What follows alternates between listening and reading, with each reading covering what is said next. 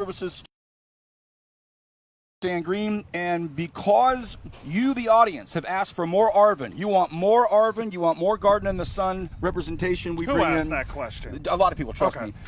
We bring in school administrator Johnny Rose. More on Johnny in just a few minutes, but let's get to the point here. Media Day. So much has gone on with the Kern High Network and the Kern High School District and what Stan's been doing for all these years that last year we started this show called In the Huddle.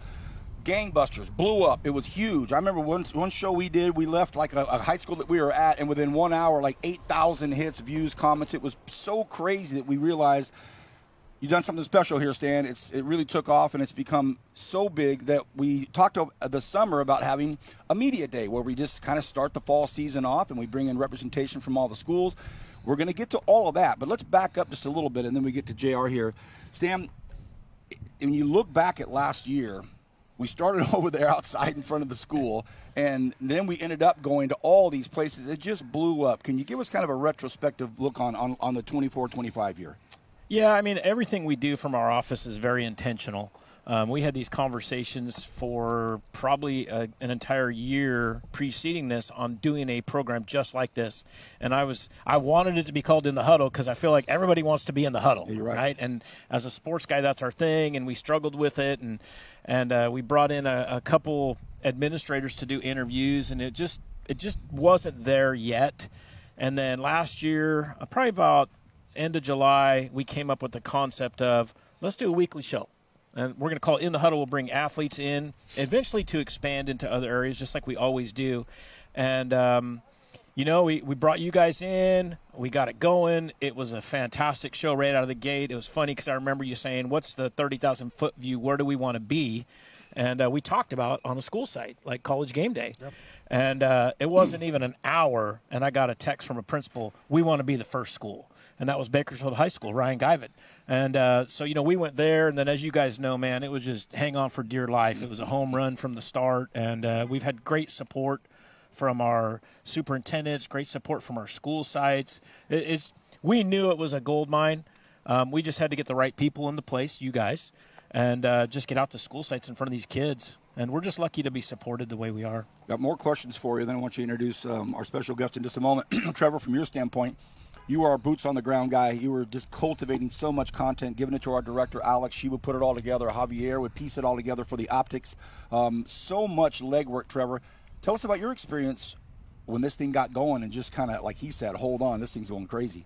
Well, when Stan and I had a conversation, I was still trying to figure out where I was back in the media after being 5 years away from it.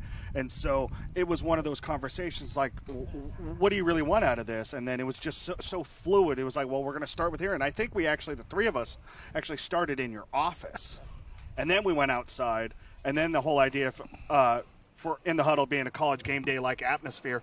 And BHS did such a great job with it the first time around. Nobody really knew what to do, but they had cheerleaders behind us. They had some students behind it. We put it right there in front of Harvey Auditorium, and then the ball just kept on going. And I just thought that it just felt like every coach, every athletic director wanted to one-up the one before. And I think it was kind of a grassroots movement where we didn't even know it was going to be this big, but the excitement level built from week to week to week to where we even went as far as the section championships going live from BHS that night when they hosted Frontier in a packed house at Griffith Field.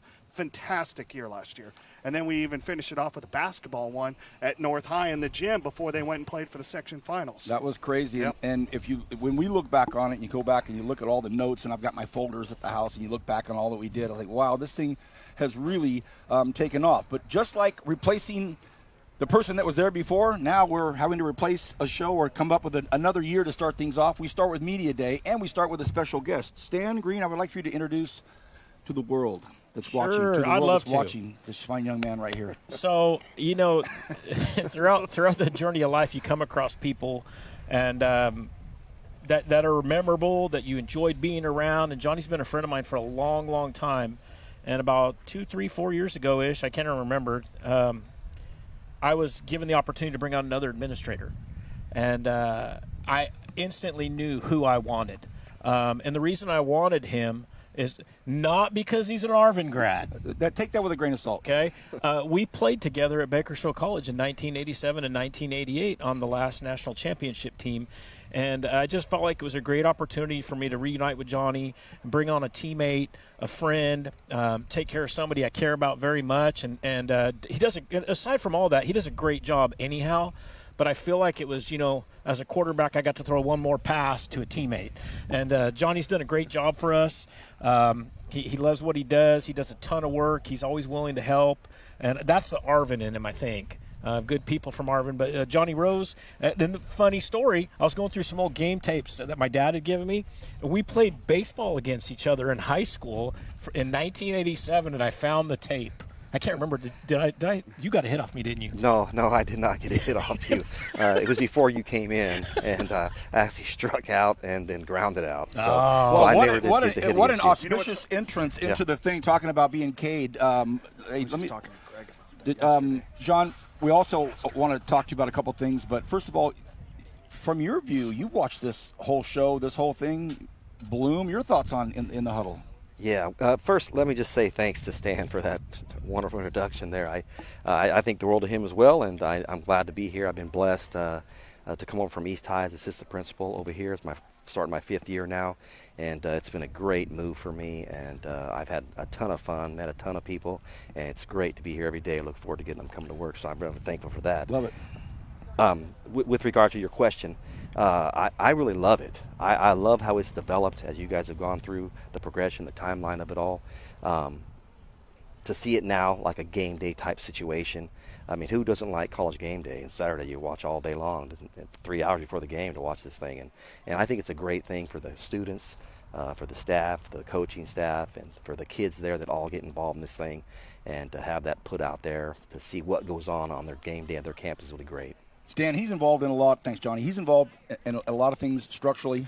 Let's talk about that, and then maybe have him talk a little about what's going on in the community with pools, gym floors, all of that. Well, I mean, he's been able to take a lot of work off of my plate, and he's, he is always asking for more. He'll be able to take more off this year. I'll let him go into the big project that's getting ready to open up right now, which is great for our community. He's been in every single meeting since he came on board.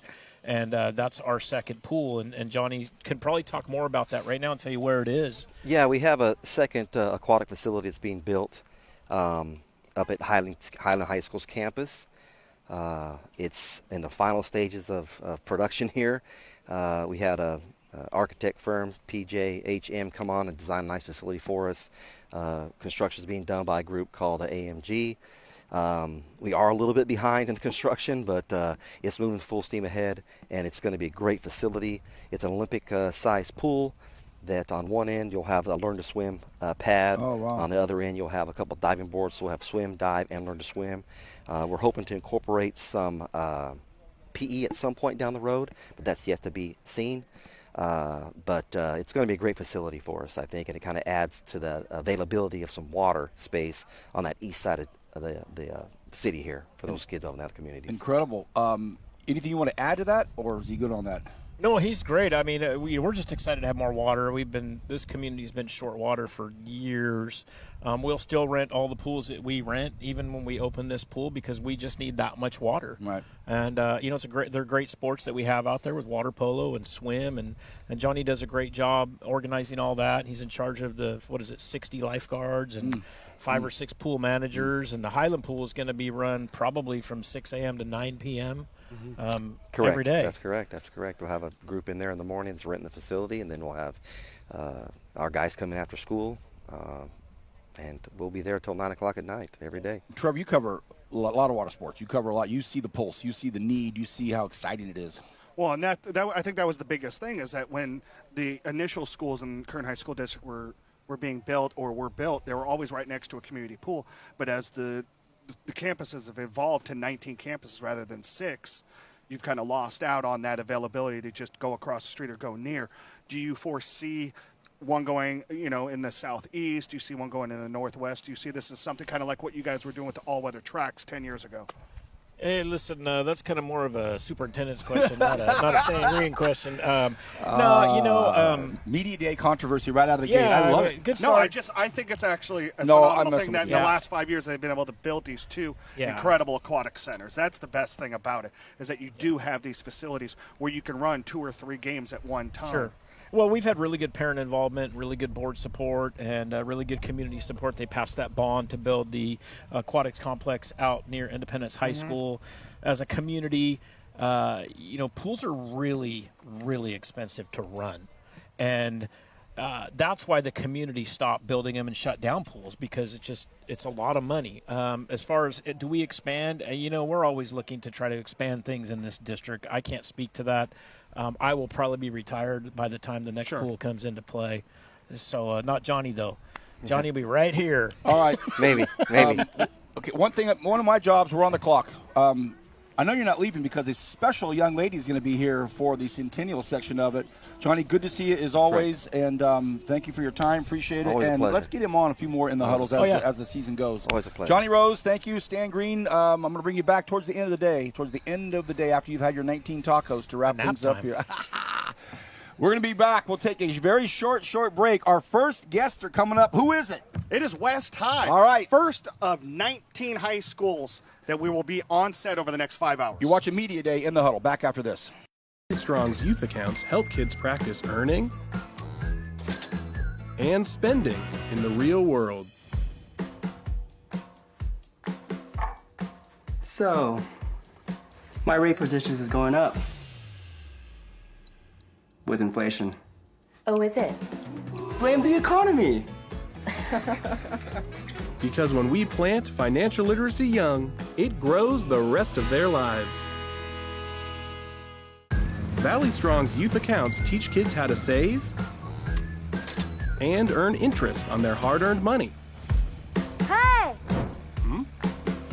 You should be earning interest on your savings. Make the money work for you. Because when we plant financial literacy young, it grows the rest of their lives. All right, we are back. Welcome to In the Huddle Media Day. Again, thanks to Stan Green and John Rose for being a part of it. Vance Palm, Trevor Horn here. And this is how it's going to go for 5 hours. We have a ton of schools here. We have representation from 2 sports from each school. Predominantly it's going to be football and volleyball heavy, but we have cross-country coaches, some tennis coaches. It's going to be a really cool time. We start off with the school that traveled the least distance to get here. Farthest distance. The least Farthest distance. distance. Kern Valley's coming from the valley. These guys, did you guys walk over here, Coach? You take a van? Almost. Thought about it. West High School. West High School. The Vikings are right here. Trevor, do some introductions of all of our guests here. Yeah, for right West next High to you, School. longtime head coach at West High, Derek Dunham. Derek, how are you? Good. Glad you were able to get off the greens to be able to come out here. Thank you. Solomon Harris, welcome Yep. back to town. Yep. Junior quarterback, DB, kick returner. Are you going to take any breaks this year? Doesn't sound like it. Nah. And then to yours, Serenity, is it Mari? Am I pronouncing that? Yeah. Senior DS, right side for the Vikings this year. And then head coach Kelsey Johnson. You guys, welcome. Derek, I'll start out with you since I gave you the biggest business here. Do me a favor. Let's just kind of talk about what you guys have planned, how the first 2 weeks of camp go, and really talk about this gentleman here, because nobody in town has known about him the last 2 years because he's lived in South Dakota. Is that right? North Dakota. North Dakota. Yeah, All right. Yeah. Why not? It's just been exciting. Every year it's exciting around this time as coaches. You just don't know. It's all the things you don't know about, the new kids coming up from JV, the returners on varsity, guys like Solomon transferring in. So it's just an exciting time. I think kids are anxious, wish they were playing tonight, but we're going to enter squad tonight. So just looking forward to the season. And as the head coach, just looking forward to the journey. It's just always a great time, and we talk about it all the time, just earning everything. And an opportunity tonight to get on Dallas Grider Field, which is a really special place, and very fortunate to be there. So, yeah, just excited right now.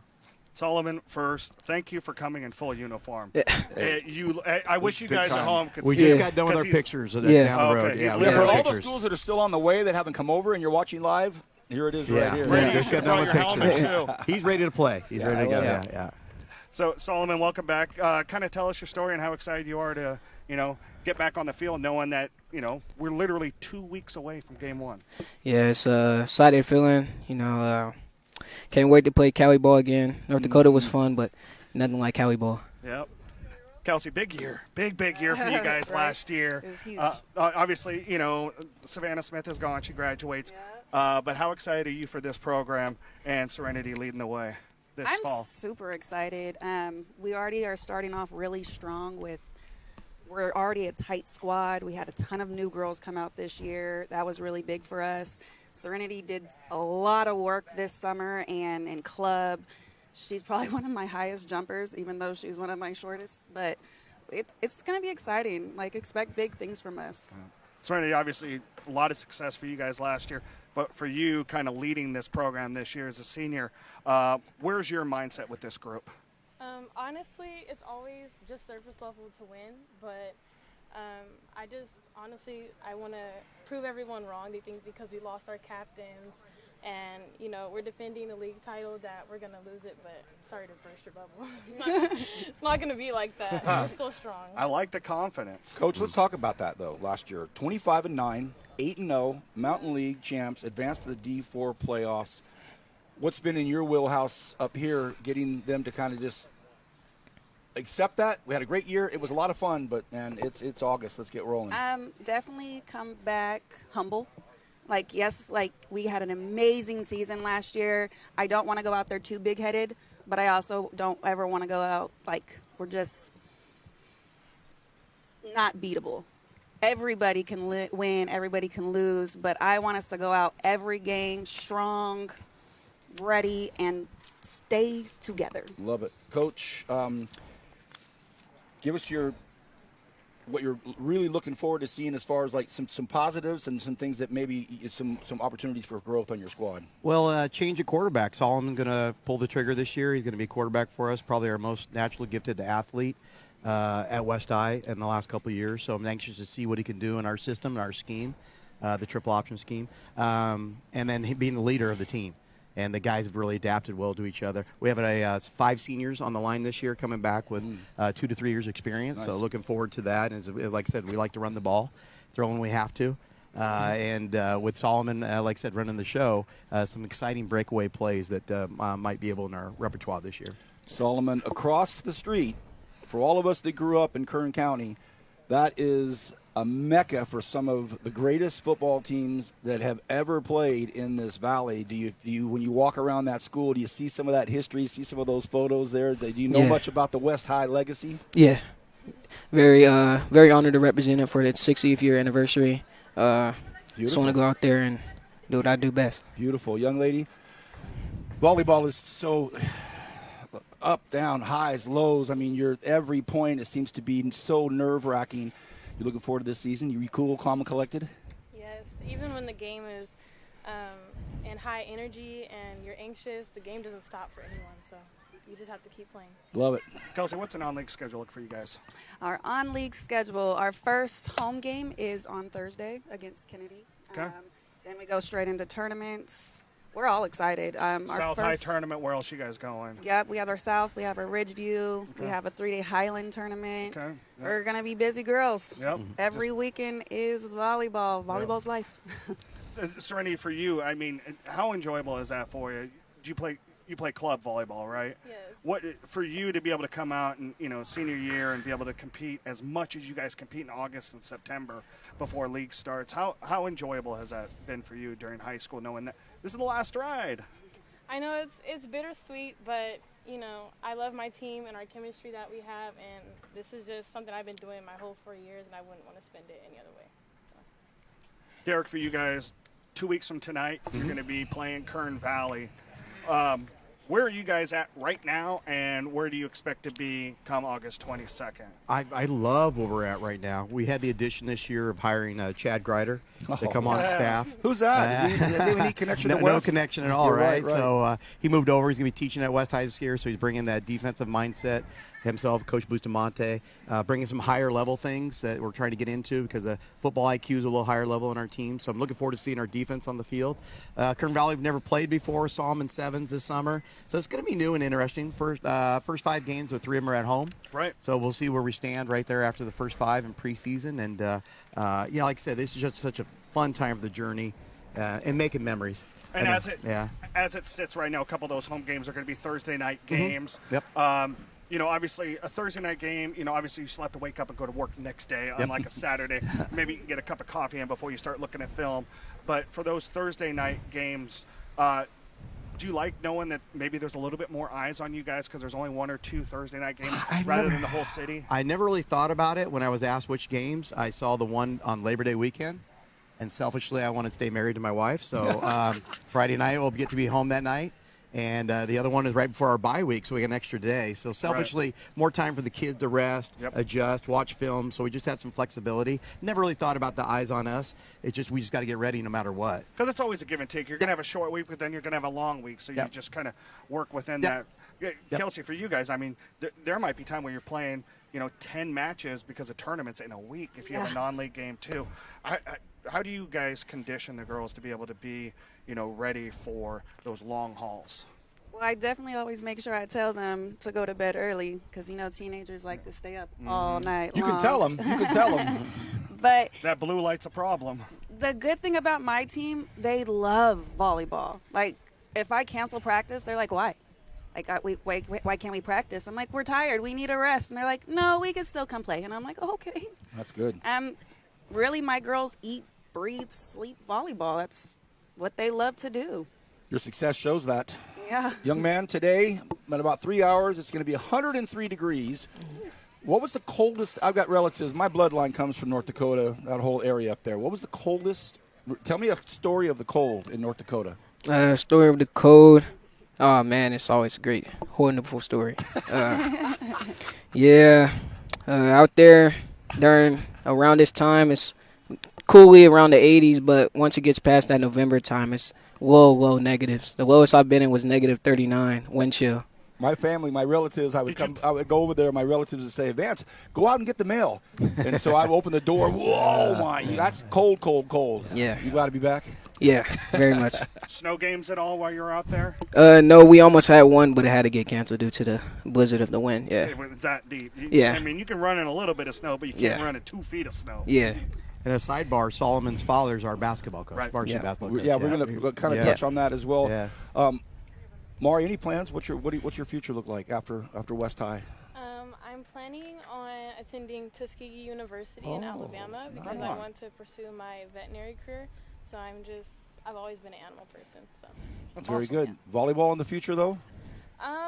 It might, but my career is very demanding. So if it has to get pushed to the side, that's fine. But it's something that I love. Very impressive. Very impressive. I wanted to share with our Kern High Network audience and fans. Pre-games for all the sports are really, really important, very special. But I have been witness to some of coaches' pre-games out behind the stands, and I've heard him speak to his players, and I've heard Coach Dunham just kind of, convey messages to his guys, and it's always so important to know how great these coaches are, what great people they are. And I respect this man so much. I've heard some of his pregame speeches, and it's not, hey, go out there and tear that guy's head off. Hey, it's not. It's all about, what have you done to prepare for yourself? Are you prepared yourself? Make sure you a great student athlete out there. Represent West High very well. I've leaned in on some of those, because I've taken photos and very impressive. I haven't been in your pre-games, but I can only imagine it's probably the same thing. So, Coach, I want to just thank you for the example that you're giving these young men, and I'm sure you're doing the same. Yeah. I want to compete with class for sure at West High School, across the board, all sports. Mm-hmm. We share so many athletes all together, obviously girls athletes. Softball, volleyball, soccer. We're very proud to be there at West High School. Not everybody's lining up to coach there or teach there, but we love being there. And for you, how many seasons is this now for you? This will be my 9th season as the varsity coach. Coming up on, so you're almost hitting the decade mark. I know. Tell us your feelings about being a coach of all these great young student athletes. Honestly, it's been an honor. Like, I felt like I came in and there was a lot of changes, and just building up this program from the ground up has been it's been an honor for me. Changing the cycle, making sure these girls aren't just like, oh, we're at West. No, West means something. Sure does. When they hear our names, people should be like, oh, we got to actually practice for them. Absolutely. So changing that has been an honor for me. Well, we want to thank you for being here. We have some great swag this year. I mean, I'm sporting this. I want to wear this, but my director Can you Alex put it said, over your face? no. Alex said you're not wearing it. I said okay, but we have some really great swag over there. Please make sure you get it. Thank you so much for being Thank here, you. Coach. Have a Thank great you. season, Thank young you. man. Yep. Thank Appreciate you. it. Thanks, Randy. Ladies, Thank thank you. you. Appreciate it. So you. one down, There. 18 to go. That's West High School. Look forward to the Vikings and all that they're doing. Appreciate it. We'll be back right after this quick break, and looks like we have Frontier High School coming up next. Thank you. Strong's youth accounts help kids practice earning and spending in the real world. So, my rate for dishes is going up with inflation. Oh, is it? Blame the economy! Because when we plant financial literacy young, it grows the rest of their lives. Valley Strong's youth accounts teach kids how to save and earn interest on their hard-earned money. Hey! You should be earning interest on your savings. Make the money work for you. Because when we plant financial literacy young, it grows the rest of their lives.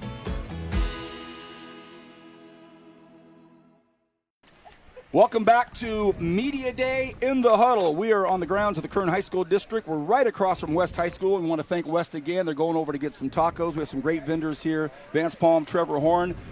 Thank you, West. Now we move on to Frontier High School. Frontier, the Titans of Frontier. We have some very special guests. Trevor, who do we have? Well, we have one guy that used to wear green, now wears blue. He knows that place pretty well. That he does. It's football head coach Chris Bandy. With him as his senior quarterback, Brady Campbell. And next to him, Ruby Roberts, a junior middle blocker, still right side this year. And then Katie Gardenhire, the volleyball coach at Frontier. Guys, welcome. How are you? Thank you. Good, Thanks good. for having us. This is awesome. Thank you, guys. Katie, for you, the season starts Monday. Yes. And then you guys play on Wednesday, your first Wednesday. home game? Yep. It's a crash course. And obviously the girls, for all of those that play club, I mean, volleyball is 24/7, full year round. But for you with this group, how excited are you for this group? What do you expect out of them this year? Honestly, I'm pumped. We still have a young team, which is insanely exciting. We have a ton of new, just raw talent that's joining our group, which, yes, we are hitting the ground running, having to get all of our pieces and ducks in a row, but it's going to be a fun season. We have girls that truthfully just want to compete, and watching them in practice and how they're willing to already just fight for each other, go through walls. I'm excited for people to just see the athleticism in this group. Ruby, for you, how excited are you to get this season going? I'm super excited. We have a bunch of new talent, and I'm excited to see us all on the court on Wednesday, especially. Yeah, for sure. Ruby, let's make sure, put that mic real close, Ruby. Just bend it in there right there. Okay. Coach Bandy, kind of a good year last year. Kind of a nice deal to win a state title. Finish, yeah. You're going to be asked this question by pretty much everybody all the time. How do you put it behind you after a state title? You got a lot of talent there, but how do you go about having these 16, 17, 18-year-old minds not get caught up in all the nostalgia and glory of a great season and get ready because everyone's coming to punch you guys in the mouth? Yeah, I mean, I think just knowing that we're a target now and getting kids refocused and having great leadership on our team. We have a lot of upperclassmen that have been there and done that for a long time, and they know how to refocus their attention on the 2025 season. And every year, every team's different, so it's not as hard, I think, as people think, to kind of forget about the previous year and move on to the next, because you have so many different bodies, JV kids coming up, a whole different feel, a whole different chemistry. So it's really a whole different team, and guys are hungry and just ready to get back to work. Brady, on the field down in Southern California, right after the championship, I caught you and interviewed you very quick, and one of the last things you said is it's a dream come true. So last year's state title, that dream came true. What's the dream this year? Definitely repeat it, because last year's over and we're hungry for another one, so we're working for another one. What have you been working on this summer personally, you and your skill set? Definitely my footwork and anticipating throws, just making sure I throw my guys open. Last year I waited a little too long on some, so just footwork and anticipation. Young lady, Frontier Volleyball, you got a powerhouse coach and a great athletics department, great athletic director. All the other sports are continuing to keep that name out there. Now it's your turn with volleyball. How's your team? What's it look like? What's the chemistry? What's your vibe, I guess, right now? Our team is very young. We have a very young group. We have 3 new freshmen on our team, and Wow. I'm super excited to see how they do. Are you a vocal leader or do you lead by example? I would say both. Oh, I love nice. leading on the court. I like being loud, just being out there for everyone to watch me. Your coach has a great social networking presence. She is awesome. I follow her, and I see her going through the tunnel of all the players. How much fun is it to play for Coach Gardenhire? I love my coach. She's great. great. I play for her in club too, so we're together all the time. Hey, Brady. So first month of the season last year, I think we did the math, 1,600 miles, didn't have a home game until the end of September. Now you're at home until the end of September. Oh, wow. When you look at that with Oak Ridge at home, with Liberty at Brentwood at home, with Clovis at home before you go on a bye, does that give you a little bit more peace of mind that you're not traveling down to Southern California all over the place? Yeah, it's definitely more relaxing, and I feel like with our atmosphere, it's definitely to our advantage because our stadium is always packed out. And for our team, I think it'll be good with just like a lot of home games this year instead of traveling, so it'll definitely be better for us. And, Coach, for you to be able to, bring back Brady, who's going to New Mexico State next year. You bring back 2 wide receivers. And I'm trying to do the math. I don't remember the last time one program had 2 players at wide receiver get committed for that position off to college. And Kobe Watson in New Mexico State with Brady, and then Malcolm Watkins to Oregon State. For you to be able to have those centerpieces, plus you got L.J. Riley, you got Carson Campbell as a center and his cousin, Nate Espuerqueta. I apologize, Nate. I'm sorry, man. And then obviously, you got some talented transfers coming in, Talon Mather being one of them from BCHS. Yeah. With that talent and obviously those leaders that were part of that group last year, this wasn't a senior-laden team that won. You had great seniors, R.J. Slayton and Logan R.J. Green and Logan Slayton. Yeah. How much easier was the offseason knowing that you had so much expertise coming back? I mean, obviously, having guys like that, like you look at Malcolm and Kobe, they're 4-year starters. Right. They're going to be seniors. All these guys lead by example and vocally, kind of like Ruby does. They hold each other accountable. I mean, a coach-led team can be good, but a player-led team can be phenomenal. And these guys have led by example. Obviously, having that much talent makes me look a lot smarter than I am. Makes my job a lot easier, but but it's just a great problem to have. I mean, I know there's only one football and you got to spread the ball around, but we have all these. The best part about it is all these guys are so unselfish, and they really just care about winning more than anything. And that's what our program is about. Our culture is about is team and winning, and that's what's important. And everything else will come into place for you. And if you do everything right in the classroom, the community, everything will happen for you if you're a great teammate first. And these guys are. I mean, they're phenomenal leaders, phenomenal kids, and we're fortunate to have them for sure. Katie, you're an In the Huddle veteran. You're an In the Huddle veteran. Last year we had you over here, and I want to talk about the ebbs and flows of the quality of volleyball in communities. Sometimes it's at an all-time high, and then you go through an ebb where it's maybe not as high. We're back up now to a high level across the community here. You've got some really, really good teams, including yourselves. Are your student athletes aware that, hey, this is going to be a season, because we're also looking at doing as many volleyballs as we can. So are they aware that, hey, a lot of eyeballs on this season? I think we're sitting in the best place possible with volleyball in our community because we have years of these great athletes that are coming in. And it's kids that have just pure athleticism that we haven't seen in quite a while. What's really even exciting about our program is I cannot wait to shock a bunch of different teams around town because we are young, so you can kind of I love it. You can kind of look at them as somewhat of underdogs because the maturity isn't quite there yet of being a true varsity player. Right. But they have the athleticism, they have the drive, and truthfully, the group I have this year has such a level of focus that I think everyone will be surprised to see how many different leaders we have operating on the court that all lead in different manners. I'm looking at your schedule and looking at some of these nice games coming up. I look forward to catching that. I'm going to ask the volleyball ladies a question, and I don't mean it to be anything other than just curiosity, but when another sport and your fellow students and people you have classes with win a state title in something, and they get does that kind of push you like, hey, we got one of our team on this campus that won a state title? Does it push you guys? Yeah, I think it makes us want to work harder and us get that state title as well. Sure, of course. It's absolutely motivating. One, it's great for our whole school, and a win for Frontier is a win for everyone. I think what we're starting to see is that Frontier is back on the rise, and I think all of our sports programs are starting to climb rapidly, and I think it's exciting. I think it gets everybody hungry, wanting to fight, wanting to be the next one, and just wanting to prove that as a entire community within our school that we are setting the right culture. Brady, this is going to be your last season with your cousin snapping the football to you. That's I mean, Carson's been snapping this ball to you for a long, long time. It's probably going to be pretty nostalgic to kind of walk down this last journey with your cousin. Yeah, it was truly a blessing to play my years with him, and it'll definitely be different knowing that it's my last year playing with all my guys and definitely my cousin. So it will definitely be different this year, but it truly was a blessing to play with him. Coach, tell us about this young man. There's nobody in that I've ever coached that works harder than this guy. Wow, you coached a lot of big time guys. I'm getting old, I know. I've coached a lot of them. But no, in the off season, I mean, he's going to LA and training with some of the best guys. He's every weekend he's getting his teammates to go throw with him and do extra stuff with him. Like, you don't have to tell him he needs to go do something. He's already doing it way before you even think about doing it.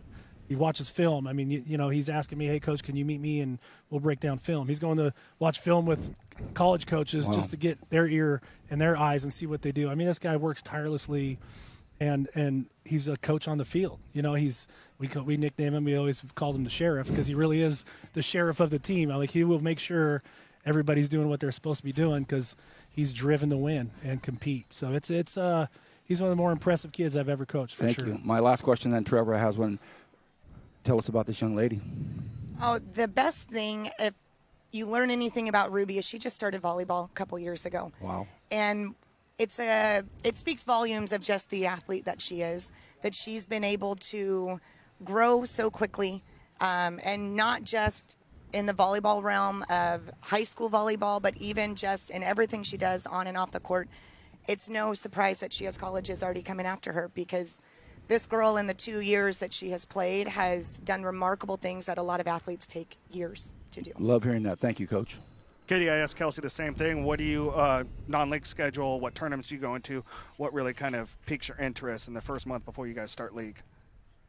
So we do have a lot of different tournaments this year. We're actually heading to Vegas this year to play in the Las Vegas Classic. Right now, our biggest focus as a team as we are entering league and season is we are trying to get our mental mindsets in the right place. The skill, all of that, it'll come. And the gel, as we play more and more together, it'll come. The biggest thing is I want these athletes to just understand that this is still a game, and we have to learn to be soldiers for one another. Ruby, where do you think you girls are? I mean, she could say as much as she wants about it, but for you guys in that locker room, you guys spend so much time together. Where do you think you guys are right now, and where do you think you'll be come the end of the year? I think we're super close, and I think we're in a good position because not everyone is expecting a lot out of us, and I think we will surprise a lot of people and be one of the top teams in Bakersfield. Brady, same thing for you. I mean, last year you guys were the hunters, and now you're the huntee. I mean, everybody's coming for you because you got that state championship sitting in the office. For you guys, where is your mindset coming off of that success, and how do you guys keep that and not forget about last year and understand that this year is the main thing? Yeah, we know that we have the target on our back for sure, and we know that we're going to get everybody's best game, and we've gotten our team to understand that, and so every day we just drive like last year, and we're coming for another one, so we just want to we know we're going to get everybody's best game, so we're going to be ready for it. Have you gotten taller? I don't know. I haven't checked in a while. So. No, well, you put on, what, 15 pounds? Yeah, I think I weighed 200 last year, and now I'm at 230, so. Whoa, that's 30 pounds. Yeah, 30, That's a big difference. Yeah. Hey, that's Vance Palm weight gain right there. Hey, yeah, but he gains it properly. Our Peak Awards, the Peak Awards, Kobe got Play of the Year, right? Was it Jumpman. Play of the Year. One of the greatest catches I've seen, the Play of the Year. But somebody had to throw it to him. That's right. What has he done for you? What, for all the love and awards that he got, has he done anything for you for that? Yeah, the funniest thing about that play is the design was for Malcolm to run the wheel, and then Malcolm got stuck at the line of scrimmage, and I saw Kobe in the back of the end zone, and I just let it go, and he made an incredible catch. And me and Kobe have been around each other for a long time. I think since eighth grade year. So he's always had my back, and he's told me many times, just put the ball and I'll make the play for you. So he's just always been there for me and always had my back. No pizza, no nothing, zero. No, he's just always been there. He's always been there. I'm on him. I'm on the air. I'm going to get him. One thing about Kobe Watson, we're going to see a different wrinkle with him. Coach, can you explain that a little bit? Yeah. Why we're going to see him a little differently this year? Yeah, I mean, no, it's they'll find out. Trust me, they'll find out. He's playing tight end, which is a position, he's used to being an outside receiver with a big frame, but he kept putting on good weight, and he's up to like Brady, like 230. And it really comes down to a lot of recruiters and a lot of colleges have asked him about playing tight end, and at first he wasn't really sold on it, but we talked to him, and it's our job as coaches to find these guys best possibility in the future and what teams want to see, and I tell you what, he's bought in wholeheartedly, and he's looked really impressive. I mean if you pick an MVP in our first 2 weeks, I think Brady would agree he's probably one of those guys that's working harder than anybody. Well, and you think about most tight ends at the next level weren't tight ends in high school. Right. They were quarterbacks, they were wide receivers, they were something else, and they just morphed into that position. Yeah. We want to thank you for being here. Have some swag for you. I better see this on you at some practice. Coach already wears these. We have some great swag for you. Coaches, the best of luck. Looking forward to some great things there, and we know your whole story and what you got in front of you. But on behalf of everybody at In the Network, in the Huddle, thank you for being here. Appreciate it. Thank you guys. Thanks for having us. Appreciate it. Awesome. Nice to see you, Sheriff. Awesome deal we're having here. Ruby, Coach, thank you so much. When we come back after this short break, oh my gosh, Highland High School back right after this in the Huddle. Strong's youth accounts help kids practice earning and spending in the real world. So, my rate for dishes is going up with inflation. Oh, is it? Blame the economy. Because when we plant financial literacy young, it grows the rest of their lives. Valley Strong's youth accounts teach kids how to save and earn interest on their hard-earned money. Hey! You should be earning interest on your savings. Make the money work for you. Because when we plant financial literacy young, it grows the rest of their lives. Welcome back to In the Huddle Media Day. Our thanks to Frontier High School. They just came through. Oh, Coach Bandy taking some of the swag. Even Coach taking some of the swag. I love it. We have some gifts for you when we're done here. Highland High School is in the house. We are very stoked to have the Highland representation. Johnny Rose, our administrator that was here earlier, was telling us about the big swimming pool that's going in there. Maybe we'll touch on that. But, Trevor, we have our first guest ever that started In the Huddle. Last year, 2024, we started this show In the Huddle, and we have our very first guest back with us. So you talk about an important guest, but introduce all of our guests, Trevor. Mike Gutierrez is going into year 10? 12. 12. I always do this. I don't it just I forget how long I think you and I have that same trajectory, that same window. 2014, my first year here, your first year as a head coach. I got to keep that in my mind. With him as the senior wide receiver DB, Luke Parra, welcome. Thank you. And then Brooklyn Hill, junior center for the Scots, and then Anissa Cerna, the head coach for the volleyball team. Guys, thank you for coming on today. Yeah, thanks for having us. Anissa, we'll start with you guys. Last year, a little bit of a rough ride there in league. You guys had a really good non-league schedule. Getting to that league, you guys realized, this is a tough league to play in. For you, where are you guys at right now, knowing, you got a scrimmages on Monday, and then boom, you guys hit the ground running? We've been at it for a couple weeks now, so we have a really great rhythm. Our team is really strong this year, and Get that mic just a little bit closer to your mouth, Coach. Thanks. That's on us. Sorry, Coach. No, okay. not you. Us. We take. And so we're really, really excited. We have a very strong group, so we're ready. Brooklyn, for you, you guys, you played through last year. How excited are you, and where is this group? Who's really exciting you on the team this year to get back on the court? This year, especially from last year, we had a couple of strong hitters. That's mostly like what we depended on. But this year with these girls, I feel like our energy on the court and our connection so far are really strong this year. And especially just from the beginning, I feel like we've had a really good connection. And all my DSs, my back row passers, and especially my hitters are doing really good right now. I love. Hold on. You hear what she's saying? Mine. Love that. Mine. Love. Coach probably loves it too. I got one more question for you before we head over to the football team. You guys had such great success on the road in the playoffs. How much of that success and that exposure that you guys had in the playoffs did you guys really kind of lean on during the offseason? I mean, to be honest, we do a lot of mental work. We have to train that to be able to have mental toughness, to be able to win on the road. And these girls just buy into what we are trying to sell them, and they really do the mental work. And so honestly, that is what prepared them to be able to be successful and what's going to continue our success. Awesome. Yeah. Mike, for you, in year number 12. Yeah. Is it 12? It is, yeah. I don't know. Yeah. Yeah. Goodness gracious. When you look at it, obviously high school sports, it's turnover. Big senior class last year. You got to replace a lot of firepower there. But you had a great JV team, and you got a lot of guys like Luke coming up from the team last year that are now senior leaders for you. What was the offseason like for you? What were the first 2 weeks of camp now? Yeah, I think we were fortunate. We were young last year, even though we had a big senior class. We had a lot of underclassmen play, a lot of sophomores with us. So getting those guys kind of used to their new role, taking on some leadership roles that maybe they didn't have the year before. We're very fortunate the way they bought into the training, being there all off season, early morning, lifting weights, and really just committing to making themselves better. The camp's been great. I mean, you have kind of some guys getting banged up early, but it comes with it, and other guys got to step in. So we're really excited as the season gets going to see how it all plays out, because we really like the group that we have. Luke, for you, now 2 weeks in, you got more than a week with pads on, and that's really when you put away 7-on-7 and really start hitting and seeing where who can get in the trenches. How excited are you for this fall? I'm excited. We got a lot to prove, and our defense especially. I feel like we got a lot of pieces that can make a difference, so it'll be good. Like who? Like Frank Labara especially. Colby at our D end. We got Adrian and RJ in the secondary, and they're difference makers for sure. Young lady, you transitioned to me into a question I was already going to ask when I heard you say my this, my that. That for Coach Bandy, the football coach, his colleague was just talking about his quarterback, and he's like a coach on the field, and I'm sure you have those as well, probably in this young man.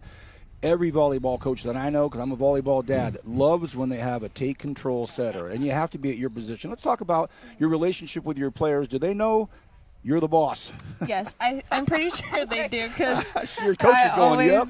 Talk to my hitters. I always talk to my passers before, during, and after every play. I make sure they know what they're going to run, especially my hitters, and I make sure my passers are always talking to my hitters about what's open on the court, and just constantly communication during every single play.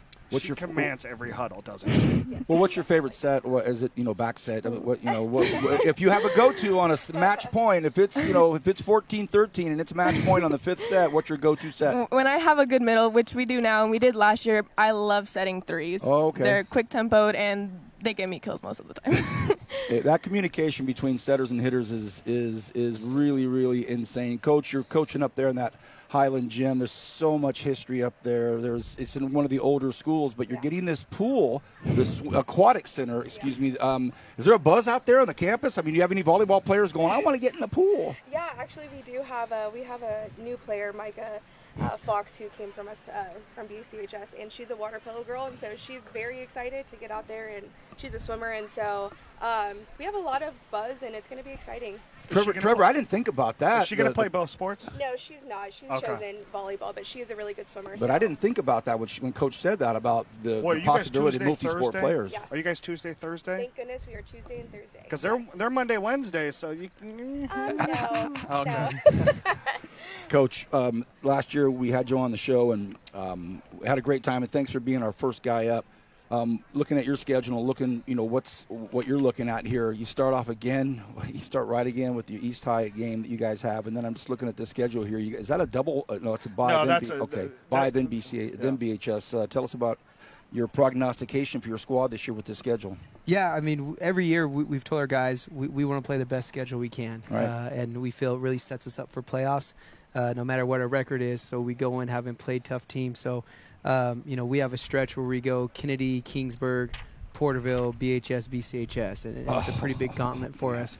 But we feel as though we can see a lot about ourselves and see where we are, knowing that, we're we won't play teams like that unless we get to a Valley Championship game probably again. So, jeez, that league is tough, man. Yeah, and again, we've told our guys that we've earned the seat to be at that table. You know, when we came in 12 years ago, there's no way half those schools on that schedule would even entertain the idea of playing us. And so we're proud of our guys and the work that they put in to earn the right to be there and to continue to have that seat at the table and just to compete every year for it. Mike, I got a question for you, and it's a two-parter.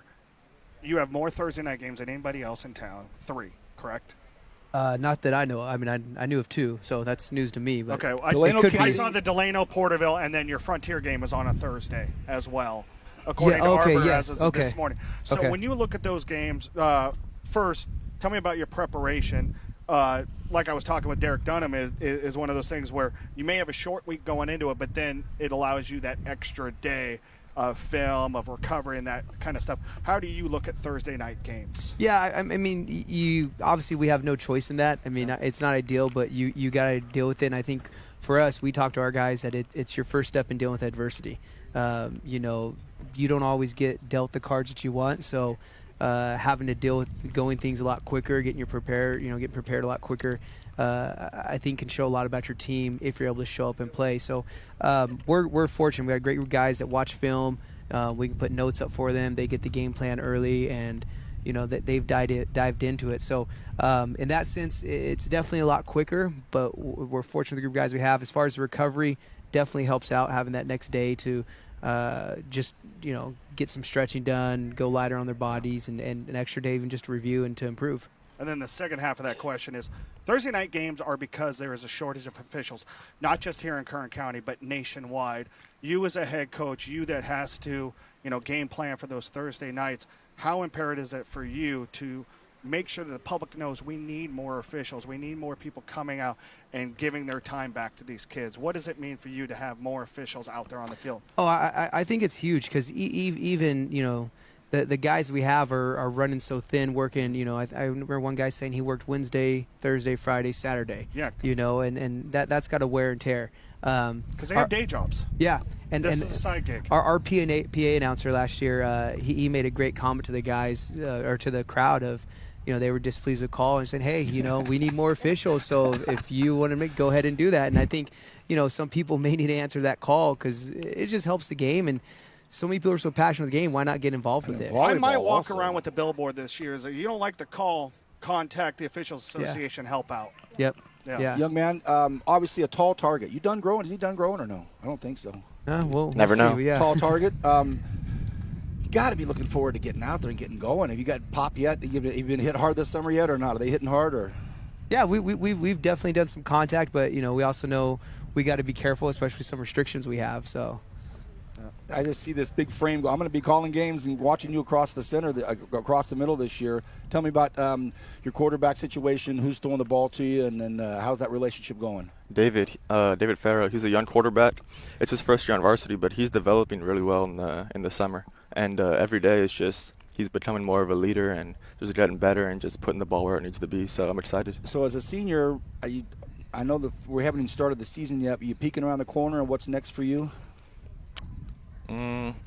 Well, I'm a very good academic student as well. So, my man, you can be proud when you tell everybody that. Don't be shy about that. So you have some other aspirations then. So yeah, college after high school, of course. Oh, very good, very good. A junior, you got some time now, but junior year is when you start maybe kind of thinking about what could be around the corner. Any thoughts on your end there? I obviously want to go to college, but I also if I get a scholarship for volleyball or if I get a scholarship for my academics, I'll be glad to go either way. But when I was really young, I used to just always want to just play volleyball in college. So I was like, if I get to play volleyball, I get to go. Well, you keep setting well, and it'll happen. We did it in the huddle up at Highland High School. And the day that we did that, the bagpipe player was there. We had some big shots from the CIF were actually in town that week, and they came and they watched it, and they commented to Stan Green and the rest of us after the show, wow, what a culture on this campus. How do you feel about going to high school at Highland and the vibe there? I love Highland. It's been my home since freshman year, and never had a reason to leave, never had a reason to question it. And, a lot of culture, a lot of friends. I got family there, too, so it's a good situation. Same question to you, Highland. I love it. The culture there is super fun. I love my friends there. And my sister, she's the assistant coach on varsity. It's her first year teaching this year. And so I'm excited to have her there and excited to just be there with my friends. So your assistant is her sister? Yes. So who's louder? Who talks more? Probably Coach Sav. That's got to be an interesting dynamic there for your assistant coach as her older sister. Yeah. You know what?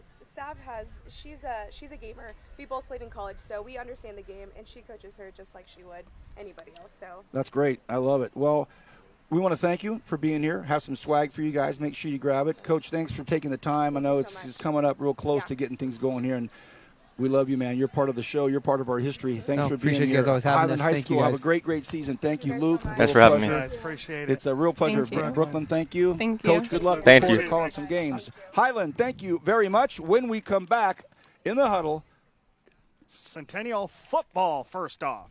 it's Centennial High School. We'll be back right after this. Thank Strong's youth accounts help kids practice earning and spending in the real world. So, my rate for dishes is going up with inflation. Oh, is it? Blame the economy.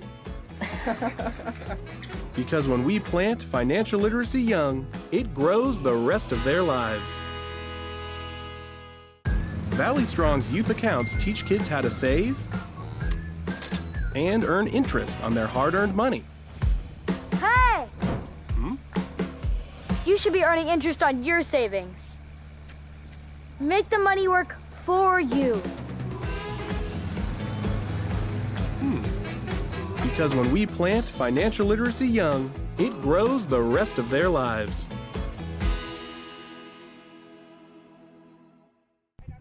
Welcome back to In the Huddle Media Day here, 8/8/25. We're on the grounds of the Kern High School District. Pleasure to have you with us. I'm Vance Palm. That's Trevor Horn. Leave it to Centennial High School to get something special, a little different, to mix it up a little bit. I blame Kim Harper. To be, no, we're breaking up the segments a little bit differently to kind of keep different flows going. I love it. Two very good-looking guys here, and the Centennial coaching staff and Jet. Some really good guys here. We're looking forward to this segment. Centennial High School football. Trevor, introduce our guests. Well, first off to my left here is now sixth-year head coach. Not hard to yeah, believe. Hard to believe. Richard Sterrett. And his senior quarterback, Yeah. my goodness. And he's healthy again, Jet Santiago. Right on. Guys, thanks for coming here. Hey, Jet, how come you don't sport the Sterrett stash? You know, I might have to get later down the line The in the playoff season. Yeah, the stash? playoff stash. I want to see your dad. I want to see your dad with the Sterrett stash. That would be good. We'll have to see that in basketball God. season. More hair on his face than he does on his head. Coach, hard to believe it's been 6 years here. I remember when you first started, and I was walking out to introduce myself to you, and as astute as ever, you already knew who I was. Not that that's a big deal, but you knew who the media was. You knew who the guys' names were. You knew, hey, hi, how you doing? 6 years have just blown by. Does it seem that fast to you, bud? Yeah, surreal. It really is. You know, honestly, in my life, Let me get these up. That's our fault. We need to keep doing this better, Trevor. Come on, man. I'm supposed to be the media savvy guy. My bad. No, it does seem amazing. I actually had our parent meeting last night, and I had to count the years. I was like, there's no way it's 6. And sure enough, it's 6 years, going on 6 years. So this is the longest I've lived in one space in my entire life in my 37 years on this planet. So it's unbelievable. Bako can do it to you, man. Yeah, absolutely. I'm in the same boat. Yep. I've lived here more than I've lived anywhere else, too. So Well, I might want to touch on that in a little bit as far as the culture that you get here. But Trevor, Jet's all yours. Oh, Jet, good to have you back. Good to see you healthy. I was at that game when you went down. Obviously, it was a tough recovery process for you, but you went through it pretty quickly during the basketball season. You look like you were walking around. How excited are you to be back on the field, be healthy, and get this thing going and forget that last 5 weeks of the season? Yeah, I'm so excited to be back and just be able to play with my friends that I've grown up with my whole life and just have fun on the field this year. And to be able to watch that, and I know it was tough to watch, but how exciting was that playoff game at Buchanan to watch that team, your guys rally and beat a team on the road? Yeah, it was so awesome to see them overcome the adversity and all the hype behind that team, and they just pulled a big one out together. Yeah. A real team win. We talked about it last week. It's one of those things where it's high school attrition. You got seniors, and it seems like Centennial always has big senior classes. You ship them off, but you're successful year in and year out, Coach. How? It wasn't always that way. I would say when I first got here, we had 12 sophomores on varsity, and I think we only had 13 seniors walk across that year. So it's been a lot of hard work, and I think it says a lot about where our program's at. We actually have 192 guys suited out for football right now, which is, I believe, is the most in Kern County. I'd put it up probably against anybody in Central Valley right now, and that's a good thing for us. It shows where our program's at. It shows that kids want to be a part of it, and I think anytime you can have teenagers out there in the heat doing something hard in the time and climate we're in right now, I think it's a good thing for our society. So we're excited about the program for sure. Jed, are you soaking in these moments? And obviously, I'm sure the injury has made you kind of reflect a little bit more.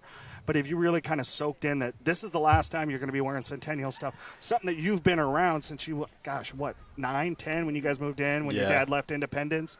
I mean, what is this like for you? Are you looking at that first day of fall camp? Are you looking at that first game, the first playoff game, and really kind of trying to soak it in? Yeah, it's pretty surreal, just being able to play this last season with my guys and being able to have fun, but just taking everything one step at a time and 1 week at a time. Do you ever look at him and accidentally call him his brother's name because they look exactly alike now? It's funny. They look a lot alike now as they've grown together. They're completely two different human beings, which is a good thing. You know what I mean? Because it's nice to see two different personalities. And this guy, obviously, breaks his leg last year, and so I'm trying to go out there with baby gloves. And anytime we go a team session right now, he's like, let me be live, let me be live. And I think that's just kind of the character of who he is and what he wants to be this year. And when you get something taken away from you that you love, I think it definitely puts you in that perspective of, hey, man, this can be gone at any minute, and I better make sure that I take full advantage of it while I have it. Well, and I think as an athlete, you either go one or two ways. You completely forget about it, or you let it linger in your mind and you worry, is it going to happen again? It sounds like, Jet, you're on that former, that you've put it all in the past and you just want to go. Yeah, most definitely. Just keep that in the past and push forward. Yeah, I think he's the strongest guy on our team right now, which I don't know if that says a lot about the rest of the team or the fact that he's putting in that much work that I think he's leading. He's in the top on the leaderboard in pretty much every lifting program. Give him his accolades, man. If he deserves them, he deserves them. Yep. We've always mentioned when it was you or your brother that you've both been blessed with your mom's looks and brains. So, definitely. It's a pleasure to be able to say that again. Tell Pops I said hi. Will do. Coach. Marvin guy, right? Of course. Hey, Coach, this league is no joke. I mean, it's stacked top to bottom, including your squad. Tell us about your preseason. Tell us about the setup of it and how it gets you ready for that big league. Yeah, man. I mean, we're a Division I program playing in a Division I league, so we make sure that our schedule reflects that. Obviously, we start with Redwood, and then we got a Moore Park two-time section third round attempt out there in the south section, and then we got Independence coming into town. Goal is second year, so we know those guys are going to be much improved. What a game that's going to be. Yeah, and then we finish with St. Joseph, who has got a lot of guys, a lot of hype going over there on the coast, and then we play obviously in the toughest league in town. So I think competition breeds competition, and honestly, right now on our team we have 65 players, and I really feel really good about our depth. We're competing every day in practice right now. Guys are earning their starting spots. I don't think our depth chart is set yet, and we got a week and a half to go before we have a game, and that's a good thing. I think competition is going to breed the best out of us for sure. Correct me if I'm wrong. You guys had 4 home games during the regular season last year. Was it 2 years? Last year we were first 4 on the road, and this year we're first 4 at home. So it's a nice little change-up. So I'm going to ask Jet, how much easier is that for you to prepare knowing that you're at home the first month of the season? Yeah, it's a lot easier just to not have to worry about any travel or anything like that. Just being able to go through our pregame rituals at our home. And, Coach, for you, I mean, obviously, the travel is one thing. You got to get all the kids on the bus. Did you bring the balls? Did you bring your gear? Did you forget your cleats? You don't have to worry about that stuff when you're home, especially when you got a guy like Steven Bautista helping you guys out. Right. For your mindset, being at home for a month to start the season, is that a sense of relief a little bit for you? Yeah, I think ultimately it's a mindset of put the ball down. If it's in this parking lot right here, we'll put it down and we'll play. But there are obviously some advantages to playing at home. I think everybody understands that. But there's also some distractions that go with it too. So I think it's the ability to overcome and prepare and be able to walk out on the field and be successful no matter where you're playing at for sure. Jet, looking around the corner to next year yet? I mean, I know you want to soak it in like Trevor's been talking about. Any thoughts about post-Centennial life? Yeah, right now I just want to enjoy my senior season and just have fun. Guys, he's looking at a tennis scholarship. Looking at a tennis scholarship? Yeah. Hey, he could be. He could be. He's got that much talent. And he got his mom's talent. I mean, I don't know what to say. Guys, thanks for being here, Coach. One of my favorite guys. Love seeing you again. Love talking to you. And, Jed, as you know, our families kind of go back a long, long way. So looking forward to being at Centennial High School to call some Golden Hawk football. We have some swag for you. Coach, I know you're ready to get back to work. Thank you, guys. Thank you, sir. Appreciate it very much. Thanks, brother. Centennial Thank football. Thanks, Jet. Hey, boy, what's up? All right. Hey, when we come back, Centennial Volleyball. Right after this, In the Huddle Media Day. Thanks. Strong's youth accounts help kids practice earning and spending in the real world. So, my rate for dishes is going up with inflation. Oh, is it? Blame the economy. Because when we plant financial literacy young, it grows the rest of their lives. Okay, welcome back. The quick change. You know, we've got to do something special when it's Centennial. So, and we did it. Football, thank you, Coach Starrett. And to Jet, now we have Centennial Golden Hawks volleyball. And I must say, Isla, and he's going to do introductions in a moment. Of all of the big shots over here, there was only one guy eating food. There was only one guy. Everybody else is working. And he one didn't guy's go get us eating plates. food. It's your dad, John Rose. Trevor, introductions, please. Well, the better Rose here, Isla Rose. I'm just kidding, Johnny. Senior on the outside, headed to Point Loma next year. And then Jordan Kinney, also senior outside hitter. Have you made a decision on college next year? Not yet. I'm still looking at colleges and trying to find the best fit, but right now I'm looking at Biola and San Bernardino. Okay, right on. And then your name? I'm just kidding. And this is Kim Harper, now in your 4th year as the head coach? Third. And last year you guys, obviously you guys went in Division I. You had that first round playoff loss, and you guys waited 2 weeks? Yeah. Almost 3 weeks to play another game. And then you said, you know what, we're going to play until the very end. You guys made it all the way to the state finals last year in D2 at the state level. Such an exciting time for you guys. Kim, first off for you, how exciting is it for you to come off of a season like that and know that you have so much firepower coming back?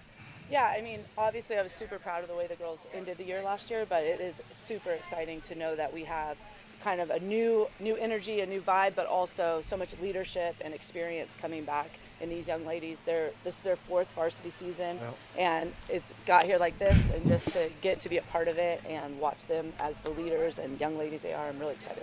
Isla, a 2-part question for you. Mm-hmm. How exciting was that state playoff run for you guys, even though I know it fell in a loss at San Ramon Valley? But for you guys, how exciting was that run for you? And then how have you guys been able to put that away knowing that you got a senior year to think about now? Yeah, it was really, really cool experience to go all the way to state. Obviously, it didn't end how we wanted it to, but it was a really fun experience, especially with that group of girls. We were such a tight-knit group of people, and we really grew together as friends that year, not just as friends, but as teammates too. And so to go all the way like that was really good experience. And then this season, we're a whole new team, and we have a lot of younger girls. We're a very young team this year. And so knowing that we went as far as we did last year, we've kind of just had to put off, hey, we went to a state, but now this is an entirely new season, and we kind of have to have a fresh start. So we're going into it with an open mind, but still having expectations of going just as far, if not farther. Jordan, for you, and I kind of want to throw this back to the team back in the 90s. Vance and I saw it at the Bob Elias Hall of Fame last year when we inducted the Centennial volleyball team from 1996.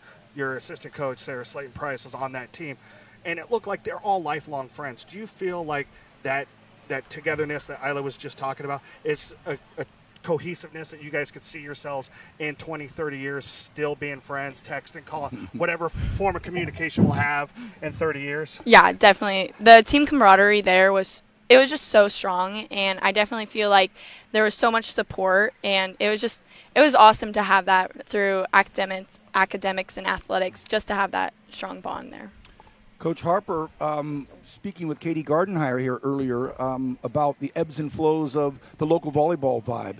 You know it better than anybody. Sometimes it's stacked and every team is great, club is great, the vibe is great, and then there are flows where it's just not that way. I seem to think, and she agrees, and I'd like to get your take on it, that we're back up now, and this is going to be a power year in 2025. Yeah, I definitely think it's going to be a super competitive year. I think that we have a lot of girls that have played together for long periods of time and know each other really well, and we're going to see a lot of battles and a lot of fights, and there's not necessarily like the one squad or it's a very diverse and like even across the board. So I definitely think there's going to be some great barn burn games out there. Director of School Support Services Stan Green he's already committed to some more volume with regards to more volleyball this year, so we're going to have some great ones.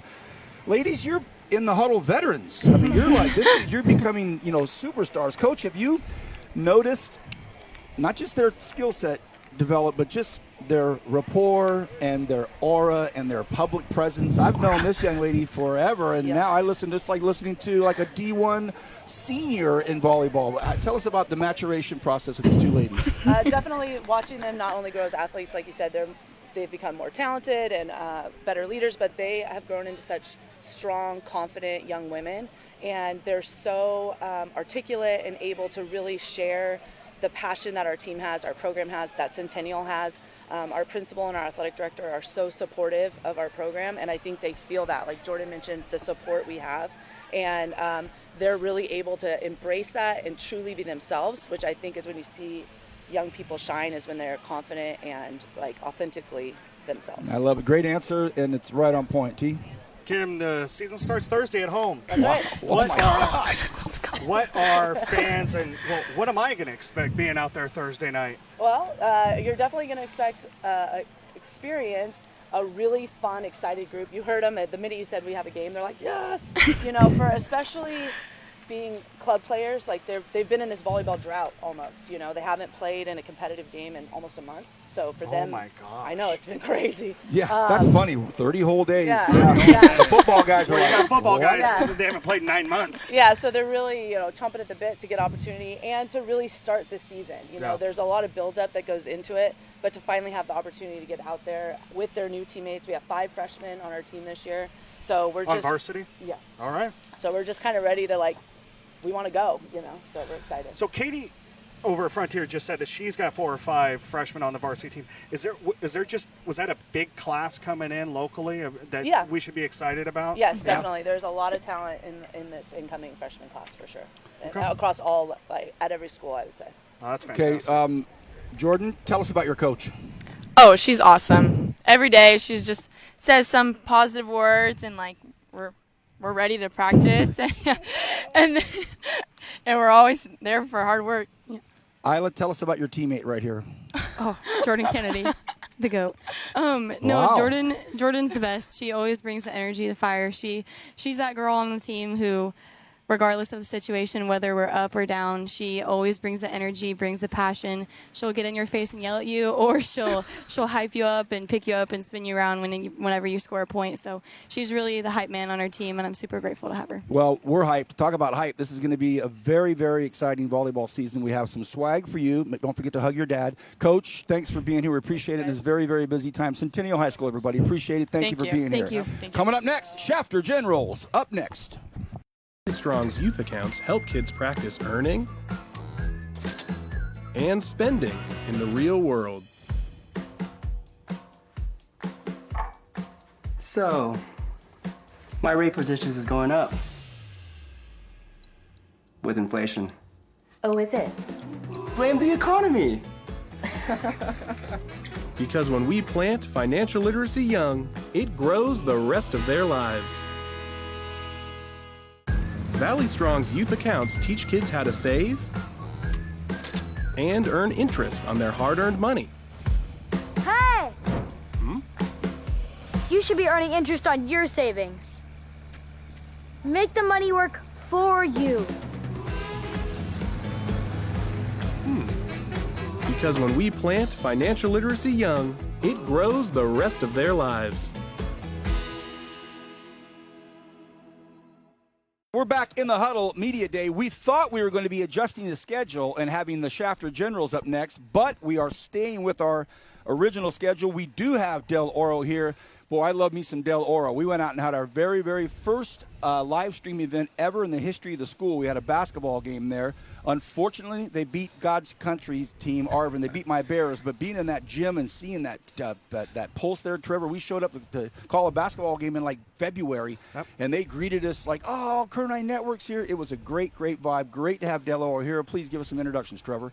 Pete Hernandez, the gosh, third year already, huh? Yeah. Man? Yeah. Third year head coach Yes, at the sir. newest high school here in the Kern High Sir. School District. With him is senior O-line D lineman Julian Diaz. Welcome. And then it is Jenny Padilla, the senior libero DS, and head coach for the volleyball team, Callie Albison. Albison, that's All correct. right, I got it. Awesome, I didn't want to yeah. say Al Bison. That, you know, I get that all the time. I thought they were both players. You know, thank you. You probably I'll get take that all the compliment. time, too. I do, Right, I right, do get right. a They little don't. You don't get fooled, do you? Oh, man. Pete, for you, man. Yes, sir. Obviously, you know, you guys are always going to have those first. Those, you know, you got those first 2 wins in non-league. Wow. Last year, after going winless in that first year with varsities, Right. you guys had your first seniors. Now you got your second senior class. How excited are you to get this thing going for this year? You know, looking for that first league win and really, you know, getting this thing going and really putting a stamp on Del Oro football. Right. So, you know, the school as a whole is maturing, and so all the programs are growing as well. We will actually have 15 seniors this year. That's awesome. Last year we had 3. No. Wow. And so I'm these will be making the notes. kids that I'm making were notes. brought up within the system. And so we're looking forward to it. They're very, very talented. We're a very exciting group, very hardworking group. So we're ready. We're ready. Julian, for you, have you been at where were you your freshman year? I was Where- at Del Oro. You've been at Del Oro Yeah. all 4 years. So to be that first senior class, there it is. There's another first. Wow. The first 4-year senior class on campus. For you to feel that maturation and only know that high school, how cool has that been to know that you're going to walk away and be like, you know, in 30 years, be like, yeah, I was part of the first. Trust me, he 4-year will. Class. They will. They will. Yeah. It's definitely exciting. I mean, it's so cool to say that I'm going to be the very first class that graduated from Del Oro for all 4 years. Yeah. I'm going to be on the football team for all 4 years. I could be the first one to say that. I'm excited for it. Love it. Yep.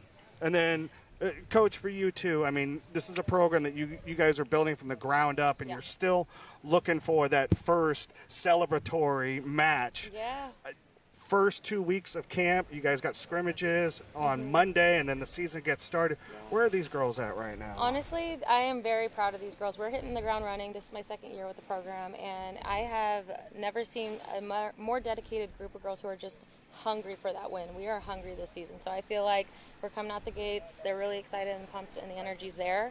They all showed up, ready to go for tryouts, ready for season, and Monday we're looking good. I'm gonna proudly say that we are looking good, and I'm excited to see what we got. Yes. Jenny, did you start at Del Oro your freshman year? Yes, as well? so I was first incoming freshman, Yeah. and I'm going to be a senior this year.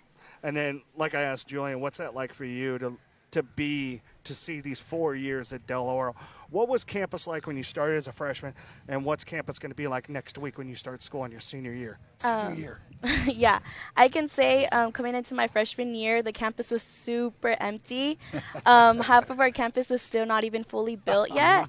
So we were like limited to like 5 buildings, maybe like less than 400 students. What I can proudly say now that we definitely created a community and a amazing culture, and to see that throughout these 4 years has just been amazing, and to even say that I've been a part of that and been able to help that is just like a really good thing that I have with me. Pete, the same thing for you. Correct me if I'm wrong. Okay, go ahead. That first year in 23, were you just freshmen or sophomores? Or did you have a few juniors on Okay, that so squad? that first inaugural year, we just had the freshmen, and then we had the sophomores. Yeah. And so they played a hybrid JV frost-off year that year. And that was 22. Yes, and Okay. then the next year when I came in for varsity, we were very heavy with the sophomores, playing that varsity year. No seniors on campus yet. Nope, not at all. And so it was Incredible. skating uphill, so Yeah. to speak. You know, Yeah, but for sure. we learned a lot of good lessons. You know, they say life's the best teacher, and I think we all learned a lesson. Yeah, because if you think about it, think about just this media day that we're having in the huddle. We have schools like Highland that have been around forever, West High School. These are schools that have been around a long, long time. One thing I will tell both of you student athletes, hang on to all your gear. Hang on to all your gear from 2021 or 2025. Keep that stuff because that's going to be some very valuable stuff. Coach, let's talk nuts and bolts about your team. What are your super positives and what's keeping you up at night? Okay, so, we have a very healthy competition for quarterback. We have 3 gentlemen right now that are competing for it. That keeps me up because I'm not quite sure which one I'm going to go with. Okay. But we do have an amazing group of kids coming up. They've worked very hard. We put in just a lot of hours. We've been training since probably January. And we have, like I said, 15 seniors, and that's kind of awesome right there. That's a big storyline there. Yeah, it's huge. You ready to do some hitting? Heck yeah. Tell us about your teammates and your culture you have going. Well, with my teammates, we all love getting at work, and my offensive line, them boys, we love hitting. I'm the smartest on the line. I got people who are 6'3", like big. So my boy Jason, I'm ready for him to get. He's big boy. He got potential to go D1. Jason Jimenez. Jason Jimenez. I'm gonna be. Pete, how big is he? Julian's talking about how big is he? I'd say just a slightly taller. Okay. Taller here. I mean, it's probably another. I'd say a solid 260. He's O-line or D-line? Vance, you played at 6'5", but you're 6'3" now. Yeah, is that right? I'm a sloping 6'5". That's right. So you're feeling good about your squad? Yeah, most definitely. How about you, young lady? Tell us about the makeup of your team. So we do have some incoming seniors. We did lose 4 seniors last season, but we definitely have a lot more seniors this year. Big senior classes. Yes, not as much as 15, but definitely around 7 to 8. Yeah. We do have an incoming senior, and then the others are freshmen, and then sophomores and juniors. It's such a unique thing to be a part of a new school. I don't have that history. I was an ancient Arvin High Bear, so I don't know about any of that thing. And so to watch it grow and to have you guys here, boy, it means a lot. It means a lot. And I'm telling you, when we went to call that basketball game, Stan said, "Hey, we're going to do our first Del Oro live stream." The vibe in that gym was absolutely bonkers. And, I was thinking to myself, this is what they're all supposed to feel like. Every school is supposed to feel like that. Not everyone does, but that new blood feels great. For you two head coaches, what a life moment for you. As your journey in your life, you'll look back also and say, hey, I was involved. I'd like to hear from both of you about being involved in setting that mindset with these student athletes. You're involved with something special here, kids. Yeah, no, definitely. It's a unique experience that I definitely wanted to tackle. It's not only been giving me a lot of new perspective as a coach, just because I know it's different when you are joining a bigger school and you do have those bigger programs, but for them, building up the positivity, the confidence, just the energy, like you said, they don't know what that feels like yet because they're still building off of it. So even last year, that was our trial season. Like I was excited, I was pumped. I wasn't there for the wins. I was there for the community, like she said, for that culture.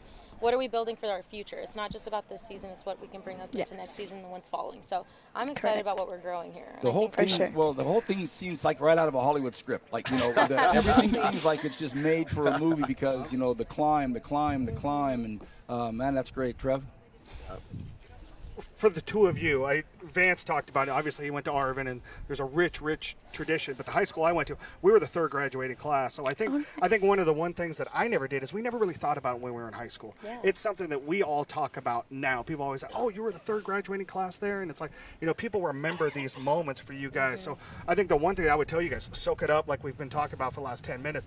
Really soak it up. But for you guys, for the coaches, did you guys watch what Cardenas and that boys basketball team did and the excitement level and how much the Del Oro community really kind of galvanized around them? And are you guys excited this fall in hopes that, that excitement that they had with those winning traditions that you guys could put on the court this year and really give the community of Del Oro something really happy to, something to be excited about? Yeah. You want to go or me?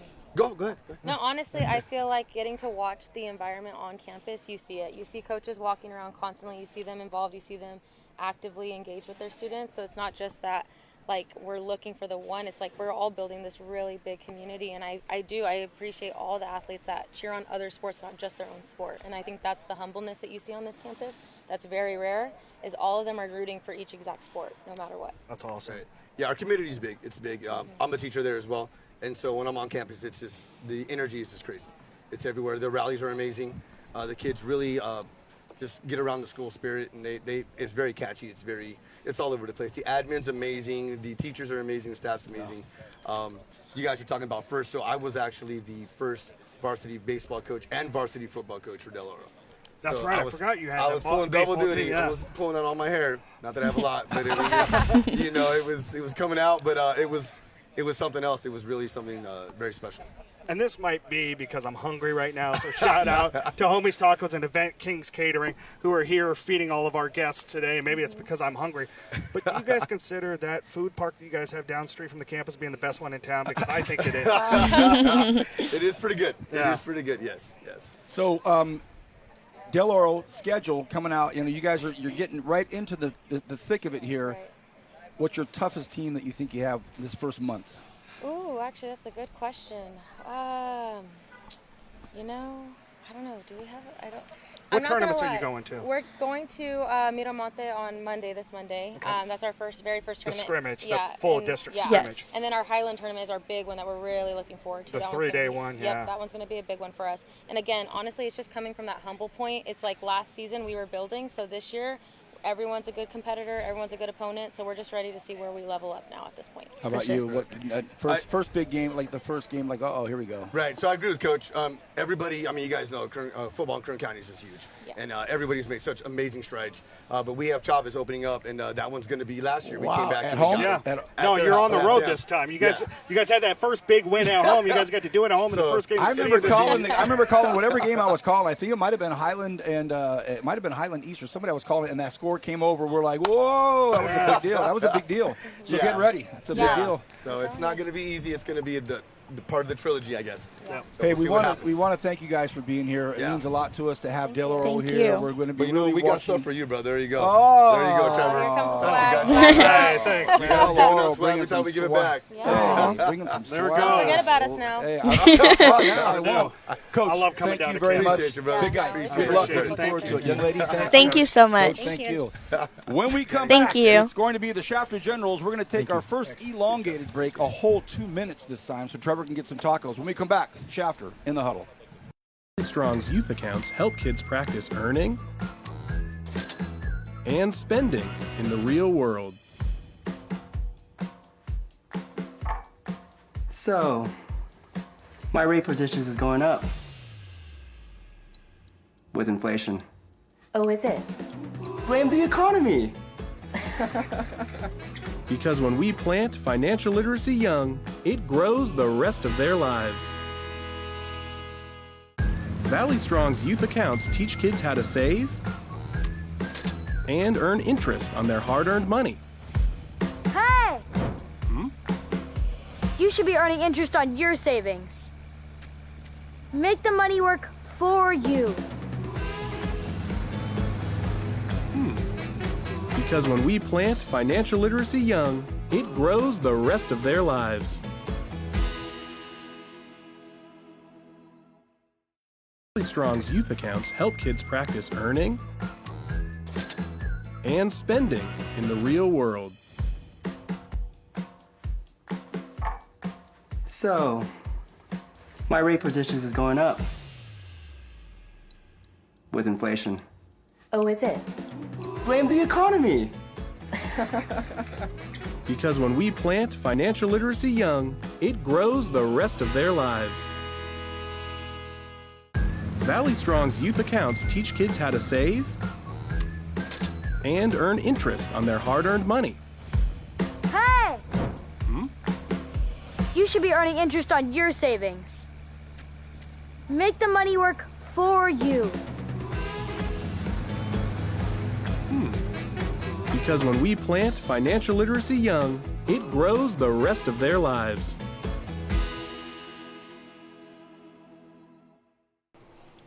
Welcome back to In the Huddle. It's Media Day. We're on the grounds of the Kern High School District. I'm Vance Palm. That gentleman you do not see in the frame was with us in the very first shot. He'll close out the show. That's the Director of School Support Services. That's Stan Green. He put all this together. He's the closer. You're not getting off work early today. That's Trevor Stan. Horn right there. And this is a very special segment. This is the tall segment. We're doing the tall segment here on In the Huddle, and it's Shafter High School. Great to have the Generals here. Whenever we can have a General here, it's great to have Shafter here. Amen to that. Trevor, let's do some introductions. The guy next to you is Gerald Perucci. Now, we just did the math. Year 10 at his alma mater. Yes, Congratulations Man. on year 10 of that. And his 4-year starting quarterback next to him, Ezekiel Osborne. Here he is. And then 4-year varsity starter for you too, right? And Sydney Macias, and then her mother, Sabrina, who's the head coach. And wow, what a successful season for you guys. Sabrina, I'll start off with you guys. 12-0 in league, first league record, most wins in program history.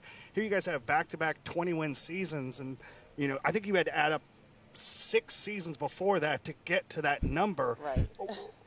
What has the success been for the last 2 years, and how excited do you get such a young group last year back on the court this year? Well, Sydney's freshman year, we had a lot of injuries. So we were like, okay, we're gonna try to do some injury prevention, and I think that has been the key to our success. We've been getting the weight room, getting stronger. Sophomore year, we came back. We were co-champions with Taft, and then last year these girls were just hungry. They're like, we're gonna take it. We want it solo. We want it by ourselves. So they worked harder. They worked together. They trusted each other. And last year we were solo league champions. So I think we went third round playoffs. Yeah, you guys made it to the semifinals of D4. Yeah. Trevor would text me, dude. They beat your games, dude. What a squad. Yeah. And young. Very young. young. Yeah. Very And so young. you guys bring back so much firepower. The city for you, last year, senior year, you bring back so much. What are you looking to leave a legacy at Shafter? The legacy I want to leave is mostly like as a team. I just want to be known as like I just want to be known as like a good team, like I want this to be the team that didn't give up. Like as my mom said, freshman year it was really rough. We won almost no games, and then we came back sophomore year and we're tied for league title, and then junior year it just kept getting better and better. And so I just want to be known as that team that keeps fighting and the team that just keeps prevailing. Gerald, we talked about it earlier this week. 11 wins, his first 3 years in high school. How does that happen? Oh, wow. I think it's not only obviously two players and Easy being one of the major compliments, but it's just a group. I think you're in high school football, and I think in high school sports, especially out at Shafter, you get what you get. So being able to get, we always think 2 years prior, how does the freshman class mix with the sophomore class? Because when they get to varsity, that's who is going to be. So having the mix, and then not only that, all the fact that these kids are so selfless. They don't care who's going to get the accolades as long as the team wins. When you have that type of mentality, it just allows for the whole team to flourish. So yeah, it's not only a testament to Easy and his abilities, but it's also a testament to Easy and the mental process and the mental kind of mindset of his teammates and himself of, hey, if I only throw for 100 yards and we win, that's all that matters. So yeah, it's just a big one. I'm glad you brought that up. And for you guys, check out the social media accounts for Kern High Network on Instagram and on Facebook, because yesterday we posted a story about you guys, and one of the things we talked about, Easy, and I want Coach to kind of go talk about this a little bit. You already have the Kern County record for career touchdowns with 89, and you missed 7 games last year, and you're still going into your senior year. You're number 2 in all-time passing yards in Kern County, behind your former quarterback and Alex Aguilar. Wow. You're about 900-ish yards away from breaking that record.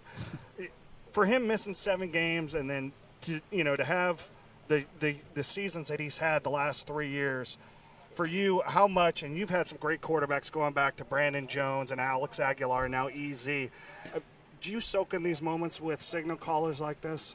You know what? I didn't even know that he was sitting at these records, to be honest with you. I appreciate that. You better rethink your offense now. You better rethink your play calling. Well, the thing is, I think what you do as a play call, I think whenever you're a coach and you have guys out there or athletes out there that can be an extension of you, I think you do revel in that, and you don't really notice it until it's gone. You're like, man, we were able to do so much last year because of. And so what you end up doing is now Ezekiel becomes the bar. Like that's the standard. So if you want to come in and be the quarterback at Shafter High School, this is the bar. That's a great point. Alex was the bar. Now Easy is the bar. And so when you have those type of guys in your program at quarterback or at running back or at offensive line or an outside hitter or a blocker or whatever, and you have those players, you try to build them up in a very healthy way that the people in the community and the people that are coming up go, dude, I want to be that guy. And now I'm watching how he prepares. That's what's expected to be the quarterback at Shafter High School. Well, let's hear from this young man and about your team and some of your teammates that you're going to share a senior season with. Give us the makeup of your squad.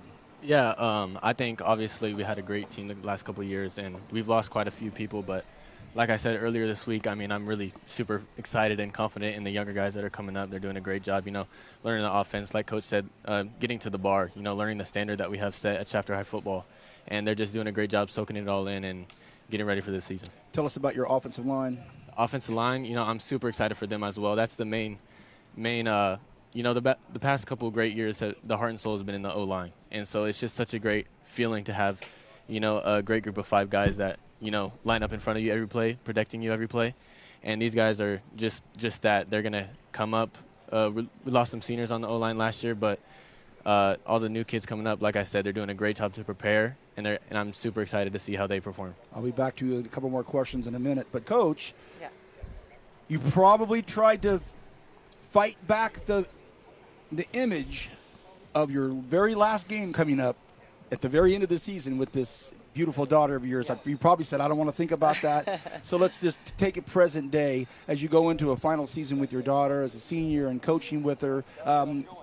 Talk to us a few minutes about the emotions and also the mindset of the dynamic that you have on the court and in the gym, and then it's the drive home, and then it's in the kitchen, and there's a lot of that. Right, and I'm glad you brought that up as far as the drive home in the kitchen. We don't live too far from Shafter High, so we created early on. Yeah, that's good. We created early on, actually her freshman year, that I have to be a coach when I'm in the gym, and I get to be her mother when I'm in the home. It's great. Great. And that's not just for me and her, but also for the team. So the team can see her say, hey, I know she's my mom, but she's my coach, and I'm going to respect her, and I'm going to listen to her, I'm going to follow what she's doing, and also being that leader. So we kind of had this thing where once we turned the corner on our street, I've taken off my coach's hat, and I've now become your mom again. Sometimes there's questions asked at the dinner table, hey, Mom, what do you think I need to work on? And I always ask her, what response do you want? Do you want the mom response, or do you want the coach response? So she will hesitate and say, the mom, I'm like, oh, you did great, babe. I'm really proud of you. Keep going. The coach, there's a different response for that, a little bit more critique and just kind of getting her where she needs to be. Fast forward to this year, I'm glad I have a lot of girls that have stuck with the program. We did have a losing program her freshman year, and they have stuck with it. They have trusted the process, trusted me, trusted each other, and that has been a huge help to our program. Yes, I do not want to think about our very last day in the gym together. Have I thought about it? Yes, but I know that she's wanting to pursue this at the next level. I think it's important for kids to be coached by different people, and I think it's important for Sydney to be coached by other coaches and to learn from everybody, including myself. So I've taught her all I could teach her, and I'm ready for her to spread her wings after high school and hopefully pursue her volleyball career at the next level. Phenomenal answer. Yeah. Thank you. Young lady, tell us about your team, the makeup of your team this year. When you think about it right now in your mind's eye, we have this, we have that, we need to work on this. You tell us about your team as a senior leader.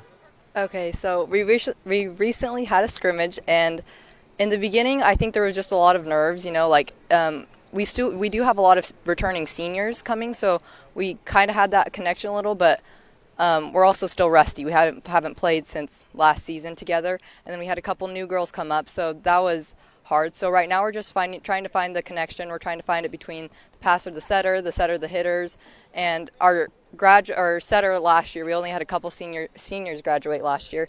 Our setter actually was one of them that graduated, and if they don't know, it's like the quarterback of the team. Yeah. Oh, yeah. So it's just finding that connection right now. I think I see the girls as my family. I don't see them as my teammates. I think we're all really close, and from the beginning, I felt like I've had to show mutual respect to them, because I don't want them to see me as just the coach's daughter. I want them to see me as a teammate. I want them to see me as a family member. It's not easy. Yeah.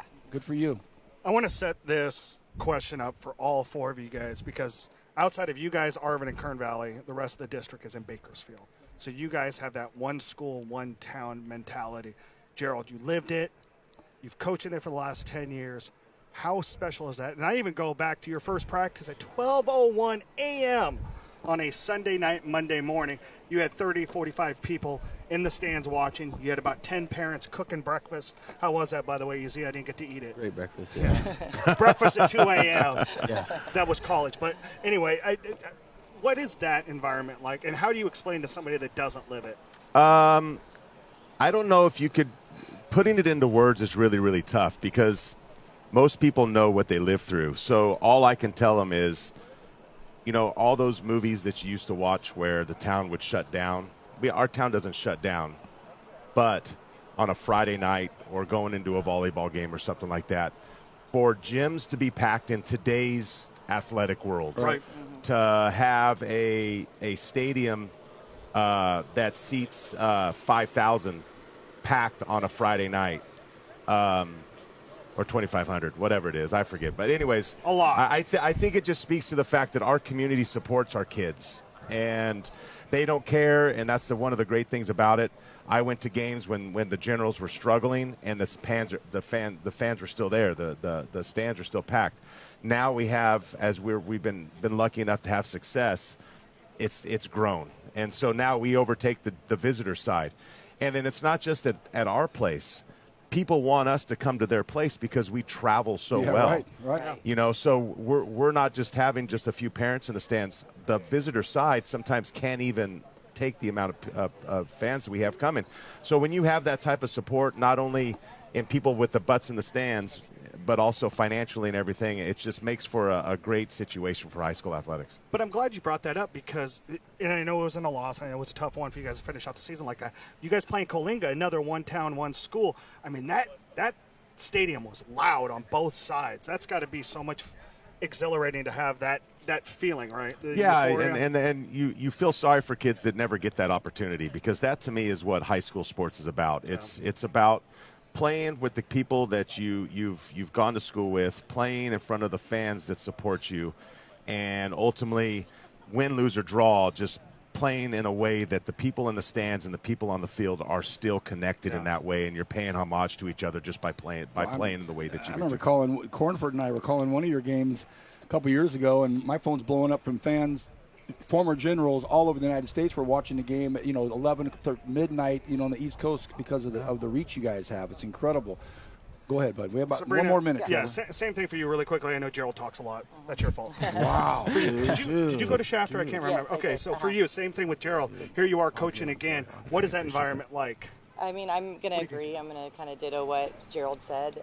It is a family, and it is one town. And now when you have successful programs like we have now, everybody wants to come and watch. And I remember her freshman year, we didn't have anybody in the stands, and the girls were really upset. And I go, continue to work. They'll come. Yep. They'll come. And they did. And Shafter supports Shafter. And like Gerald said, even on the roads, we have a packed gym now. We have family support, friend support, people that want to watch us, little girls that are wanting to be these girls, and they want to be on that team. They want to have this success. And we are just really excited just to be from Shafter, part of Shafter, and doing big things. Soak it up, you two. I'm going to let you go in just a second, but real mom-daughter relationship, very similar to a father-son relationship with head coach, quarterback.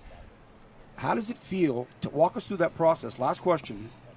You're coaching dad on the field when he has a world-famous Gerald Perucci tantrum, and it's I don't have tantrums.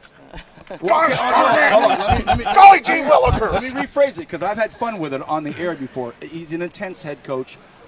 What's that like as head coach quarterback when it's pretty hot and heavy? I honestly think it's a great thing just because, we know that he loves us. So, like you said, it could seem like a tantrum at times, but he's just trying to get his point across, and we all know that. We're not like, oh, man, coach is beating up on us. We love it.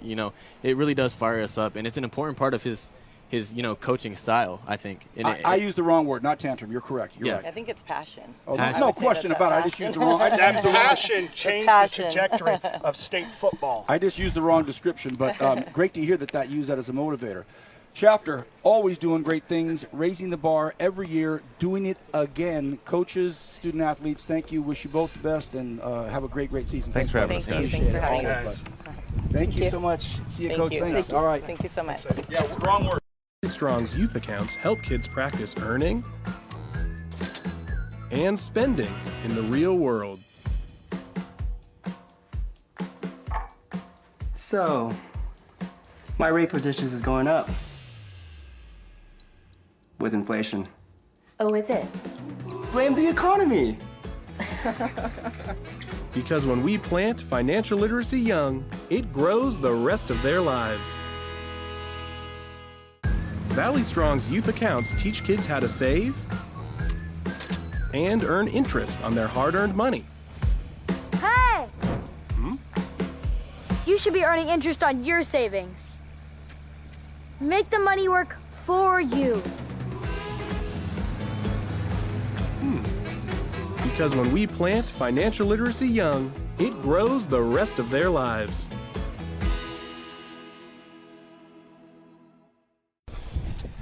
Welcome back. This is In the Huddle Media Day, Kern High School District. We're on the main campus. Ridgeview, for some reason, you have blessed us with this breeze. Wow. Ridgeview rolls in, those beautiful purple unis and gold, and the breeze rolls through here. You're already our favorite guest that we've had all day. Trevor, give us some introductions. All right. Next to you, EJ Ellis, senior wide receiver DB. EJ. Yeah, and then Francisco Palma, sorry, I apologize, right next to him. Also senior wide receiver DB, yes. And then second-year head coach, Nathan Kalonch. Wow. Coach, second year, obviously, it's one of those things that we talk about. You know, I think the biggest transition is year 2 to year 3. But what did you see out of this group with your first full off season with these guys? Yeah, you know what I really think it came down to for us is having that full year together, that time to build some chemistry, to really look at the leadership. I know you got EJ listed as a receiver DB. He's actually going to be our quarterback this year. Hey, right breaking news right here. Breaking news. All right, there you go. Right on. Ridgew's getting more athletic at quarterback. Wow. That worked out really well for us with Amoya about 10 years ago, so we're going to do the same thing again. I remember that name. Yeah, I remember that name. Called it almost every play. Option. Yeah, so we just take Kamari's nephew and put him back there at quarterback and roll that way. Okay. So, but no, it's been a tremendous offseason. We've worked really hard in the weight room. We've done the stuff we're supposed to do. We've got some really, really good senior leadership. We've got some really, really good younger kids that have bought in. And I think it's really all you need. You know, if you have 70, 80 kids really bought in doing things your way in the program, that's where you'll start to find success. And so for me, that's been our big change from year 1 to year 2 is that we've got a lot of kids bought in. All right, well then do us a favor. Kind of, throw the praise on these two young gentlemen that you brought in with you today. Well, the Moyen name is synonymous with success at Ridgeview, and obviously EJ was a big part of that. Coming in last year, he was our starting corner, played a lot of slot receiver for us, and unfortunately we only got 2.5 games out of him before he went down with an Achilles injury. So that obviously hurt what we wanted to do last year. He did a really, really good job this offseason, working hard, putting in the time. I think he's like a 350-pound squatter now. Whoa. After torn meniscus, 10 months ago. Wow. So he's really doing the right stuff, great leadership. When he's in the huddle and he talks, people listen, and that's really what we look for. You're in the huddle right now. And then, I just want to, like I said, get more athletic at quarterback. Yep. Francisco, our reigning offensive player of the year. Wow. There wasn't anything that we asked him to do that he didn't do for us last year. Did a real good job, stretching the field for us, running good routes when we needed a big play. All right. We usually turn to him last year, and this year is going to be no different. EJ, your last 12 months sounds very similar to a young man that we just had on the show about 45 minutes ago, and that's Jet Santiago. You go down, you lose a large part of your junior year, and then you come back, and you're a big, strong guy like he is. What was the off season for you like mentally and physically to get prepared for this year? It's not easy. No, not easy at all. I put all glory to God helping me come back. My uncles and my nana really being a real big factor in everything I did. I did everything for her. My uncles really just teaching me how to come back from injuries because they battled a lot of injuries. Right? Ahmad, yeah. They teach me how to come back from injuries. Just rehab everything and just keep my head down and keep working. We talk every night. They were just checking on me every day, making sure I got everything good, doing my rehab properly and taking rehab 100% serious every day, every time we had to do something. So, they were really big, helping me get back and, just playing football. And is this the first time you've played the quarterback position, or did you play it at a younger I played it at a younger age in GYF, but it was Wolverines? for a little bit, though. I was really just a defensive mind person. I really don't like, getting hit. I like doing the hitting. So, I was just a defensive mind person. But, playing QB now, I open my eyes up to more because I played receiver, so I know where the ball has to be for my receivers. I know how to lead my receivers out of trouble, and I can use my feet. But you can tuck that ball and you can lay the hit on the defender then too. Yeah. Yeah. Francisco, for you, watching him morph into this new position and, the leader of the huddle, how cool has it been for you to watch him do this? It's been great. I think it's better that we have a quarterback that can use his feet instead of just like going down in the pocket all the time. I think it's good that he can bounce out to the outside and not make plays only in the air, but on his feet. Yeah. And when you look at it, you talked about the history of Ridgeview and be able to find a non-quarterback to play the non-quarterback position. Kamari was one of them. Lawrence was one of them. Shoot, Jamar, his senior year, he was one of them too, where you just throw these athletic guys in there. Why is that such a rich tradition between what Dennis Manning was able to do with those guys and what you're able to do with these gentlemen now? I'll tell you, Ahmad Moya, EJ's grandfather, they breed them the right way. And so we wanted to pull back on that tradition and pull back on it and see where we had success, not reinvent the wheel, and just get really good at what we want to do and get the ball to our athletes. And, these are two of our best athletes, if not our two best athletes. So, our plan is just to get them the football and let them make plays. EJ, let's talk about your offensive line. Tell us about the line. Who do you have up front? Carter, Darvin, Hayden, Kevin Flores, and Kano or Moises. Our O-line looks really, really good. Everything that they do, they take it really, really, really to heart. They take their pride protecting me in the weight room, too. They're all like 350-pound squatters, probably more, 400-pound. We got a lot of dogs on the front five, and I'm really, it's like a house. Like, I'm just really protected, and if anything really happens, I know I can get out of there, make a play. But it really is really rare before I have to really run out the pocket. The ball's already gone because I have so much time in the backfield. Coach, he's got his offensive line answer down, right? As a quarterback, as a QB, you better have that offensive line answer down, and he's got it down perfect. He knows exactly who to thank, and we're real fortunate. I mean, we had three freshman offensive line starters last year. They're sophomores this year, and the three of our strongest, best kids in Jacob Carter, Darvin Watry, and Hayden Rodriguez. So to have them back, from center left, we're in good hands. Good for a while. stuff, Francisco. This last year, the 2024 season. There were some receivers got some pretty good ink, got some pretty good coverage. There's around the city, some other teams. There were some guys that had met some big catches and made a big name for themselves at some other schools. Are you ready to do it this year? Yes, sir. Yes, sir. We're looking for you to make some noise yourself. You ready? Yeah, I'm ready. Can't wait. We want to thank Ridgeview for being here. We're doing a split screen on this one because some of your other athletes are going to be here. Looking forward to seeing you behind center. Looking forward to see you catching some big-time passes. And, Coach, love what you're doing over there. Thank you very much. Ridgeview, we got some swag for you here, and we'll see you soon on the football field. Thank you very much. Thanks for having us. Coming up in just a moment, some more Ridgeview student athletes and coaches. Thanks, guys. Strong's youth accounts help kids practice earning and spending in the real world. So, my rate for dishes is going up with inflation. Oh, is it? Blame the economy. Because when we plant financial literacy young, it grows the rest of their lives. Valley Strong's youth accounts teach kids how to save and earn interest on their hard-earned money. Hey! You should be earning interest on your savings. Make the money work for you. Because when we plant financial literacy young, it grows the rest of their lives.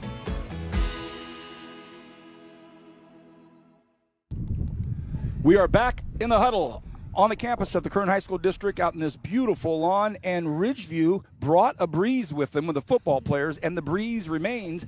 And go figure, we have our first cross-country people here, and they came just jogging in right now. They just got here, just arrived, because I know cross-country people, they're always, always, always running. Welcome. Great to have you with us. Trevor, who do we have? Yeah, to my left is Coach Aaliyah Goona. Did I say that properly? All right, I appreciate it. And then Chelsea, pronounce your last name for me. All right. Yes. Welcome, guys. Well, hold on. Don't say all right. I didn't hear it. What? Howdy. Howdy. Howdy. I do well. How do you do? I'm kidding. You heard it a million times. I know. So, like we said earlier, majority of volleyball and football, but we do have two tennis teams and our one and only cross-country team here. So I appreciate you guys being here. Second in league last year. You guys had a lot of success. You got a lot of firepower coming back, Coach. How excited are you to get this season going with these girls? Very excited. I'm glad to have majority of my varsity team coming back. Got big things coming up, and it's been a really fun summer. Yeah, Chelsea, for you going into this season with the success you guys had last year, how much running do you do in the off season? Off season? Oh, running every day. I told run you, every bro. day. They do, that's all they do, man. Run. Now, do you find yourself maybe going over to the bluffs and getting some hill runs? Do you like flat Yes. run? Where is your track when you're just running by yourself? Where's your course? Where are you running? We pretty much go everywhere. For base runs, we do usually flat, but there's some other days where we do more rocky trails. So pretty much everything. Yeah. And I know I know these guys are all gone. Dabbs is gone. Adam's working at the district at the new pool. Lucker's gone. But the success you saw of the boys team from Ridgeview from years past, how much of that, maybe that history that they had there, do you ever talk to these girls about the history of cross country at Ridgeview and how much it means to run for the Wolfpack?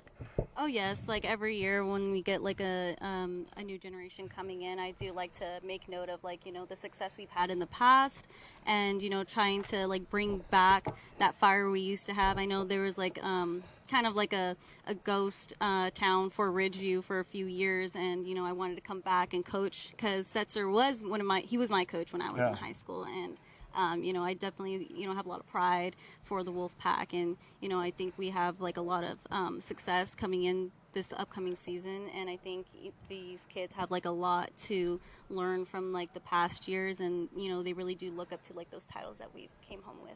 Trevor, if you don't mind, can you give us a little of your history for our audience? Because we don't do a lot with cross country in the Kern High Network, just based on it's tough to cover when everybody's 4 miles away. But give us a little background on your history. My history. So I did graduate from Ridgeview. I competed for Ridgeview.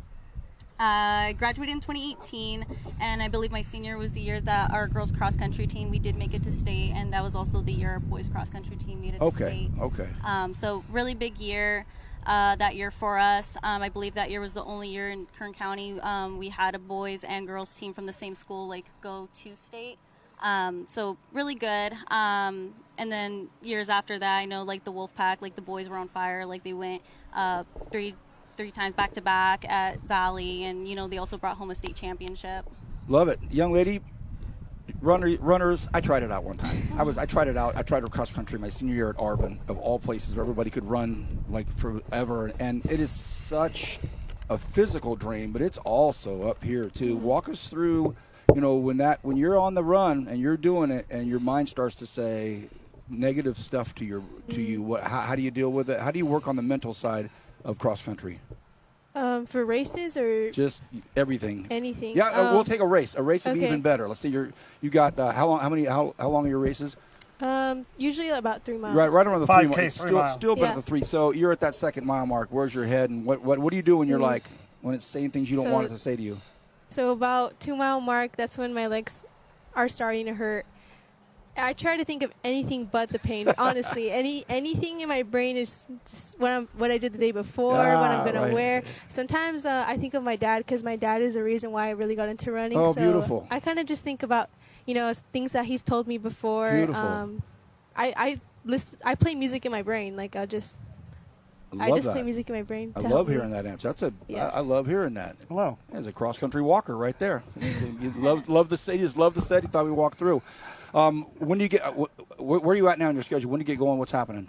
So currently we've just been like working really hard in the summer, like hitting the hills, making sure we're kind of getting acclimated to the heat, right. You know, gradually, especially because like when the season rolls around, they're going to have league meets that are like roughly around like 3 or 4 o'clock. And, you know, it's pretty hot still in Bakersfield, even in September around that time. So, you know, the acclimation is really important, and, you know, making sure that we're getting those hills in so that way like the flat feels easier, just, you know, working really hard at practice so that way when September rolls around, like we're ready to go. Go ahead, Trevor. Before we let you guys go, Chelsea, where's your favorite course? My favorite course? Woodward. Yep. Yeah. Okay. Yeah, I would say, I mean, obviously it's the one that you want to go to because that's the ultimate, that's the section championship, that's the state championship, so that would make sense. Yeah. Well, ladies, we know you got a lot going on. Busy schedule, busy day. Thank you for being here. Thank you for making it here. We have some swag for you over here. We want to make sure you get it. And as our only cross-country representation on In the Huddle for this big media day, I want to thank you very, very much. Thank you for being here. Have a great season. Appreciate it. Thank you. Ridgeview Cross Country for the ladies. Thank you. We're going to take a short break. When we come back, who's up next? Strong's youth accounts help kids practice earning and spending in the real world. So, my rate for dishes is going up with inflation. Oh, is it? Blame the economy. Because when we plant financial literacy young, it grows the rest of their lives.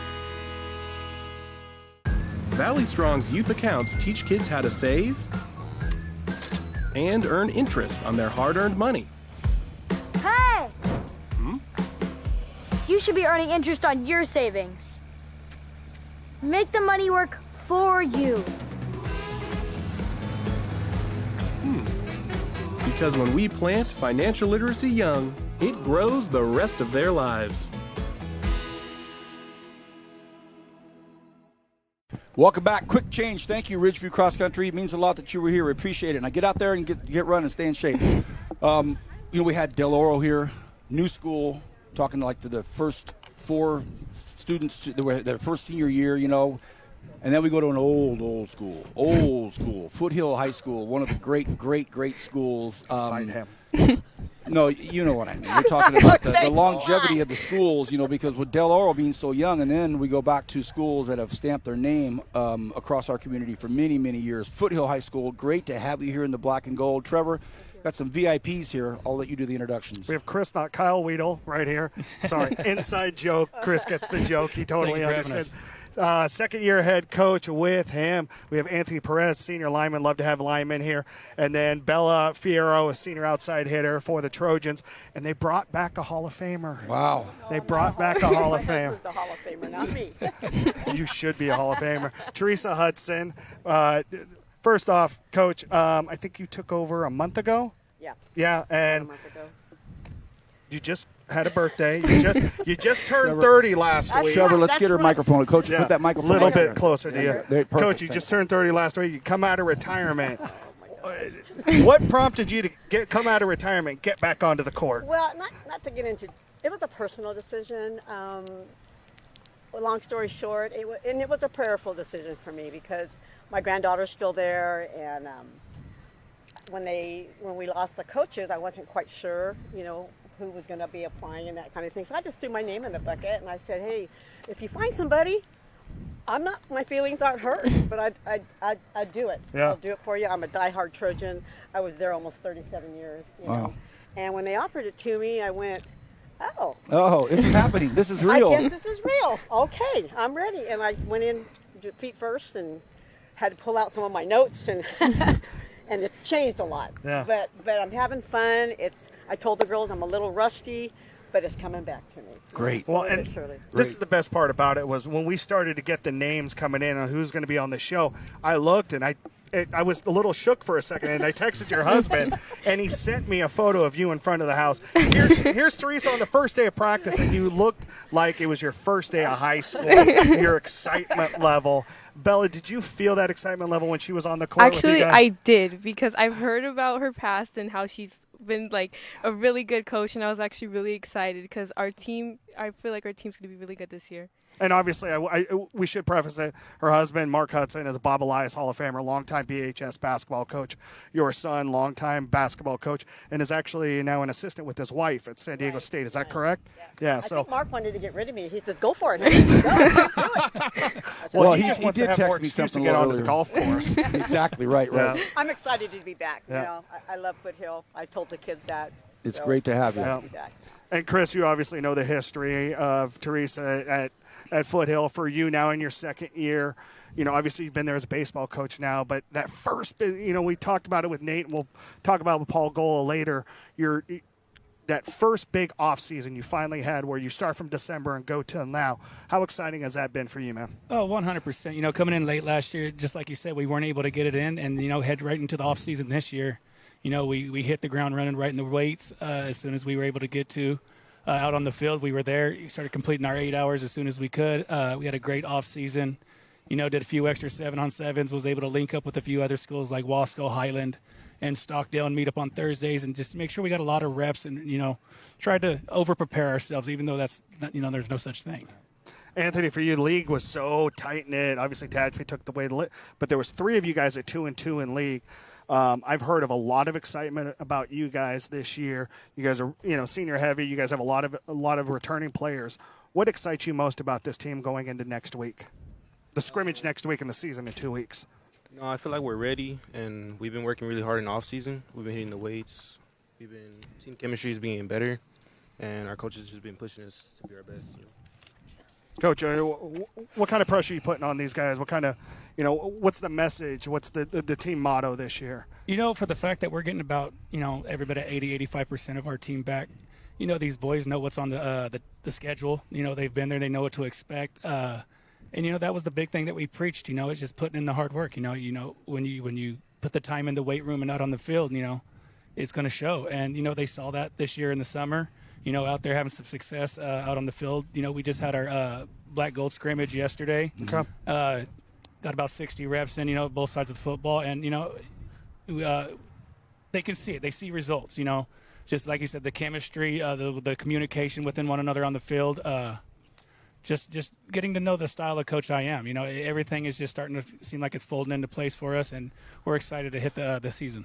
So is it next Thursday or next Friday with the scrimmage? Next Friday. Next Friday. Next Friday we'll be hosting. North and Wasco will be coming over. And the head coach at Wasco is your Kyle. nephew. Yes, that's my nephew. Yes. Yeah. Wow. And I know I talked to him last night, and he said, I want to give him the business, and they want to get you on the schedule in 26. Family affair with him and your brother both over there, and Jeff, if he's not in Alaska working. What's that like for you, the family environment, the camaraderie there? It's awesome. With the family. Back in, when I was coaching baseball, I almost got him in baseball, and I know I had him nervous. And, Wasco's a great football program, and it's just going to help us improve ourselves and get ready for the season, especially with getting them on the schedule next year, heading into the new league. We know we got to make sure we challenge ourselves, and that's what they're going to do. They got pretty much a triple-headed monster out there with the Hammy Lopez and their new quarterback Hernandez, and they even got a young running back out there, Hulsey, that gets after it. Yeah. So, I know getting them out there and getting reps against them, it's going to help us play faster, get us better, and prepare us for the season. Okay. Bella, for you guys, great success in the league. You guys went 6-2. Yeah. What should fans be excited about with the Trojans this year? Honestly, I'm just going to say, our dynamic and how we're going to play. How to explain it? We're learning more. We're going to do more than what we did last year. And I'm just excited. Teresa, what excites you about these girls now that you guys have been in camp for 2 weeks? Well, I walked in there. I didn't know who I was going to get, who was out there. Bella, when I Did they all have name tags as you walked in? Yeah. Did you really? Yeah, the first 2 weeks name tags. All right, that's because it's been a while, right? Old school. That's old school. It doesn't serve me well. And they all have black T-shirts. They all have dark hair, and I'm like, I can't remember who they are. I just came in with kind of an old school philosophy. I remember they had already had an open gym scheduled, and my granddaughter, I told her, I go, open gym, what is that? She goes, we're just going to go in there and play. I go, no, that's not my open gym. Yeah. She goes, what do you mean? I said, well, we're going to do some preconditioning, and we're going to do some skill development. I got to see who's out there and who can play. She told me, no one's going to come, Anna. No one's going to be there. And I said, well, that just kind of, I got to set a tone. I have to set a tone, and we're not going to call it that next year. I don't want that. I'm trying to change the culture of the perception of it. I have been out of it. When I coached the varsity, it was in 19. And it's changed a little bit, But I think I like the idea of bringing back some old tradition, traditional culture of competition, of work ethic, that kind of thing. So I'm excited about it. She came out. I saw her. She didn't play last year. She's my senior coming back. Didn't play, but she's an athlete. So that's great, What got you back on the court, Bella? Honestly, just wanting to play. I missed it. Okay. Yeah. I have a question for our big football player here. Let's talk about that offense of yours. It's high-powered. It moves quick. As an offensive lineman, were you ready for that in your youth league to get up to Foothill and with this coach and this style of offense? Well, yeah. We're more of a passing, so we're moving into more of a passing offensive play. So. Oh, so you're working on different footwork now, then? Yeah, right. Moved to the tight end position. Yeah, right. Kind of expanded him out. He's a pretty good athlete, so we tried to expand him and still be able to be effective in the box as well as maybe run a route or two. Okay. Good. Is he the tallest lineman you have? Yeah, he's my biggest boy. Okay. Basketball coach talking to you, Coach Weedle? Is the basketball coach coming to you? He tries to come out there, but I think I'm sure Anthony's Alex pretty locked in with tries every track day, and- doesn't he? He does pretty good at football. He's got great work ethic, and as soon as football's over, he hits the ground running with track and field with one of our other coaches. Because he's a pretty good thrower as well. Oh, okay. I was kind of what I was getting to was finding out what other sports. And how about you, other sports? Yeah, also basketball and track and field. Oh, that's great. That's great. So, what are the plans for you after high school, if you have them yet? Just any offers or anything possible. How about you? Yeah, I'm thinking either CSUB to go for throwing. Oh, and nice. also maybe in Sacramento or Turlock. Great. That's Foothill High Cal State Stanislaus. Yeah. Yeah. Foothill High School. What a tradition. What a legacy. When you put on the black and gold jerseys, are you have any kind of awareness of just all the great student athletes that have been at that school? There's been some unbelievable ones. A lot of Hall of Famers at Foothill. You aware of that? Yeah. Yeah. Good. Well, Teresa, I mean, you've spent so much time there, spent so much of your adult life on that campus. When you think about it, look at the history. What's one big memory you remember from Foothill? I mean, obviously, we'll talk about the '88 basketball team. We'll even talk about the 2018 basketball team. But do you remember memories on Foothill where you're just like, it's ingrained and like that's a moment that I just can never forget? There's so many because after I coached, I got into being the activity director. Yeah. And you guys know what an activity director does on campus. And everything. I was involved literally with ASB, everything. Leadership, and it was a different environment. I still love volleyball, but it was just a different environment. It was fun, and I got to be around a bunch of kids, took them to leadership camp. I don't know. There's so many memories. I just really can't pick one. Every year was great. Every year was fun. My kids were great, and when I decided to retire, that's when things started to change a little bit. I kind of knew I was ready. It has changed. The rules have changed. I wasn't told no a lot. And I was starting to being told no a lot. I said, okay, maybe it's time for a change, So if you talk to some of the administrators, my reputation is, I was a rule bender. I like to bend the rules a little bit. Hey, Stan's right here. He's very offended already. Well, they do spell their last name incorrectly. So there's that. No kidding, huh? No, my memory of Foothill is that I remember coming in as a freshman and was falling in love with the school. And I always used to tell the kids I fell in love with the school the minute I stepped campus here. And I've just been dedicated there. I'd do anything to improve the school, anything to help the school. I'm part of the Alumni Association, too. That's great. So we're trying to get people to join that, and all the money that we raised goes back to Foothill. Yeah. Great. Before I let you go, positive, strong points of this year's team, things you're really confident in, and kind of some other things that are keeping you up at night. Just like Anthony was saying, we put in a lot of work with our passing game. We have a pretty good skill set of receivers out there. Our quarterback, junior, Ishmael Ramirez, he's put in a lot of work this offseason. He's taken a lot of pride in what he does, and it's really starting to show. So I think, we're going to be able to spread out the ball a little bit more. And don't get me wrong, we're going to run the football. The bottom line is the better you run the football, you can open up the pass and vice versa.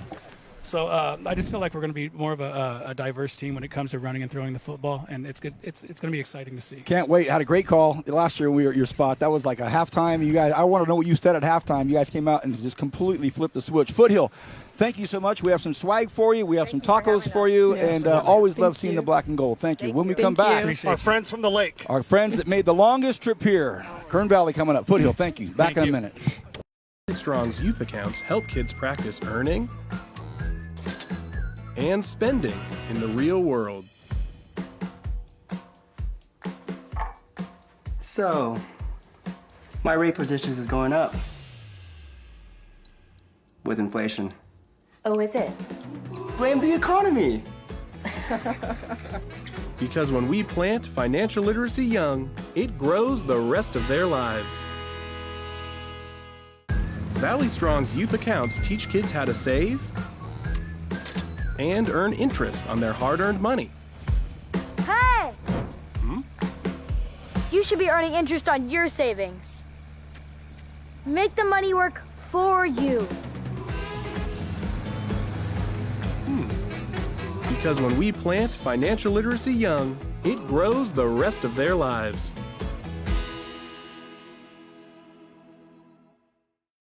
Strong's youth accounts help kids practice earning and spending in the real world. So, my rate for dishes is going up with inflation. Oh, is it? Blame the economy. Because when we plant financial literacy young, it grows the rest of their lives. Valley Strong's youth accounts teach kids how to save and earn interest on their hard-earned money. Hey! You should be earning interest on your savings. Make the money work for you. Because when we plant financial literacy young, it grows the rest of their lives.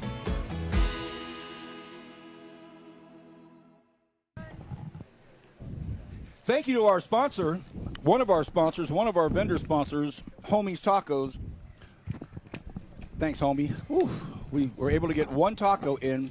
Trevor, you got a little. I got you already. Welcome back to In the Huddle. You throw this away for me? Media Day. And we are so stoked because, for a lot of reasons, to have Kern Valley with us. We'll get into the excitement of this coming year and what that means for Kern Valley, but also thanks for making the trip down here. Absolutely. Thanks for being here, and you've got some swag. You found out I was a visor guy. That's right. All is good. Trevor, introductions, please. Where's my sourdough bread? Oh, here we go. Someone dropped the ball on that, G. And who was it? No, who was it? It was Bill. Well, they He's ate it on the blaming. way down is what happened. All right, let's do some introductions. So we got next to us assistant football coach, head girls basketball coach, assistant track coach, janitor. Yeah. And Do he's it all. going to field volleyball questions. And he's going to field volleyball questions. Maybe. The man, the myth, the legend, Bill Gallis. Thank you, Trevor. You're Thank welcome. Next to him, Daniel Hinckley, the tackling machine extraordinaire from Kern Valley. Welcome. And then Miss Little, I play every sport imaginable, Jada Bushling, and does them all absolutely fantastically well. Great to have you guys here. Thank you. Was that enough for you? Did you need more? That was perfect. Okay. Guys, welcome on. Bill, you're the lone coach here, and you're kind of taking it all on. How exciting after, especially, and don't take any offense to this yet, Daniel, I promise. We'll get to you guys in a second. Girls' sports at Kern Valley last year were spectacular. How do you come off of that? Man, the last couple years, and I will even say going forward now, the future is bright for the girls' team. But I'll say this too. Boys, sports in general is just off the chart. We're getting incredible numbers coming out. It's been exciting. I mean, the girls went to the semifinals in volleyball, quarterfinals in basketball. They won a CIF championship in track and field. Tennis, they're going for the league title every year. Softball went to the semifinals. Our Peak Award winner. Yes, Aspen Hacker. We runners and sprinters. No, Kern Valley sports right now, I feel like is at a real peak right now, and we're just growing. Daniel, born and raised up at the lake? No, I was born in Washington. Okay. When did you move to Kern Valley? Probably about third grade. Okay. It's hard to remember kind of what you did, what life was like in the rainy Washington areas, but was it a culture shock for you to move up into a community like that that's so tight-knit like they are? Yeah, it was. I went from big city to small town, so it was a big difference. Yeah. I mean, Bill, you're in the same aspect. I mean, you guys lived in Southern California up until 2008.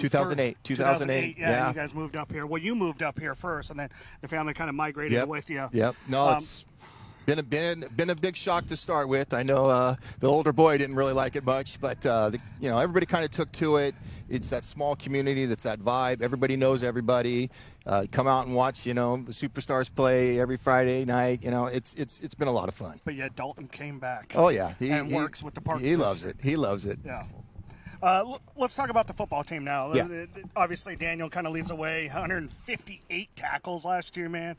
That's spectacular. What are you guys looking for this season? With just 2 weeks away, and you guys got a scrimmage coming up next Thursday. Yeah, Friday. Thursday. A lot of excitement. I think Coach Tedrow, he's got league championship on his mind right now. They had a great game against Bishop last year for the league title, and we came up a little bit short. But starting in spring, Coach Evan Moore has started getting these guys dialed in. They had a fabulous spring, super summer. First day of practice, we had both JV and varsity together, and I watched varsity for about 30 minutes, and I said, we need to split up. You guys are dialed in, and we're going to hold you back. They're chomping at the bit, and they're ready to get after it. Daniel, how about this? You're about a Vance Palm drive away from the stadium that you're going to be playing in 2 weeks. How cool is that? That West High is just right there, and that's where you guys are going to be opening up your season. That's nice. You pretty excited about that? Yeah, I am. I'm really excited about that. What about this season is really kind of getting you guys excited about coming in? You know, obviously you start at West, and you're home against Emmanuel, a team that you guys play routinely. Then you guys get Mission Prep, and you guys get to welcome up to the lake, that nice little drive up there, and it's going to be a while for them. Cool. For you, how excited are you to get this thing going? I'm excited to just see my senior year in general. I'm really excited to see how it plays out. And how are you a senior already? Yes. How have I you agree. gone? I mean, it's one of those things. Jada's one of those athletes where she comes in a freshman, you think she's a senior, and now she's a senior. You're like, how did that time pass so She quickly? still looks like a freshman. But Jada, for you, I mean, volleyball, basketball, track. I mean, here we are, volleyball, and now your mindset is on that. How has the first 2 weeks of practice gone for you guys? How excited are you to get this thing going? I'm very excited to get this thing going. We only have 5 returners this year, so it's definitely a year that we all can mingle together and grow together as a team this year. So I'm excited to see how that plays out. And obviously, volleyball is not the sport that you think is going to take you to the collegiate level. It's probably track and field for you. Yeah. But how much do you love being able to play 3 sports at your high school in a small knit community like the Lake? I love it. I think it's so much fun being able to notes. be able to play with different people within the sports that you play, and play with them throughout all sports if they do all of them. Yep. Bill, for you, it's the last year in the High Desert League. Yes. When you look at the future, and I know these two won't be a Right. part of you guys coming down into Bakersfield more often, but what kind of legacy are you guys trying to leave in the HDL before you guys leave, knowing that you're going to come into a league with the East Side schools? I think we're just going to go out and just do the best we can. And I think if we do that as teams combined, you can hopefully see several championships in there. And I think when we leave as a legacy, people are going to look back and go, man, that Kern Valley was a special place to play. You always got 100%, and, you played a team that was never going to quit and had more heart than anybody. On that note, I called a game of yours Yes. last year, and you travel well. The village comes down Yes, to they support do. it. But what a win, what a game. And this young man right here can lay the wood, man. He was Yes. popping dudes. And I remember we were calling the game, and I was looking at our jersey, and I always kind of have this big board that I carry and all my notes on there, and just tackle, hit, tackle, hit. Tell us about this young man. Hey, Daniel's about as good as it gets. He's a 3-sport athlete, but he'll tell you, the High Desert League defensive MVP, stalwart. He's our captain. You get him in a power forward in basketball, but in track and field too. I mean, would you go 3 events in CIF? He's a hurdler. Daniel's great kid, great guy for the locker room. Everybody rallies around him, gets these guys motivated, and I'm just excited to see what he's going to be able to do. Plays tight end, so you probably saw that too. He's laying the wood, but kid can catch a ball too. And so as football goes, we are really, really excited to get this season going. When you guys come to the city, thank you, those kind words. You come down here to the city, a little chip on your shoulder? Is it a little bit of, let's be honest, because I grew up in Arvin, so when we were coming to Bakersfield to play somebody in hoop or something, we're like, man, we got to prove what we got to do. Is there a little bit of that when you come down? Yeah, of course. Yeah, talk about that for just a few minutes. It's a big difference coming from a small town to a big city. So it's just like the nerves are definitely there because, our home games are a lot smaller than the bigger games that we go to. So it's just a big difference. And definitely nerves, you feel it a lot more in bigger towns. That's great. What are the plans for you? I mean, what are you guys both thinking of doing? What's around the corner for you? You can both answer. I want to run track and field in college, so we're looking for places right now for me to go to run and do that. Okay, I knew Trevor touched on it. Just no, if there was something specific. How about you, big guy? I want to play football in college. Oh, nice. Reaching out to a lot of colleges that I can right now. I love hearing that. Yeah. That's what we want to also let everybody know. We haven't put out our In the Huddle schedule yet, our game day In the Huddle schedule yet, but I believe, Big Boss, we have a plan to come up to do a live Friday In the Huddle up in Kern Valley High School. It's going to be a wonderful time. Can't wait for it. 11 years later, can I still get a piece of pumpkin pie? You can get whatever you want, sir. How much more time? Oh, we have 5 more minutes with Kern Valley. Of course, you guys drove down here. All right, so I'm looking at your schedule. I was until it blew away. Who's got you? I got it right here in front of me if you want to. So you got 3 weeks, 3 games. First, you're here at West. So you got 2 games at home, and you take a bye. And then the game that Vance saw last year was here at Miramonte. Yeah. Now you get them at home this year. Obviously, you see Nate Gonzalez again, and then you're at Lompoc to finish off the non-league schedule. Bill, where in there do you guys see you kind of fit with those 5 programs? Oh, I mean, those are big schools. We went up against them all last year, and I think that's what hardened us for the league and, gave us that opportunity to play for the league championship. We know we're going to come in as the small dog, but we're looking, like I said, we're looking to hold our own in the preseason, keep everybody healthy, play those bigger schools, get knocked around a little bit, get us tough.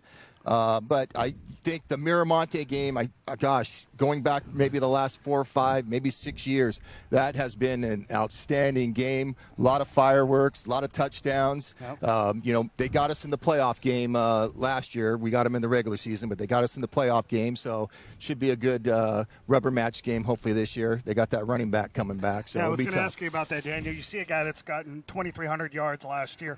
Do you circle a game like that? Do you circle going, that's a guy that I want to keep under 100 yards. I want to really go after him, or do you just look at every game the same way? Honestly, every game the same way, going into the same mindset.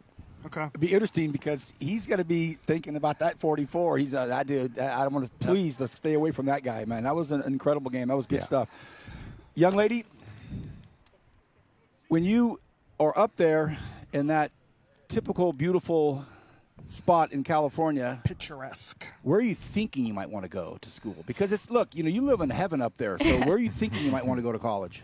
I don't know. I really like the nature up there. It's my favorite part of being up there and living up there. So I want to be in a mountain town, but I want something a little bit bigger than what we have down there. So we're trying to find places like that we'll be able to run at. So we'll see. Someplace you can find some river to kayak in. I'm hearing.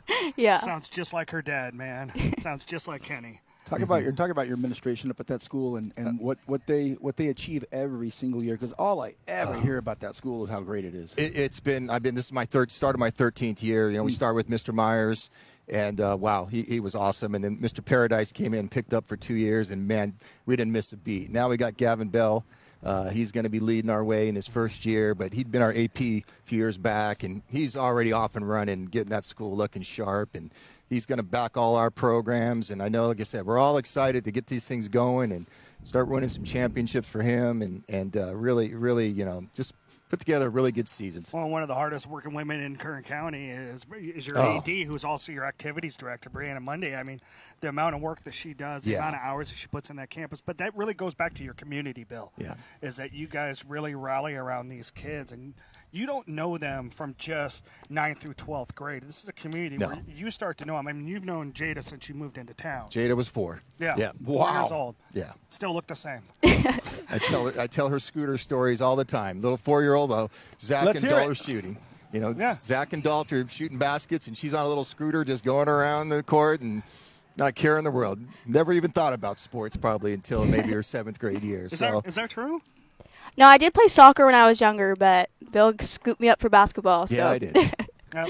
One of the best decisions I ever made, right? Yeah, now look at her, probably one of the best. You got 2 of the best 3-sport athletes you could ask for right here on this set. I was just gonna echo that and say what a great representation of not just the school but the entire community that gets to watch us. They'll say, "Yep, those are ours." Well, we're getting into this mindset in this world where everybody's having to specialize at a much younger age than we ever did. We never did it. We all played 3 sports in high school, and it's such a rarity to see. And then to have these 2, and they're not alone. No. Bill, I mean, it's a culture because you can't field teams if you don't have everybody play multiple sports. Correct. I mean, right now, just on JV levels, we're almost at 40 for the boys football team. Oh, nice. In varsity is solid, 26 or so, but they're solid. These kids have all played.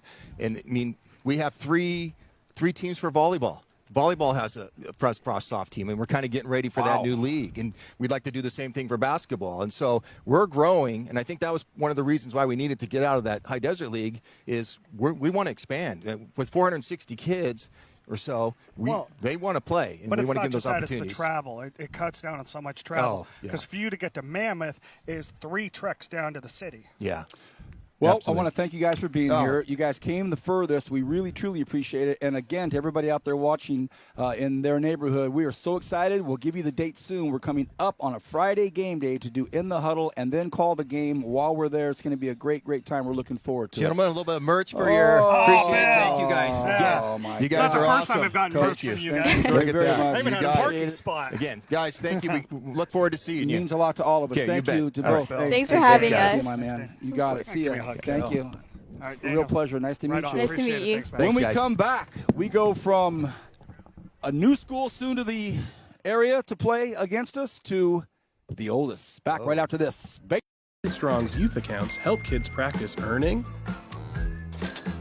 and spending in the real world. So, my rate for dishes is going up with inflation. Oh, is it? Blame the economy. Because when we plant financial literacy young, it grows the rest of their lives. Valley Strong's youth accounts teach kids how to save and earn interest on their hard-earned money. Hey! You should be earning interest on your savings. Make the money work for you. Because when we plant financial literacy young, it grows the rest of their lives.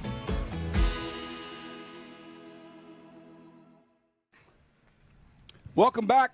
Again, we want to thank Kern Valley, and sorry for the smacking, but I've got Homie's Tacos, and I'm finishing off here, which a 5-hour media day here. Halfway through. And right at the halfway point, we bring in the heavy hitters.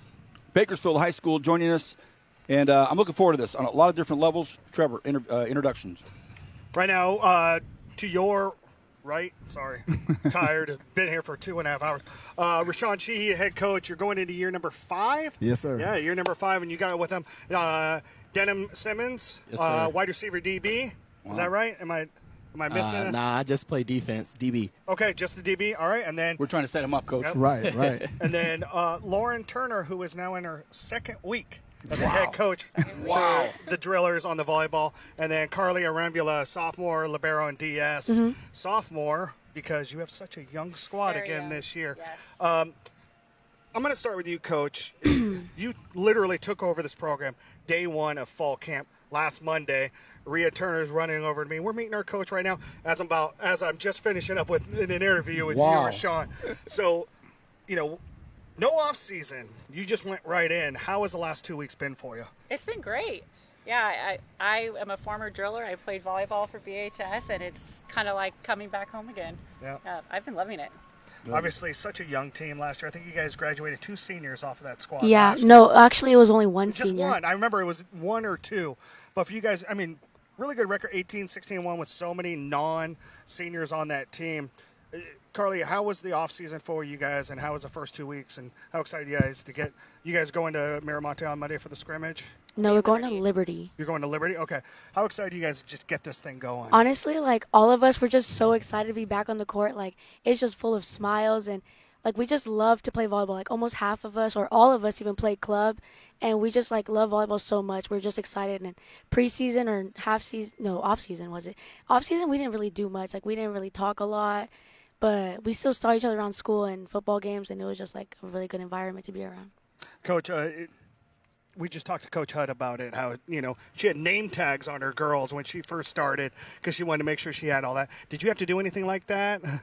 Absolutely. Yes. Every single one of those girls had their names written on there. We had, maybe 80 girls come out. So Wow. I need to learn your guys' names and quick, especially being thrown into it. I didn't know any of them. So that definitely helped. Nicknames for them just to get that mindset, that name, Right. that face recognition there for you. Yeah. Yep. Last year we started this thing with Stan Green and Trevor and I, and we talked about at the very beginning. If you've been with us the entire start of this thing, we talked about the inception and the beginning point of In the Huddle. We started it over in the office, then we moved it outside, and then within a week or two, we started getting text about we want to do it on campus. We want to go do a game day situation environment on campus, and we started it where else with Bakersfield High School. And, Coach, you were so kind to give us some players and your time and met and talked with us, and we really had a lot of fun. Trevor put the driller head on when he chose his game winner. It seems like a million years ago that took place. Now that we've had a whole season and all this whole year has gone by, I look at your roster, I look at who you've got, I look at who you're being led by. Boy, things on paper right now look really good for your drillers. Yeah, I'm very excited about our program right now, just because of the leadership that we have.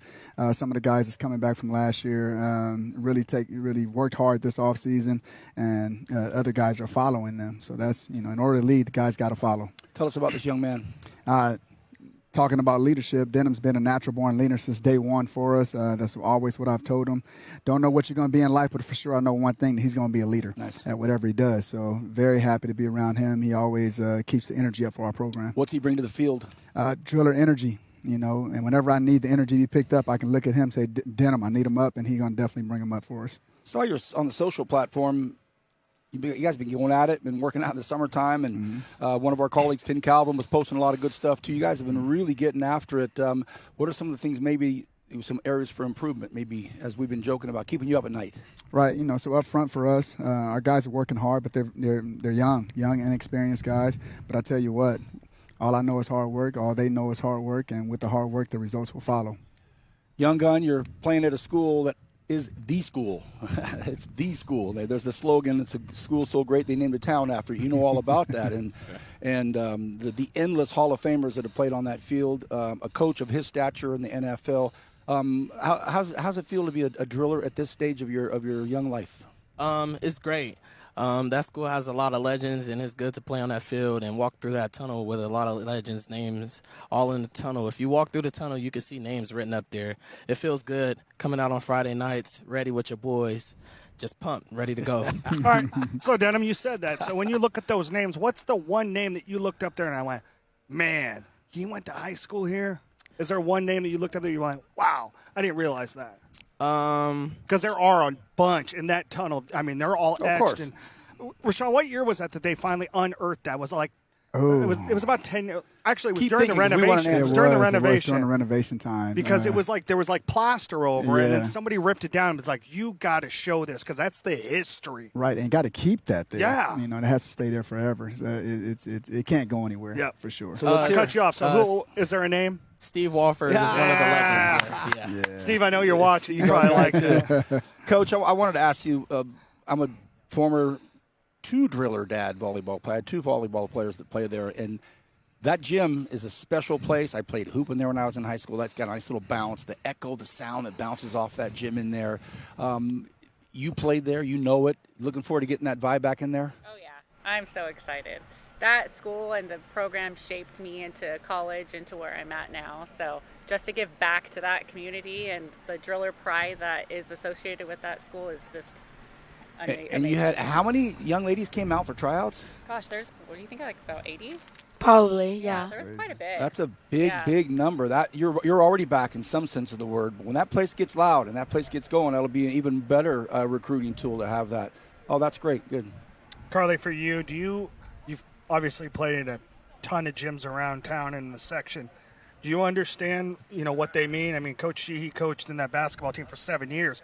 Do you understand the rich history and how cool that gym is for you guys and how different it is than any other gym around? Yeah, I definitely, it's really hard to comprehend, how big BHS really is. I came from a really small middle school on the east side by Foothill, and so it's just I was talking about this with her earlier, it's just crazy that there's so much history in the school and I get to experience all of it.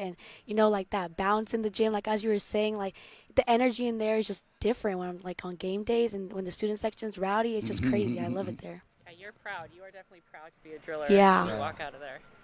Coach, ton of success last year, man. You guys made it all the way to the 1AA finals for you guys last year. Started the season off 6-0. How do you put that away and tell these guys, even though you have so many returners coming back, so many skill guys, linemen coming back, how do you tell them, put that away, forget about it, because the past doesn't help the future. Right. It's very simple. Last year is last year. We don't even talk about last year.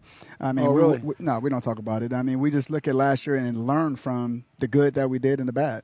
And that's all you can really do is one play at a time, one step at a time, one play at a time, one game at a time. And last year is behind us.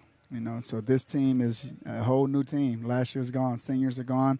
Wish them well. Other new guys got to step into those roles, and they got some big shoes to fill, though. Dan, I mean, you guys are fast in the secondary position with you guys. Between you and BJ, Demir, does Lomax play He gets defense? some defense as well. Yeah, you go back there, BJ, you, RJ's back there. I mean, how exciting is that to know that you guys are probably one of the fastest secondaries in the city? That defense is like the Legion of Boom defense. If we're going to talk about defense, we got JL Wells, we got BJ at safety. I'm at corner. We got Jalen Ford. We got Ben. We got a few people that can rotate all around. Yeah. If we're going to talk about linebackers, we got Batista. We got Dre right there. Coming back, yeah. On the edge, we got Jeremy Mollett, Davis Olsen. And we're just ready to fly around and make big plays. That defense is going to be crazy. We had a few shutout games last year, and we're ready to run it back this year with Jason Oliver as the head coach for the defense. Oh, man, it's crazy. They better get ready. That's a defensive guy, right?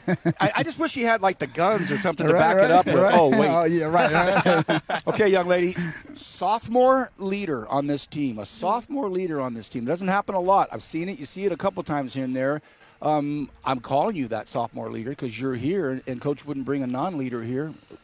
So tell us about your expectations for yourself to be a leader only in your second year.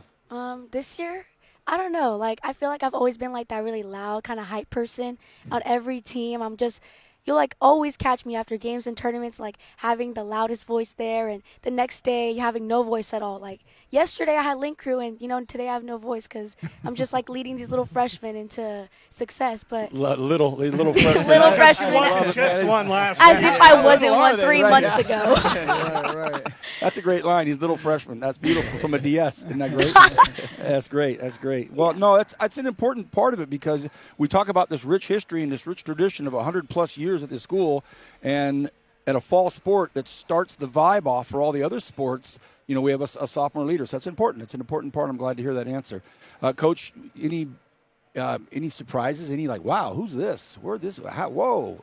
Well, like I said, all these girls were new to me, so right. They're all surprised. Right, but from the standpoint of like, wow, this seeing is how young they are and how good they are being so young, they have such a bright future. Just like reestablishing the program, and when all these sophomores are seniors, I can see BHS really blowing up in volleyball. Well, they're lucky to get you. They're very fortunate to get you as the coach there. Wow, how many more minutes do we have with the blue crew? Oh, 2 more minutes. Coach, looking at your schedule. Buchanan at home, week 1. Let's go. Wow. Then you got Garfield. It's going to be a tough one. Yeah. Dorsey, Fresno, Bullard. But then, Coach, after the bye, we talked to Coach Gutierrez already. We have Coach Sterriton here. This is no joke, this conference that you're in. I mean, your league is tough. Right. And we know that, and that's how we like it. Like I said, one game at a time, one step at a time for us. We know it's going to be tough. Very good schools, very well coached.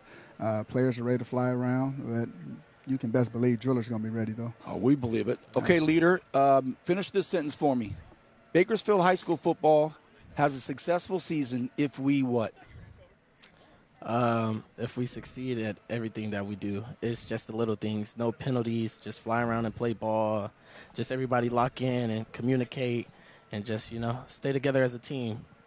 I love it. You do realize he's going to walk around and smile for the next 5 minutes, right? Only 5 minutes because he's got to worry about something else after that. Well, just two great coaches here and 2 great student athletes. Bakersfield High School volleyball is going to have a successful season if they do what? I say if we just have constant energy and just like have more urgency to win, because sometimes we get lazy in games and I just get really disappointed with our team, but I have to realize I can only control what I do, not what my team does. I'll tell you what, Bakersfield High School, again, setting the standards, setting the goals for people to reach. 2 great coaches, 2 great student athletes. We can't thank you enough. We have some swag for you. Really looking forward to getting in the gym and seeing what's going on with you. And same here. I'm sure we'll bump into each other. Coach, thank you very much, everybody. Bakersfield High School, as always, setting the standard. When we come back, it's going to be EB, is that right? East Bakersfield. Back in a moment. Okay, see you, buddy. Strong's youth accounts help kids practice earning and spending in the real world. So, my rate for dishes is going up with inflation. Oh, is it? Blame the economy. Because when we plant financial literacy young, it grows the rest of their lives. Valley Strong's youth accounts teach kids how to save and earn interest on their hard-earned money. Hey! You should be earning interest on your savings. Make the money work for you. Because when we plant financial literacy young, it grows the rest of their lives. Valley Strong's youth accounts help kids practice earning and spending in the real world. So, my rate for dishes is going up with inflation. Oh, is it? Blame the economy. Because when we plant financial literacy young, it grows the rest of their lives. Valley Strong's youth accounts teach kids how to save and earn interest on their hard-earned money. Hey! You should be earning interest on your savings. Make the money work for you. Because when we plant financial literacy young, it grows the rest of their lives. Valley Strong's youth accounts help kids practice earn. List of great super guests here. This is the In the Huddle Media Day. Last year, we had our season wrap-up. I don't know, maybe like May or April or May, we had a meeting and got together and kind of just did a closeout and walked through everything we did. We did this, we did that, we did this really well, we need to work on this, we did this and that.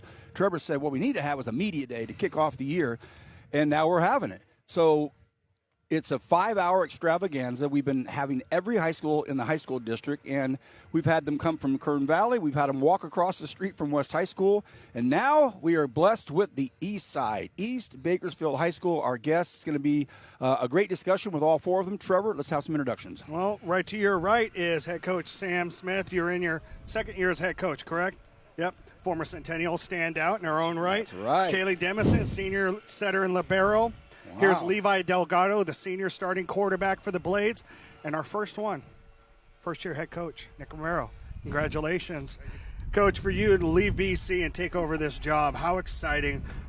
Can you just talk about the process and what it was like? Because we haven't had a first-year head coach on the set yet this year. You're the only one in the district this year. Well, I'll tell you, I think God moves in crazy ways, man. And if you would have asked me this 5 years ago, I would have never imagined it. But you know, with everything that would happen at BC during the off season, it was just I felt like I had some clarity in trying to apply, and I think everything went the way it was supposed to. So everyone's been awesome, from administration, students to the players. It's been an amazing transition, and I couldn't ask for more, honestly.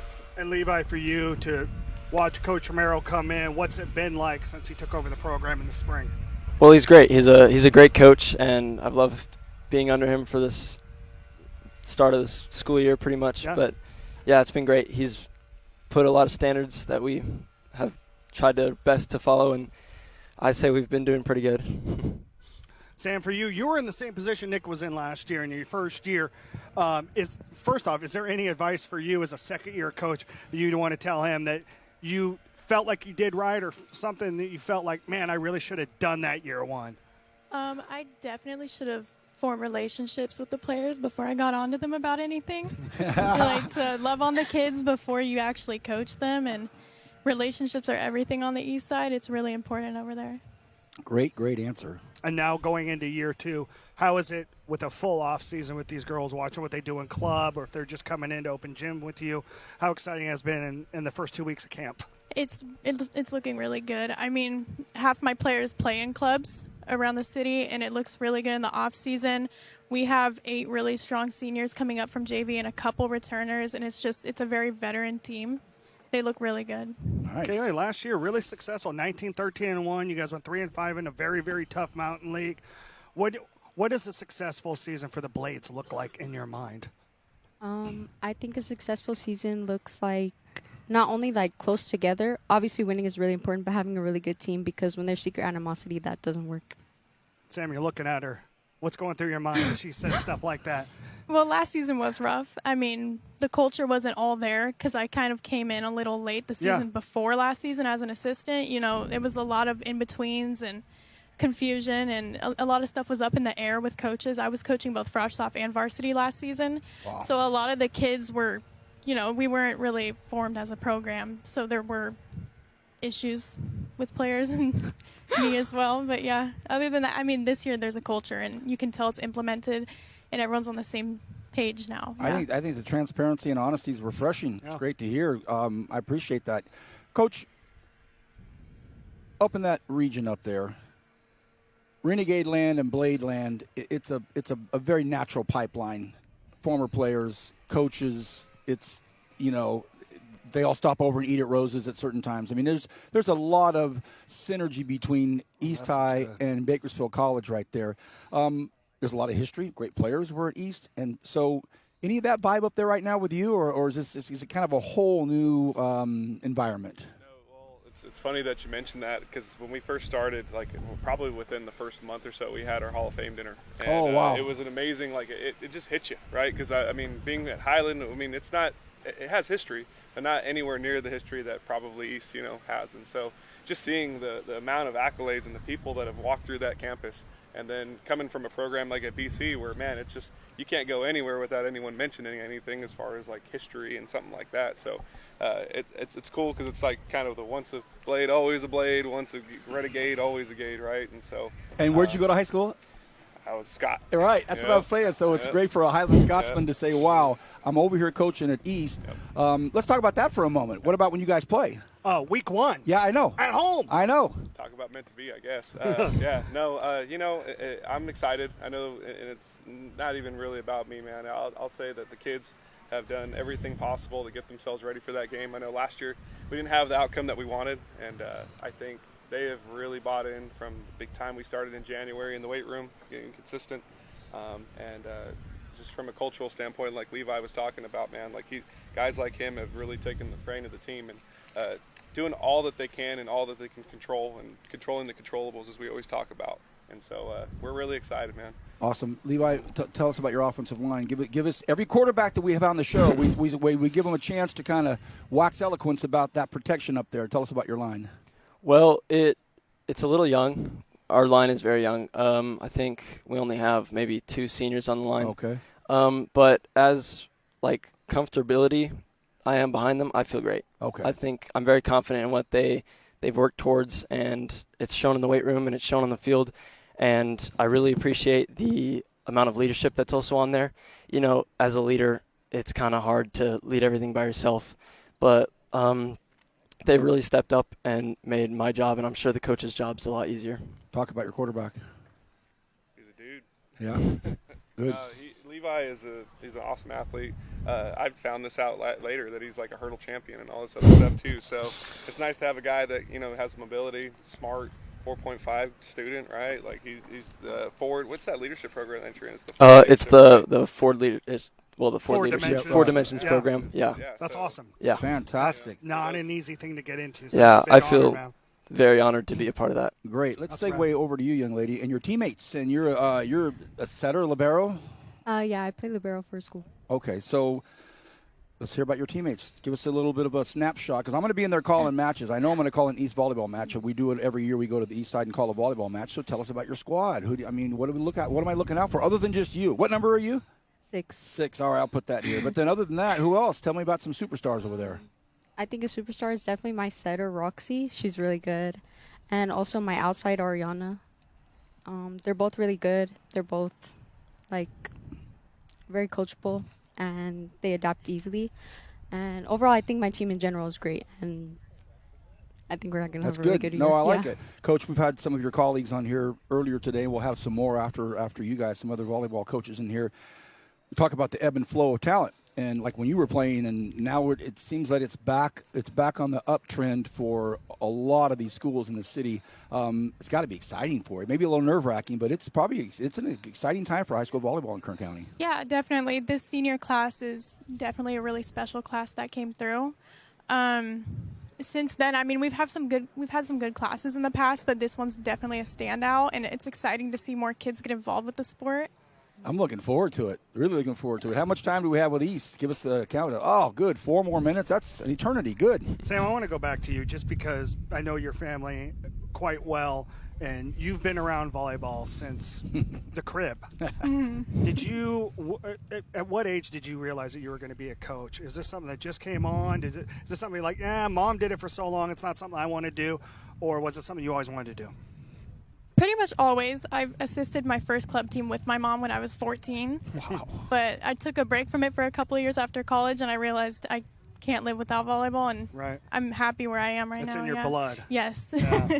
And then obviously, your little sister's just committed to UC Santa Barbara. That's got to be kind of cool for your family to be able to see that and know that. I know that, your mom was posting about it. She was going out to Texas Tech, to Oklahoma, all over the U.S., but for her to only be a couple hours away, how exciting is that for you as your big sister to know that even when she's in college, it doesn't take – and she'll be playing at Icardo Center every yeah, other and she'll year. be here. Yeah, every year. Yeah, it'll be something I can go and see after our season's over. It'll be exciting. Hopefully they make it to the top 64. Yeah, and obviously we're talking about Kat Wolf-Smith, your little sister, who's a junior libero at Centennial. Coach, what keeps you up at night with this team? What are you worried about? Anything? You've got a lot of positives, but what is it? There's some opportunities for growth. Anything and everything, I suppose. Yeah. No, I mean, these guys know. We demand excellence, and it's really, man, from all levels. I think the biggest thing when you come in anytime as a first year, it's really trying to reset, not even just the fact that the standard wasn't set before, but it might just be a little different, right? Mm-hmm. And sometimes I think communicating that message that sometimes different isn't necessarily better, but this is what we're going to do, right? And so I think with that, and when you talk about schematics and those kinds of things, it's a different language, right? In football, I think more than any other sport, it's just language, right? And so a lot of the things they've done before, I think it's just trying to connect the dots as best as possible, and trying to really build that camaraderie that we as a staff and as a players together. Levi, thank you, Coach. On a scale of 1 to 10, I think I know the answer. How ready are you to have a game start? 10. Yeah, I wouldn't doubt easy it. 10. I wouldn't doubt it. Well, thank you guys for being here. We appreciate it. It means a lot. We have some swag for you. We have some tacos. We want you to just enjoy your time here, Coach. Really glad to see where you're at and really looking forward to it. And the volleyball community is blessed to have you coaching as well. Thank you. Good luck to both of you as players and coaches. Have a great year. Thank you. Appreciate it. East High School, Thank you. as always, well represented. See you later. Thank you so much. Appreciate it, man. Levi.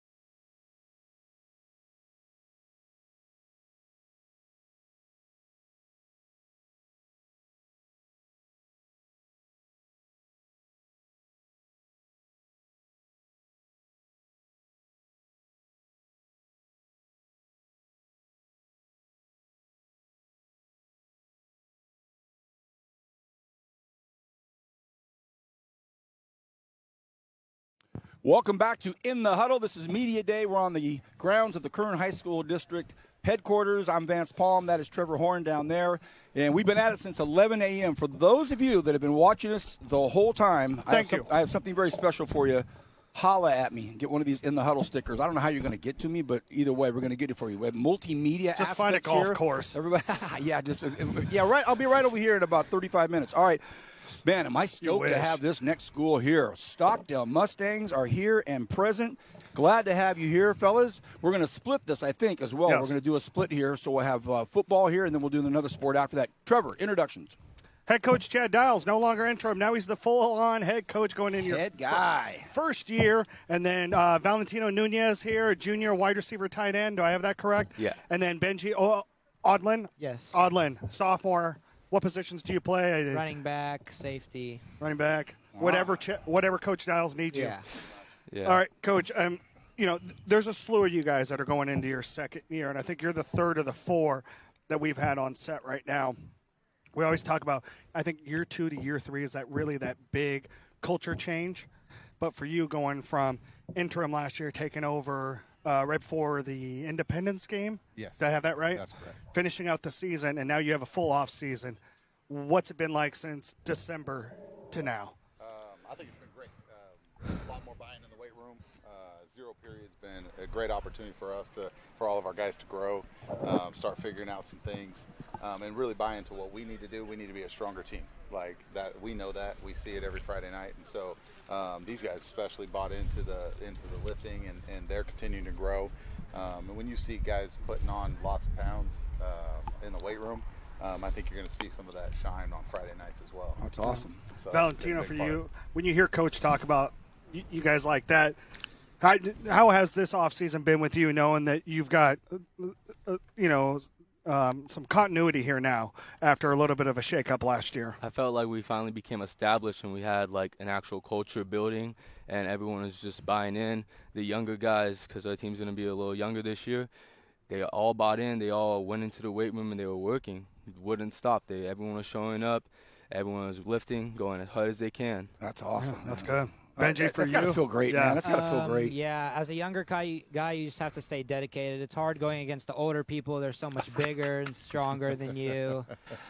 But you just really have to stay dedicated and work as hard as you possibly can. Coach, what I'm hearing is there's a buzz. There's a little excitement, huh? Yeah, there's a lot of excitement.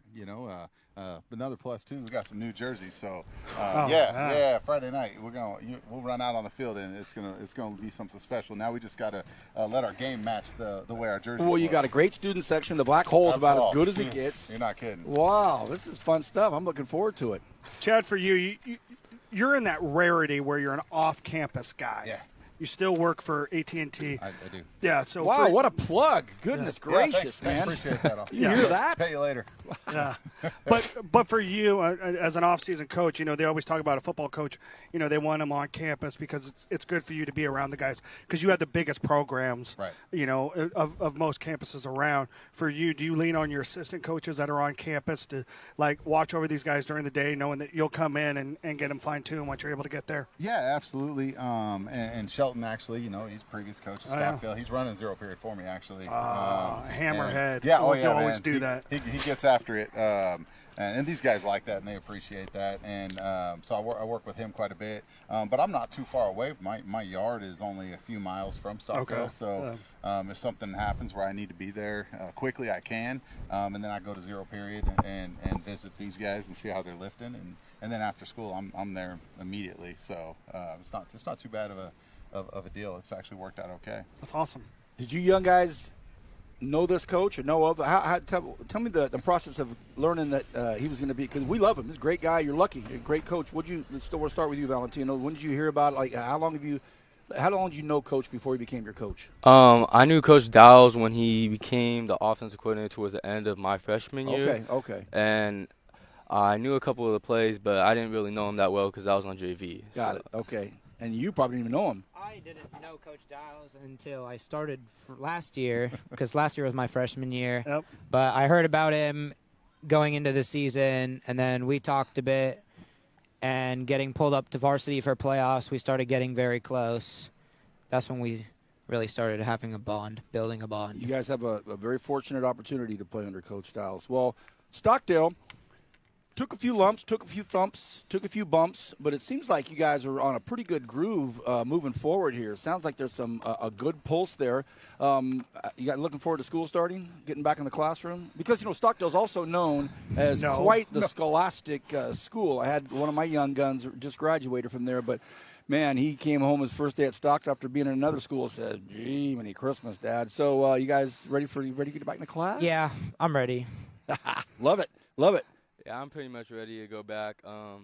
It's going to be fun. Junior year is pretty hard year, so I have to work a lot, especially having a big role for football. But I'll tell you what, junior year, I don't know how many people tell you this, but I always thought junior year was like the funnest year because you kind of know you're not a senior yet, so you get to have some and it's fun. not, you're not thinking about the end. You're just thinking about playing ball. Yep.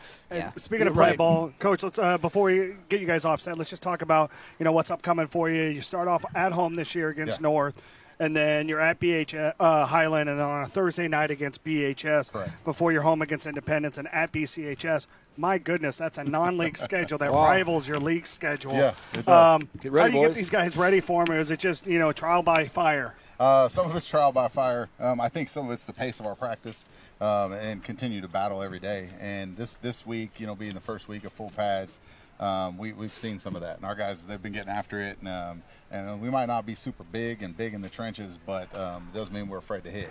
Right. And we will bring the heat. Obviously North, they're going to be a team that probably runs a little bigger sets. Highland's a little smaller. They're going to spread you out, and we're right in the mix of that, and we kind of do both. So I'm excited about that. The rest of them, we got to week by week it. I've always just believed when Stockdale's playing good football, it's good for everybody. Yep. It's good for the league, good for the community, and we're proud to have you guys on our show. 2 underclassmen, so hopefully we'll have a return on In the Huddle when we have you back. Appreciate your time, Coach. Thanks for being here. You guys, good luck. Wish you the best. We have some tacos. We have some swag for you. And, again, we really thank you for your time. You already ate. Benji, good luck. Yeah, you did. Thank you. Okay, Valentino. Appreciate it. Glad to see you. Hey, Coach, thanks, my man. When we come back, we're going to do half of Stockdale right after this. The better half. Come on over, ladies.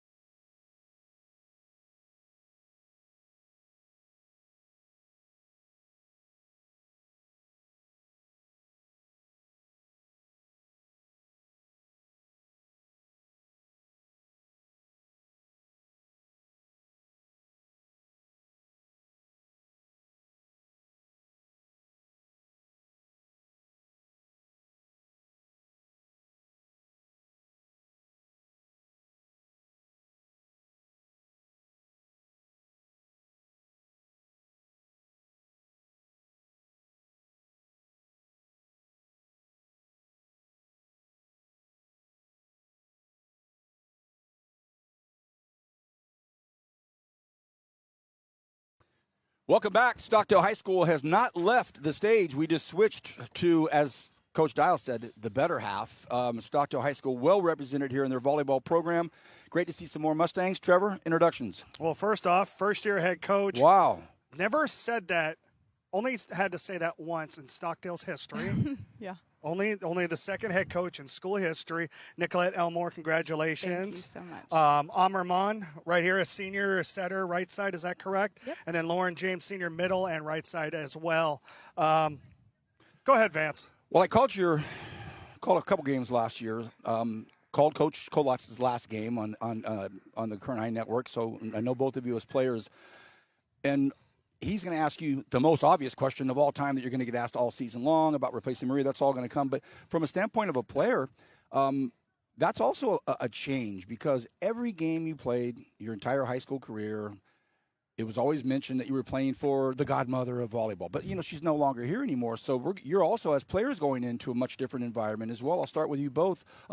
How's the change been? How's it feel? I know your head coach is right here next to you, but how's it been going? Personally, I feel like I've adjusted to the change very well, and I love Nikki. She's very different compared to Colotz, but different in very good ways. Like, I have zero complaints for her at all, and I'm not just saying it because she's right there. But really, zero complaints from her. She's a great head coach, and I feel like the change Stockdale needed, but yeah. Great. All right, your thoughts on this vibe? Like Lauren said, I think I've adjusted really well, too. Like, Colotz was a great coach, but I think Nikki's pretty great, too. Like, zero complaints. The stage is set, Trevor. Hey, Nikki, what's it like to take over for a legend? Honestly, it's been great. She's been so helpful. We've had multiple meetings. She's given me so many things, just boxes like, here you go. I have so many things that I can use. This is from 1994. Yeah, literally, though. Wow. And I feel like she's just set the stage for a pretty easy adjustment for me, or transition for me. It's a well-oiled machine over at Stockdale, and I'm just going to do my best to continue making it an amazing program and continue her legacy through all kinds of traditions, continuing them, and also adding my twists to them here and there. But overall, just, trying to keep it how it was with a little bit of Elmore in it. Love it. Lauren, we were both there, Maria's last home game, when you guys presented everything to her. You made her cry 25 times. You made Penny. I mean, everybody was crying around that area. For you to be a part of that, and now to be a part of the new future of the Mustang volleyball for you in your senior year, how cool is that? Have you thought about that you were able to watch a legend walk out and watch somebody hopefully become the next legend as a head coach for the Mustangs? Yeah, I have thought about that a lot, actually. Like, I was very sad to see Colotz go, but you have to think of it as like it's a new beginning. It's a new start for Stockdale and the volleyball community at Stockdale. And it was so cool to see, so sad to see Colotz go, but like, she wants to be grandma. Yes, she wants to be grandma, but yes. So tell us about your team. We have 17 girls on our team Wow. this year. Wow. That's a big volleyball squad. Oh, yeah. Okay. We have 9 seniors. Okay. We have 3 juniors, 3 sophomores, and a freshman. Oh, okay. Sounds like a trend with this freshman class coming in, making varsity this year. Oh, yeah, definitely. Well, we've been talking to your colleagues, the other volleyball coaches, and we'll ask probably all of them that come through here. We'll ask you as well. It certainly seems to be an uptick in high school volleyball here in the Valley, Central Valley, certainly in Kern, in the Kern County area. It's some serious competition now. Yeah, definitely. I feel like girls volleyball is only getting stronger and more competitive, and these girls are magically just seeming to get bigger and bigger too. Yeah, that I know exactly. Wow, give us a little synopsis of your team. How do you think you're going to do? Where are you at? If you were to be asked this question by your parents or somebody tonight, how's your team? What are you going to say? I think the team's looking pretty good. We're a bunch of new girls, really haven't played together, but based on the few practices we've had, we all have like a team synergy. We all get along. We're all working well under Nikki's guidance, and yeah, I think it's going to be a great season with all of us. Can't wait. I'm looking forward to calling some serious volleyball games. That's going to be a good time. Nikki, you said something a few minutes ago that piqued my interest. You said a few little tweaks that you have within your coaching system. What are those that you're alluding to? I think a different amount of girls on the team. I didn't know that Colotz never had more than 15 on her team, so that I didn't even know. But also just maybe a little bit change up in our defense, and the way we are going to run our offense, trying to have as many options as possible at all times. Okay. So I want to ask a question. It has nothing to do with taking over from Maria or any of that stuff, but you played here. I mean, you played in this league, and you played at these schools. How fun is it to come back and be coaching in the same vibe you were playing in? It's amazing. It's so much fun. I love it so much, and even getting to coach against former teammates like Morgan Dake. You're right. It's just, it kind of makes me feel like I never grew up in a way, but I'm getting to influence the next generation of girls who will hopefully do what I'm doing in 10, 15 years. So Last question. Stockdale volleyball will be successful this year if what? If what? Finish the sentence.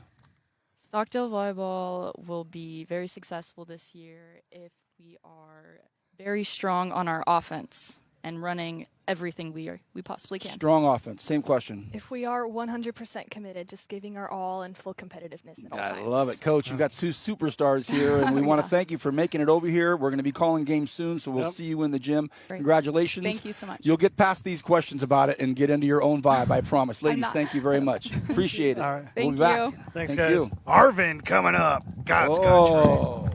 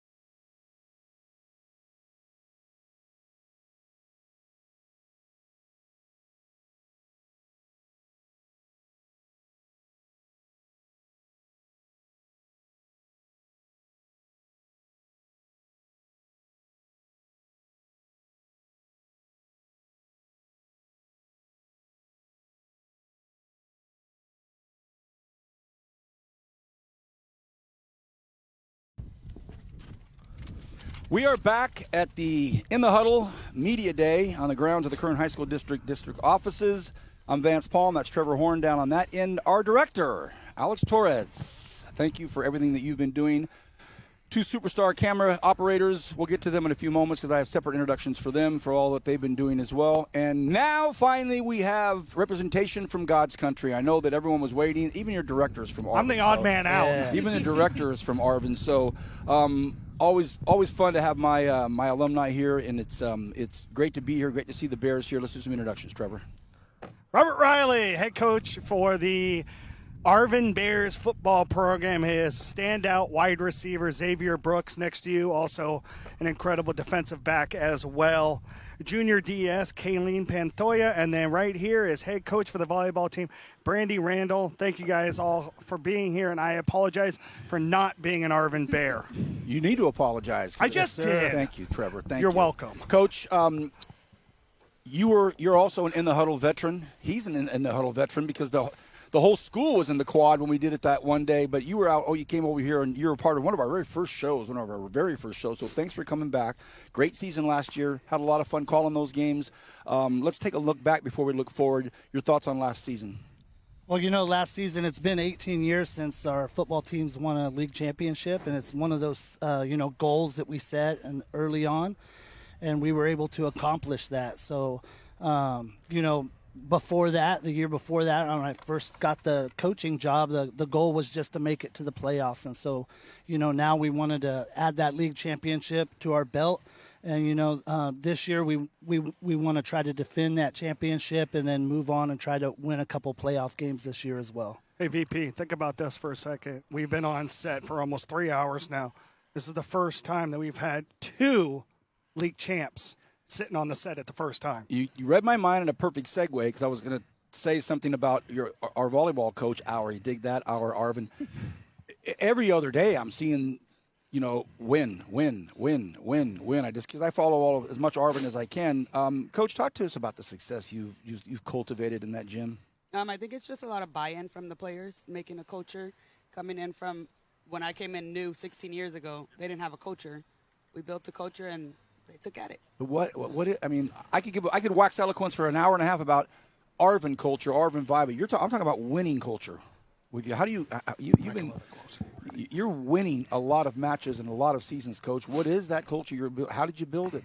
Mindset. Okay. They have to come in with a good mindset. We talk a lot about mindset, so I think that's what changed it. Trev? Kayleen, for you, league champs last year, what does the Arvin Bears team look like this season? This season, we're looking really good. I think this season's going to be another good season for us. Our team chemistry is already really strong, and it's just going to continue to grow stronger. Okay, so there's another Arvin Bear walking around somewhere here. He pulled out his phone and showed Vance and I the new court. Nice. Talk about how beautiful that new court All right, I'll tell and you the what, gym I'll is. rudely interrupt. Let me rudely interrupt. Oh, please do. The floor in the Arvin gym legendarily needed a makeover. Let me just go that far. You would be dribbling down the court, try to come to a jump stop, and you would slide like shuffleboard, just go down there. A beautiful, beautiful, huge facility. And that was back in the 60s when you were in high school, right? So that floor needed it. It wasn't just a new floor. That place had seen a lot of wear and tear. Sorry, so Johnny Rose showed us that photo. So I wanted to let everybody know this was in dire need. Talk about that. Yes, very much in need. It has the Bear Mountain on there, and then it has the water tower that means a lot to Arvin. So and it's got the bear on the far, yes, and the bear, far end as well. Yes. Coach, that's got to be so sweet to have a floor that you can move around on now, not slip and slide, huh? Yes. These young kids coming in, they don't know. They're like, man, look at this. That's a major investment from the district as well, though. Yeah. Xavier, what was more exciting for you last year? Personally, we'll get through the team next. The 1,200 yards or the 5 interceptions? 1,200 yards. Yeah, honestly, the 1,200 yards because, catching the ball, getting a big touchdown, that's an exciting experience, just being able to catch the ball and get that many yards and get the touchdown. All like the energy and the momentum is just like a good experience to have, So I think that's the best. Let's not forget when he came on the show before the season started and was talking about this young man, and then we get to start calling games, and I mean, like every other play, it was his name coming out of my mouth. Led the county in receiving yards, man. It was just one of those guys. Congratulations on a great year. And then, Rob, you get him and your quarterback and Andrew Rosales back. How much does that take away from the sleepless nights, knowing that you've got, the most successful 1-2 combo in Kern County? Well, these guys have put in a lot of time to get on track. Years ago when I got to Arvin, I don't think we even knew what a passing tournament was, but we've been in passing tournaments for the past 2 seasons. And these guys work so much before we even get to pads. And so, having them, we're going to definitely rely on them. And I know teams are going to try to stop them. So it's going to be moving them around the field, trying to get our athletes the ball in space. We're replacing a lot of our guys up front. So all of our running backs are gone. Our inside linebackers are gone. And so we got some new young guys stepping in there. But we're really excited about those guys. And we think that they're going to mesh with the guys that we have on the outside. Coach, give us a rundown of your squad. Same. We have about 8 returners coming back. Our team is pretty big this year. We have 18 girls on the team. But like Kayleen said, like the chemistry they have is pretty good, so I think we're going to be strong. Why did you select this young lady to come up here today? Because she's a leader. She's little, but she's a leader. The girls follow her. Size doesn't matter. Nope, well, no, not we've at all. seen the current theme with some of the volleyball players that they brought in. We're thinking we're going to see 6, but it's these leaders, and they're not always seniors as well, though. Mm-hmm. So, give us an example. Give us a real specific example of a day or a night or a game or practice where this leadership came out. Anything that, like, when our practices are down or like we have no energy, I can look to her and she takes over. She brings it out of all the girls. That's great to know you have another year after this one with her. Yep. What are you looking for? What's around the corner for you next year? Honestly, I don't know right now. We're going to get them to play ball somewhere. Yeah. So hopefully. Well, that's a given. That's a given. Wow, on either side of the ball. We don't know basketball or football, but we'll see.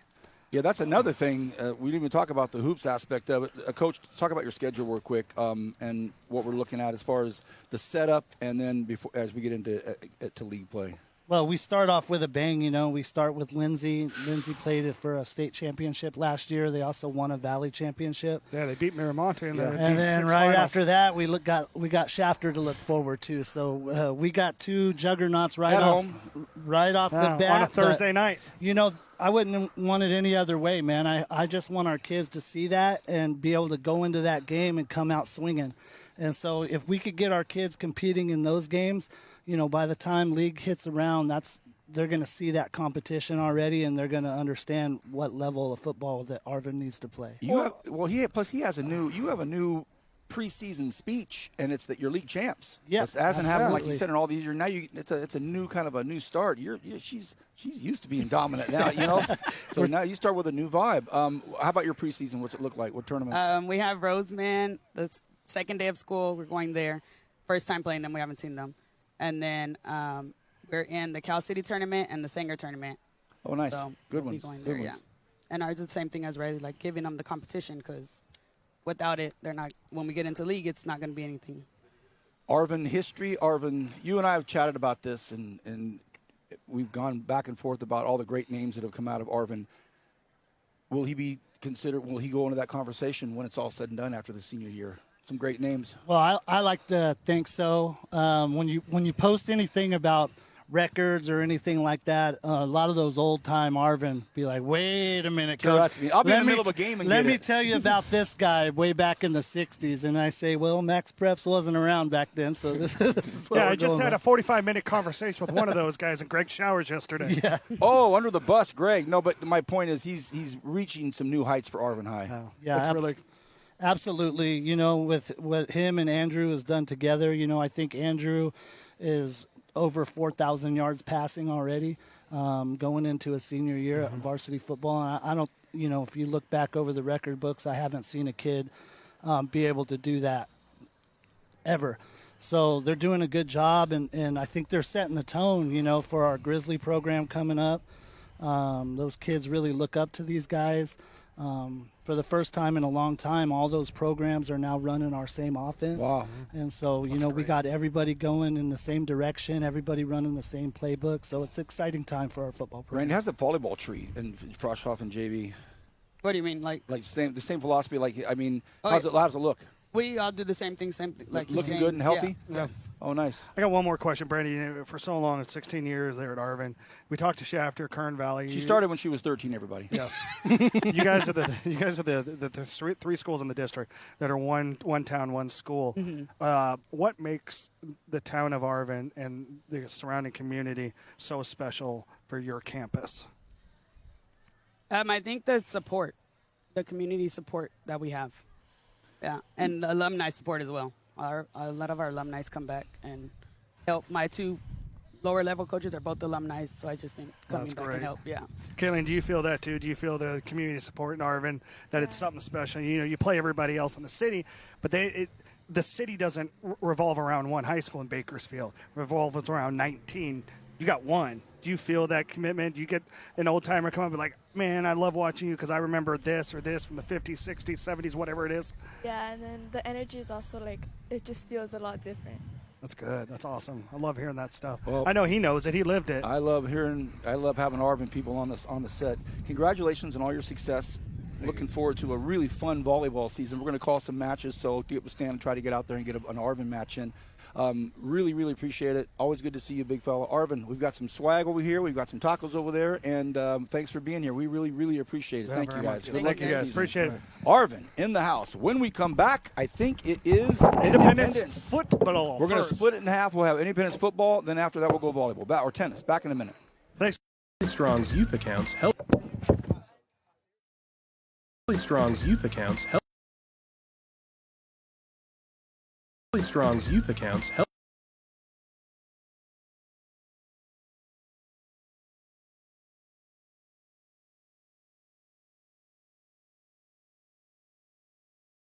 Strong's youth accounts help.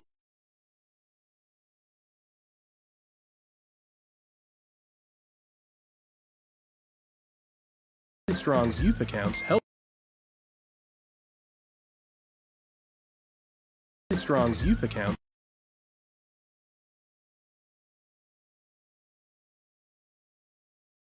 Strong's youth accounts help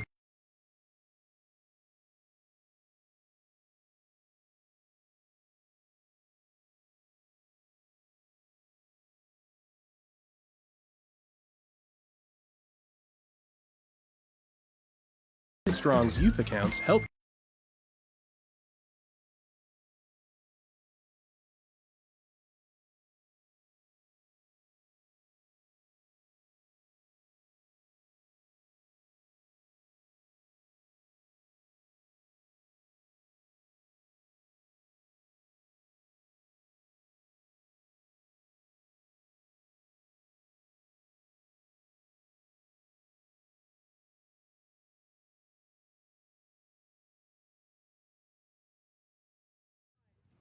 Welcome back after that short break. This is In the Huddle Media Day, headquarters, Kern High School District. Man, it's been a blast. Time is flying by, and now we have another very special guest. Last year, when we were at Independence High School, it was one of the greatest entrances to our In the Huddle of all time. Thanks for showing up on time. And it was none other than who Trevor's going to introduce, but we're stoked to have Independence with us right now. We're going to split this. We'll have Independence football, and then we're going to have Independence tennis. We're going to finally have some tennis here. Trevor, introductions, please.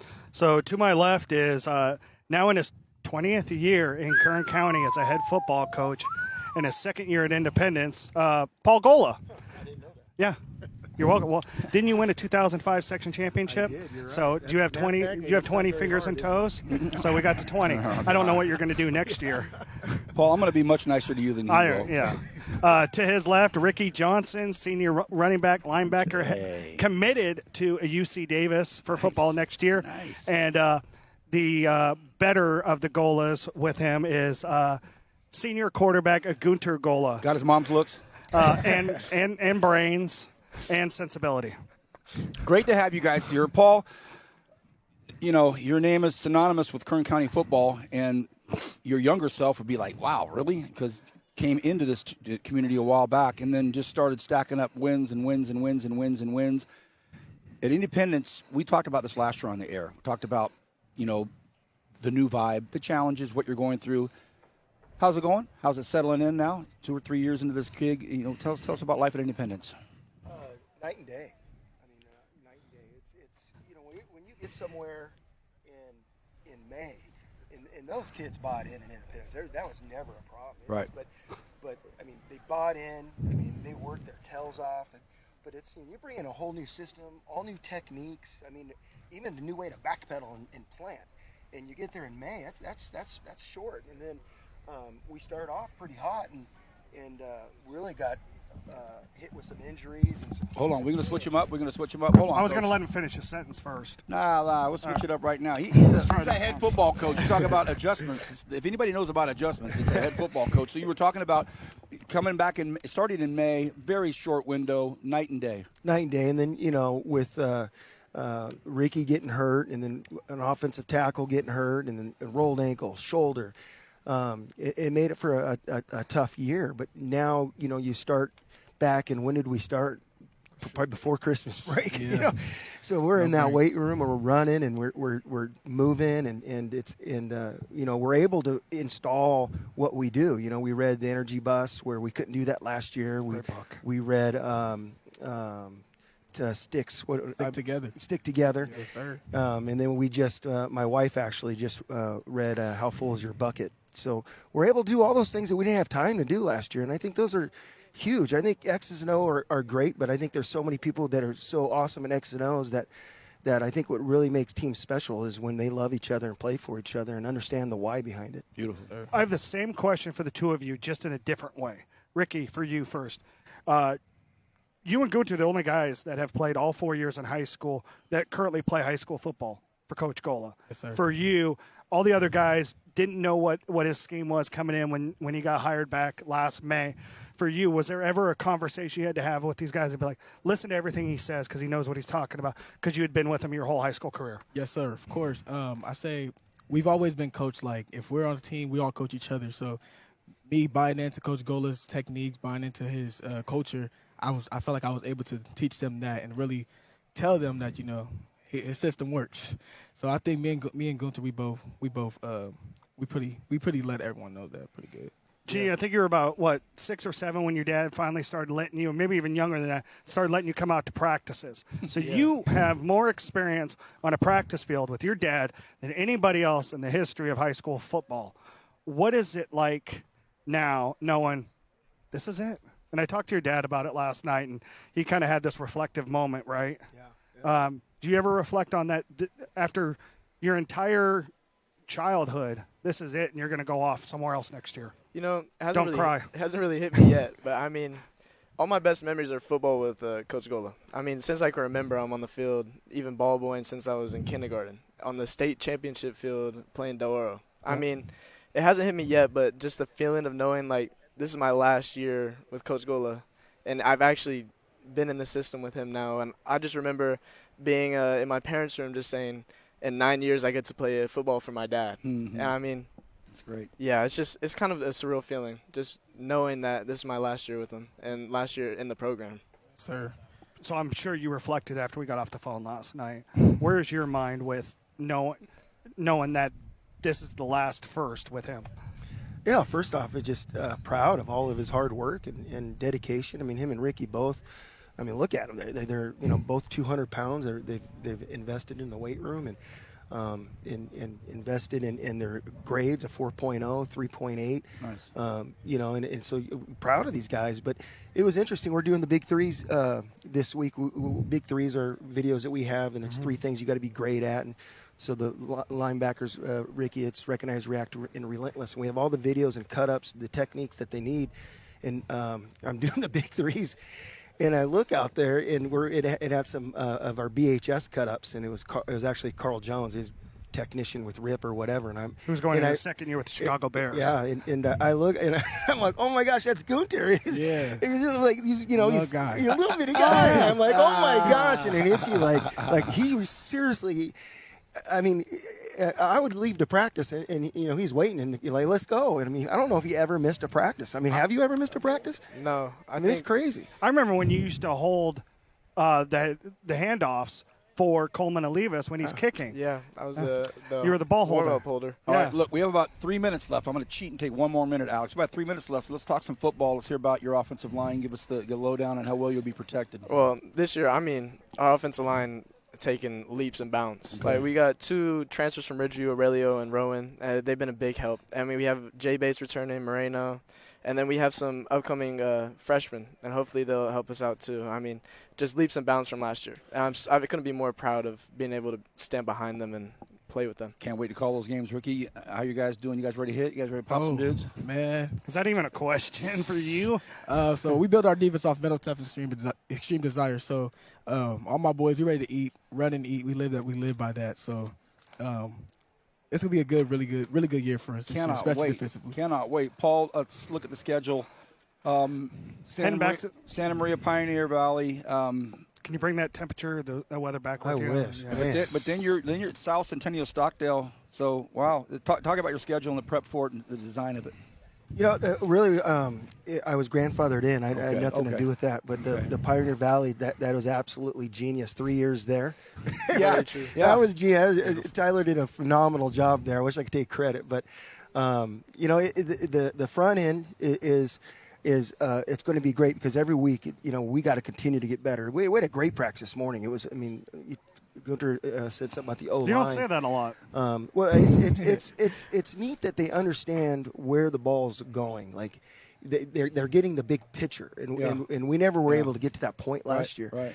And so when you watch film, you get goosebumps because you're like, man, we're figuring this out, and then last year what happened, we got into that with Kennedy and Centennial and Liberty, and man, that was brutal on our kids. I mean, it was tough. And we lost some kids with some injuries there. But I think this offseason, these kids have bought into the weight room. They've hit it extremely hard. If you look at our team now, we look actually like we've been lifting. Yes, and sir. So we're excited. We're really, really excited about this season. We're also excited when a Paul Gola football team is on the Kern High Network the numbers go up. Good. The numbers tick up. The vision ticks up. So we want to thank you guys for being here. It was a very busy time for you to take it to come over here. And Gunter and Dad, I hope you guys enjoyed this fun season and pleasure. Thank you for being here, guys. Yes, thank you, guys. Thank you for all you guys do. You got it. All right, man. See you. Coach, Okay. thank you, bud. Thanks, man. Appreciate Thank it. you. Yes, sir. Hey, we've got some swag and some tacos, guys. All right. Yes, right after this.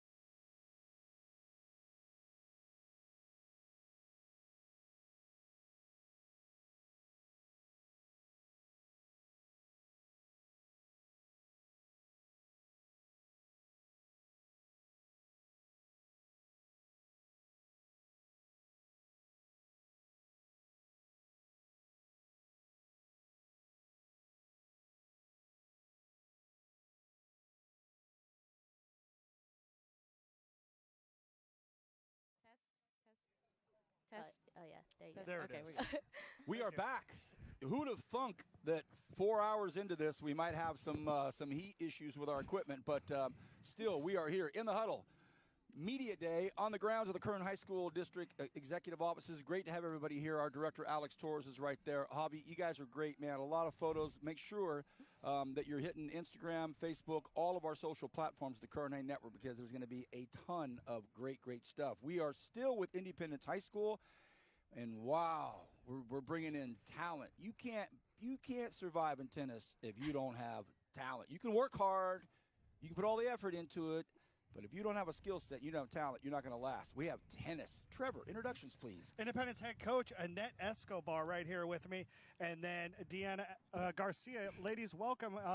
Excited to have you guys on here. You're the first of only 2 tennis programs we're going to have on the show today. How excited are you for this season? Kind of reflect back on 2024 season for me, Coach, and then just kind of look forward to the 25 season for us. Okay, well, first of all, thank you for having us. It's a great opportunity to be here. And so, yeah, thank there you go. So last year, it was a good season. We had a lot of ups and downs, and so this will be my first year coaching varsity. And so we're bringing in 3 returners from varsity that are coming back, 3 seniors, and last year I was coaching JV, so all of my JV just both graduated into the program. And so last year our JV team was 8-6, so I'm hoping that talent and skill would come and just bring that to our varsity team. Yep. Deanna, for you, like Vance was saying, I mean, you're in an individual sport. So, I mean, you're on an island when you're out there, especially when you're playing singles. Right. What got you into the sport of tennis, and what's kept you into it? Honestly, I started off by playing volleyball and basketball. So I've always been like a sports person because of my brothers. And so Tennis. I really got into tennis just because I wanted to try it. It was one sport I never tried, and it kept me in it. I started loving the sport, just loving how my teammates connect, and yeah. And so, I'm sorry, what year are you? I'm a senior. Okay, you are a senior. Okay, very good. And then, Annette, for you, have you kind of formulated your ladder? Or is it still too early in the fall camp to really kind of figure that out? No, it's already set. I'm very happy how it turned out. We've been working really hard this summer. I know the girls have just an amazing personality. They've been working hard. And one of the things, kind of like a caveat or a mission that I tell the kids, that this is our slogan, that tennis, it's not about you, it's a part of you. It's an individual sport. Yeah. So whatever part they have, that's what they bring to the team to give us a win. It's not about you, it's part of you. It's a part of you. I love it. Now, you brought Deanna here for a reason. What is it about her that makes her so special? So not only because she's my number one varsity, she has an amazing talent on the court, experience, and her leadership skills. I mean, she is on it. She rallies up the team and even announces, and on our social media, she's very active, and she does very well academically. So I'm very proud of her and just wanted to bring her here and just show off and showcase Deanna. So you don't get very bored. proud of her. Tell us about your game. What are the strong parts of your game? Is it up close on the net, or is it ground strokes? What's part of your game that sticks out that you think this is where I go to? This is what my go-to is. I would say my strokes mostly. Really? I'm not that much confident at the net really still, but I try. I would say my backhand is more powerful than my forehand. What, Coach? Yeah. Really? Indeed. All right. Oh, really? I can attest to awesome. That's usually the other way It's around. the other way around. Yeah. You're right-handed? Yeah. Okay. I'm getting my forehand more stronger, but That'll come. If you got your backhand working, that'll come. Yeah. Oh, that's great. Coach, how many girls on the varsity team this year? So right now we are 12, Okay. and the program itself has, we have JV for 25, so a total of 34. We Wow. are a big program. That's good. So we have a lot of freshmen that came out awesome. this year, and so it is a building year. It's a tough, season. Oops, can't hear myself. It is a tough division we're in. We're in Division 3. But again, we're going to work really hard. Competitiveness is part of what I want to establish as a program and with all of our players. It just being competitive forces us to also be competitive. Tell us about your background. How did you get into coaching at Independence? Tell us your playing background and how did this happen? I started playing tennis at Wasco High School. Oh, okay. Tiger. Okay. Yeah, All so right. my coach, shout out to my coach, Joe Hively. Oh, Coach Joe Hively, right. Yeah. Okay. All right. So I started all my 4 years, and then life continued. And so I started coaching at Golden Valley in 2003. Got it. And so after that, I got a teaching job in 2011 at Independence, and so that experience just crossed over. That's and awesome. I've been having this opportunity. So it's amazing. I love tennis. Well, first of all, we're lucky to have you in the district. Thank you. Answer the question or finish the question. Independence Tennis will have had a successful season if, we all work together and we strive to win it. Coach, you got a great one here. You got a talented one We got a here. good team. We got a good team. Well, thank Very you proud both of for all of being them. here. We have some swag for you. There's tacos there. We want to thank you for taking the time out of your schedule to be Yeah, on the show appreciate in it. the huddle. Thank you so much for And we having us. Look This is forward amazing. to following you this season. Thank Thank you. you. Thank All right, you. Coach, thank you so much. so much. We'll be back with. Wait a appreciate minute. it. Wait a minute. Whoa. Longest South- tenured head coach in Kern County. South High School. Back The right after knucklehead this. himself. Back right after this.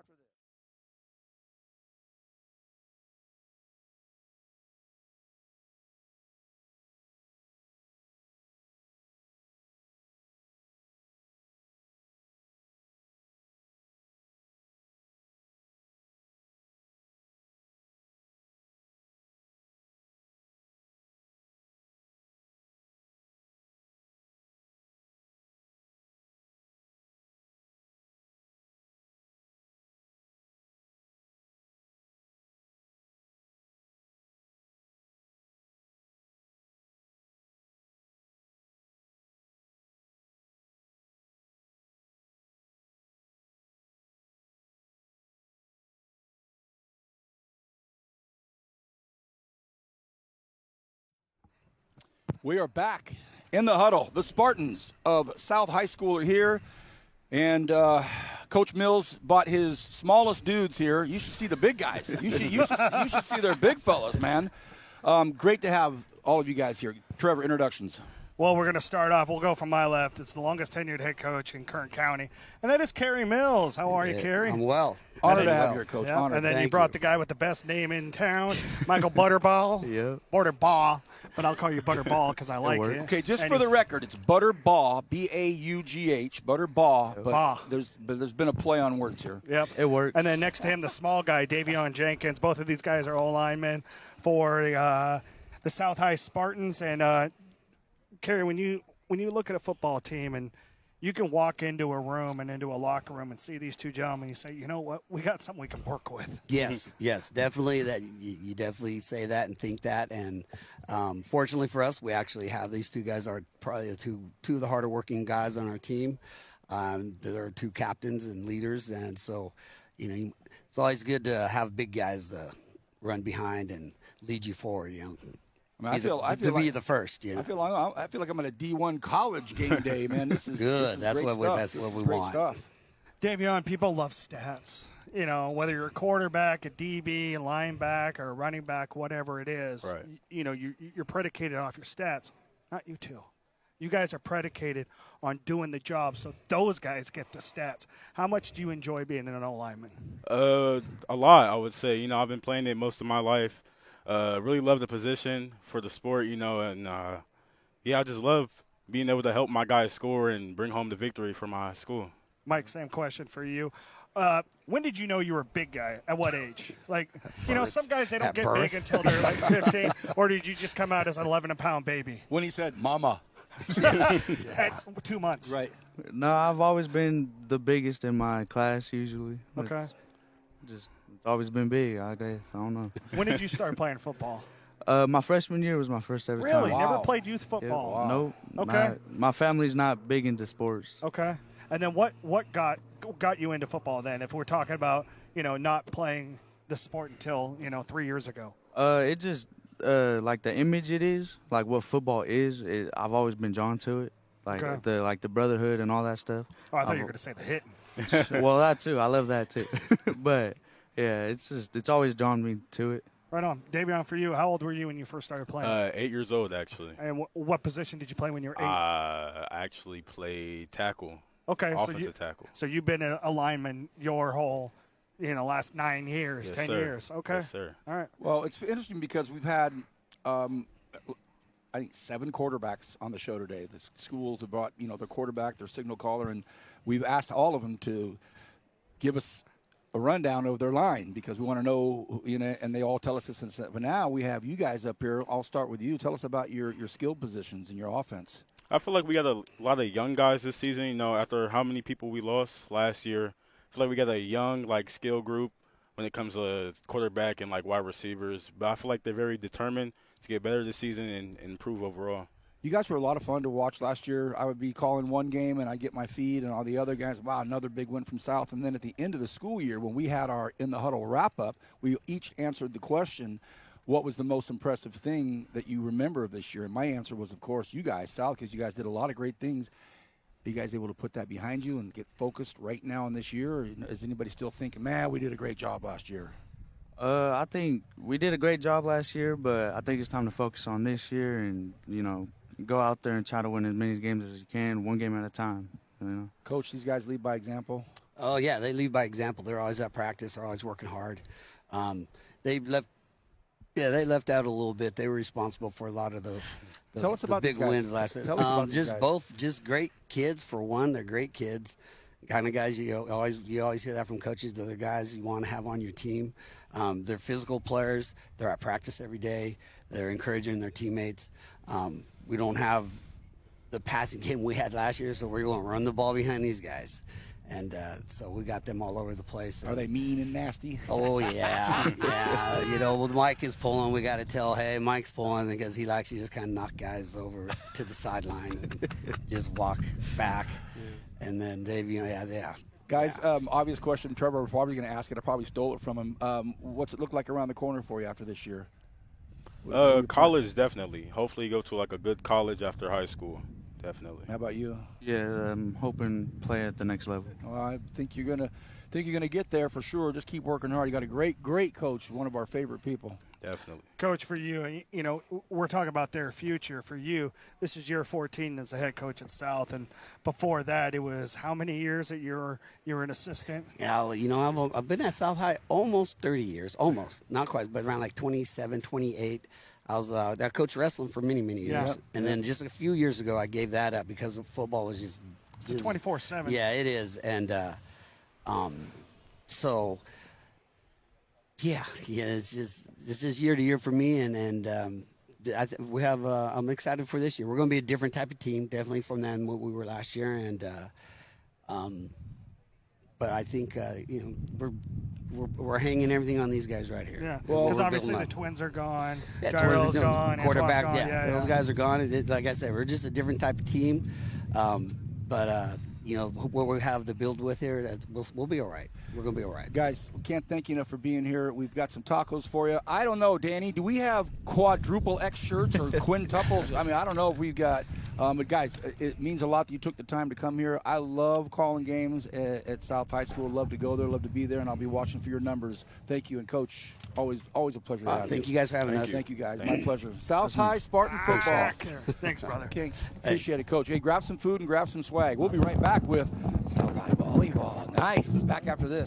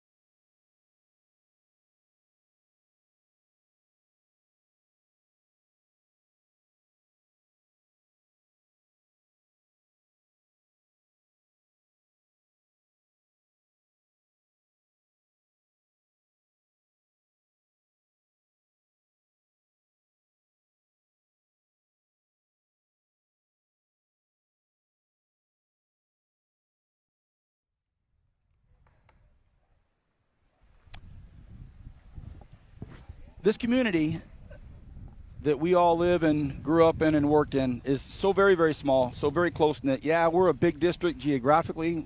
Kern County is a big county, bigger than a lot of states. But, boy, we're all connected. We're so connected. So connected as we are that this young lady here played with one of my daughters in the college level, and so we'll get to introductions in a moment. But I like that theme, though. Before we even came on the air, hugging and pictures. And this is a real close-knit group of coaches. They've been showing up, and Johnny Rose and Stan Green and everybody have been hugging and saying hi. This is a great day today. We'll talk more about it with Stan at the end about how all the synergy that's just been bubbling around. I this love whole the event sports today. community in this county. It's great. It's the best. Well, we have Spartan volleyball here, and I'll let Trevor do the introductions. Yeah, and so one of Sophia's former teammates at BC, Paola Canchan. Canchan. Yeah. Sorry, and then Sarah Lopez Mendez, senior middle blocker for you. Coach, talk about this season. Obviously, it was a little rough for you guys last year. But what do you bring back, and what excites you about it? What's excited you the first 2 weeks of camp? So we've actually been training since January. Made our team in May. We definitely needed to come on a little bit sooner, I feel like the girls definitely needed a lot more reps and more training. South High didn't have the best record right before I took over the program, so I've been really excited. I love the team that we have so far. It's a smaller team. Coming from last year, we had 17 girls. This year, we have 11. So it's a lot easier to coach. It's definitely a lot easier relationship-wise. Energy is a lot better. 11 total on varsity? Yeah, 11 okay. on varsity, yeah. So you're not running a lot of sets. There's 6 sets, and I mean, you're not pulling a lot of girls off. You're Actually, we had our first match today, and I was able to play all. Today? I used all 11. Oh, yeah, wow. How'd it go today? You had a scrimmage We today? actually, it was a scrimmage. We kept score, though. We won in 3. Okay. So very good win. we lost the first set 25-23. Second was 20-25, and then third we were able to handle and push through 15-13. So that was a lot of fun. Oh, that's a great Sarah, how was that getting on the court today? Yeah. Yeah, that was intense. You could say, yeah. There was a lot of effort that we had to be putting into the game against the other team, especially I guess intensity again. We had to raise our intensity, meet their level, go past that, in order to bounce back from the first set that we lost, and then past the other team in the last set. Took a lot of composure for sure. Yeah. Okay. Who did you guys play today? We played Woodlake. Okay. Woodlake, yeah.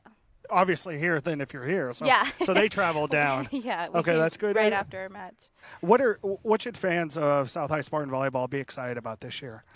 Honestly, I think the level of volleyball that we're able to bring this year. Last year, like I said, coming into the season last year, I don't think the girls really understood the type of level of play that was needed within our league, I think. And so getting them their feet wet and hey, girls, we just need to finish this match. We lose 2-3, and so this year it's okay, yes, we're right there. We just need to finish the match. And that was our motto today is finish. That's all we need. We need to finish. The first set, same thing. We were so close, right? 25-23. And so our motto then for the entire season is, can we finish the match? And I mean, that's what I say is expected. Expect more assertiveness and competition for sure.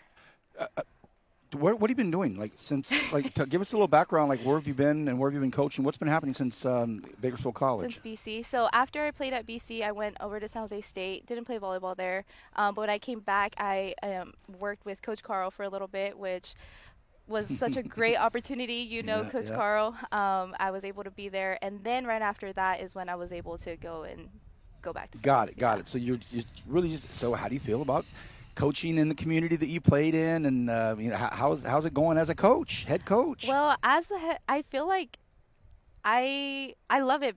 Kind of how you said about the athletic community. Every time we go to a game, it's I for example, Brandy was just here. Yeah. I can't remember what other names I saw on the They've list, all but been here. I just see volleyball community is really small too. Either they've coached me, or I've played with them, or I've played with somebody that they know. Very small volleyball community, but.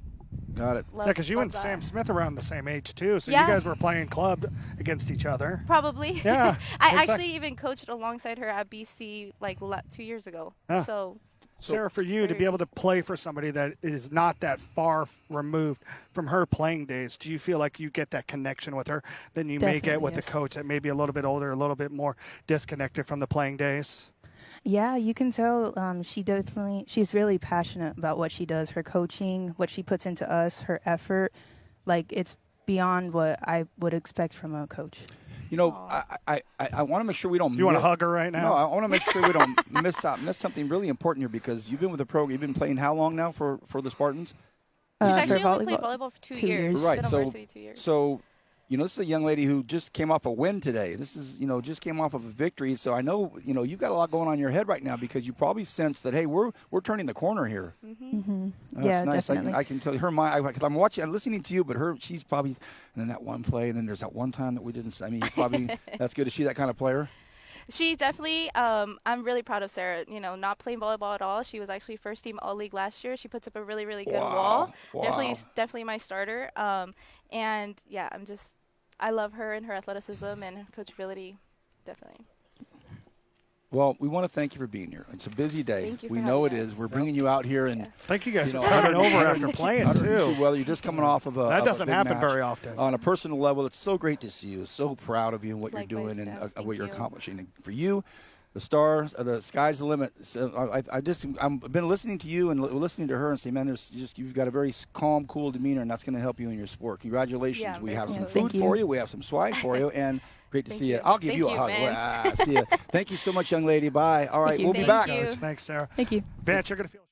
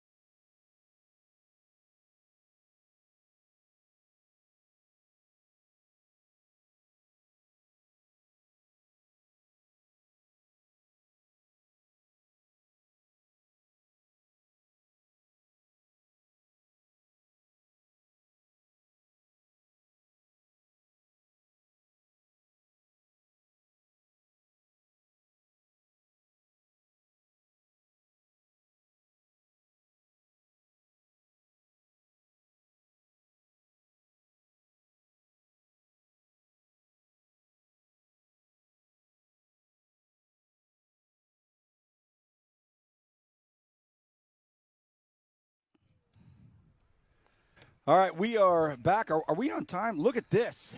Our director, Alex, has got us rolling. We are on time. We only got an hour left. The 3 o'clock hour is 4 here, down, 1 and we to go. start the next hour with some heavy hitters, some big dudes, literally, physically, mentally, emotionally, spiritually, big dudes, big dudes. Liberty High School football is here. One of their up-and-coming, rising, budding golf stars. One of their golf stars is joining us. Trevor, introductions. Yeah, this golf star over here is also – you dabble in the offensive line. You're going to go to a small school next year and something called a Michigan State out of the traditional Big Ten. This is Quinn Buckey. If you guys don't know the last name, I'm sorry you've been living under the rock for the last 30 years. And then second year, now in your second year as the head coach at Liberty, Richie Boland. Richie, you played college O-line yourself. Do you remember having a guy at New Mexico State the size of Quinn Buckey? We had some guys the size, but none that usually moved as well as he does. Okay. So not the nice blend, or they wouldn't have been with me at New Mexico State. So, Richie, I mean, we talked about it with Paul Gola and all the other coaches, Chad Dials. Your first full off season with this program. You didn't, you never get it going into year one because you get hired usually February, March, April. You guys started back in December. How great has the last 9 months been for you to get your culture set in? well, it's been awesome. And the good thing for me is I didn't come into a situation that was bad. The program was in great shape when I showed up. So it wasn't like a tear down and build up. It was continuing the standard that is Liberty High School football, but having my little twists and my own personality with it. And the biggest thing was getting to know the kids, how they tick, how they work. And building relationships, which is huge. As most coaches will tell you, I mean, that's the biggest aspect of what we do. I mean, football is a byproduct of the relationships and the work we put in. Well, and how funny is it that you come over from North, your alma mater, and then the guy you replaced, Brian Nixon, is now the AP at North High? Yeah, it was a weird trade with players to be named later. So I love that. I love that. Quinn, can you believe you're a senior? Time flies, man. Crazy. Time flies. What are you looking forward to this year? Because you kind of have a good look at what's going to be going on with you after this. But the football window is so short. December will be here like that. So tell us about what you're hoping out of your senior year as a student. Everything. Yeah, I'm just trying to enjoy it. Really play my hardest out there and just hopefully have success with the team for sure. Tell us about your other offensive linemen that you're working with. Oh man, we got some big boys. Give us some names and give us your assessment of your guys on the line with you. We got like, I'm sure at least 3 or 4 guys over 6'4", 260, 270. So we got some big boys, some beef up front. I think it's gonna be mean. Oh yeah, we got some mean guys out there. Sometimes you just got to get them going a little bit. Okay, tell us about it. I mean, it's more of a, just try to like influence them that way and kind of, just get them under your wing type of thing. Some people have it in them, but it's a little deeper. So I think you really got to get it out of them, really make it tough for them at practice. I think it just gets the best out of everybody. Coach, tell us about this young man standing next to you.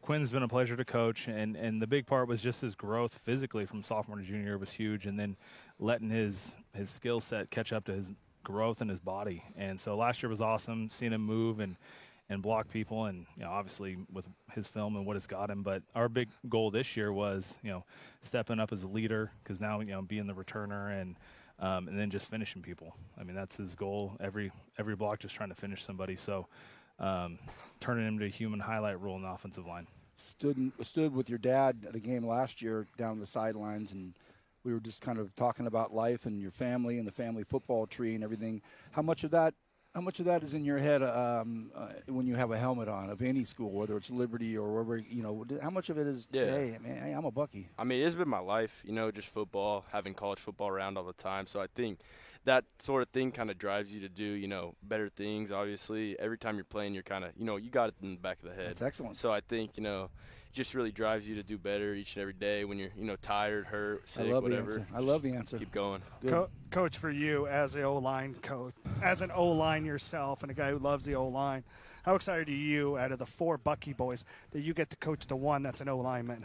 I take great pride in that. I'm sure his dad was was proud when one of them crossed over. But he'll. And obviously, we talk about Grant being at UCLA on the D line. Zach's going into his graduate year on the D line at Stanford, and then Pierce. I mean, he's probably going to play a tight end or on the outside because of the way he's built. Maybe O-line later in his career. Who knows what's going to happen between sophomore and junior year? But no, look what happened to this one. Yeah, no, it's. I mean, obviously they're a good family, but we talk to our kids about it all the time. Every time you put the helmet on, you're representing your community, your school, and your family. So, and obviously they take that to heart, being a football family, and luckily, we'll keep that going with our program for the next few years with them. Coach, when you have somebody that's got good footwork, does that rub off on some of the other kids that might not have it? I know in basketball, you have a big man with really good footwork. A coach will use that and say, hey, this is how you need to be in the low block or the post or thing. Are you able to use his good footwork like you talk about? Yeah, and I mean, I give a ton of credit to our coaching staff. Our offensive line and defensive line coaches are awesome. I mean, Coach Smith, who's been a head coach many years, and he knows what he's doing. Coach Jacobson's been a coach for a long time, and both of them, you're looking at 70 years of experience in the trenches. So, that's a big reason why Liberty's produced so many guys is just really good coaching. We've been talking to Trevor, and I've been asking all the coaches about their schedule and how they built it, and let's talk about yours and how you put together the schedule. You're getting on a plane. We are. You're not just getting on a bus this year. Yeah, week one, you guys are heading out to south suburb of Denver. Yes. To Mountain Vista, number 4 ranked team in Colorado. Tell us about how that game came about and what the game plan is going into that one. How you guys even get there? Well, the idea behind it was to create a awesome experience for the kids. I mean, my freshman year in college, when I got on a plane to go to a football game, it was like world-renowned opportunity for me. I'd never been on a plane for something like that. And, wow. Somebody had you snacks and a drink. Yeah. I said, are these free? So the big thing was providing our kids a cool experience, and this game was available, and we're like, hey, can we make it happen? Talk to the team. They had a really good season. They're a good program, and we said, well, let's go give it a shot. And, hard part is the turnaround on it. It's not like college where you play a game, get on the plane right after. Clovis West next week. We'll play Clovis West 6 days after we get on the plane to come back. So and then Westlake Village. And then Oaks Christian, ranked number 18 in the state of California. Yeah, and then 2 weeks later, you got Central East, who's ranked 15th in the state. This is the Liberty way.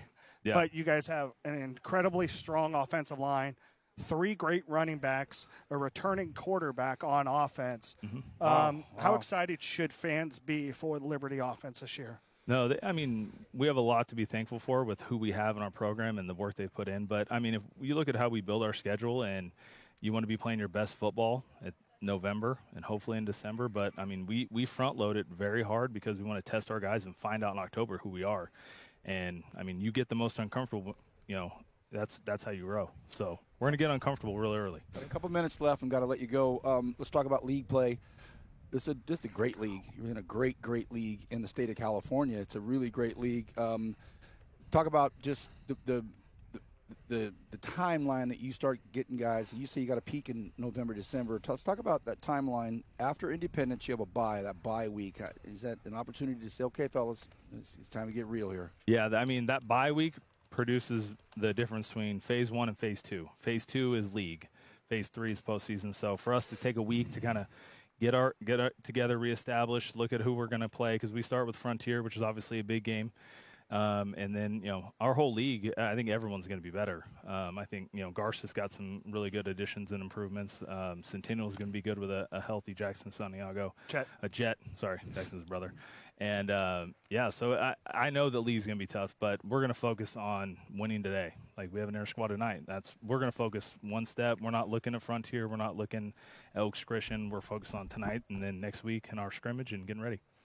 Fellas, we're getting the hey, we got to go sign, but you got an inter squad coming up anyway. So, young man, enjoy the moment. Yes, sir. Take it a day at a time. Let it all just soak in every night. You got a lot on your shoulders, and we wish you the very, very best. Looking forward to it.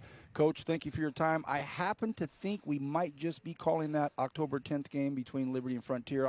There may be some interest in that game on the internet, so we'll probably be there. Guys, thank you so much. Appreciate it. Sir. Richie, really appreciate your time. Thank you. Liberty football, can't wait. What an exciting season coming up. Thank you, boys. Back right after this.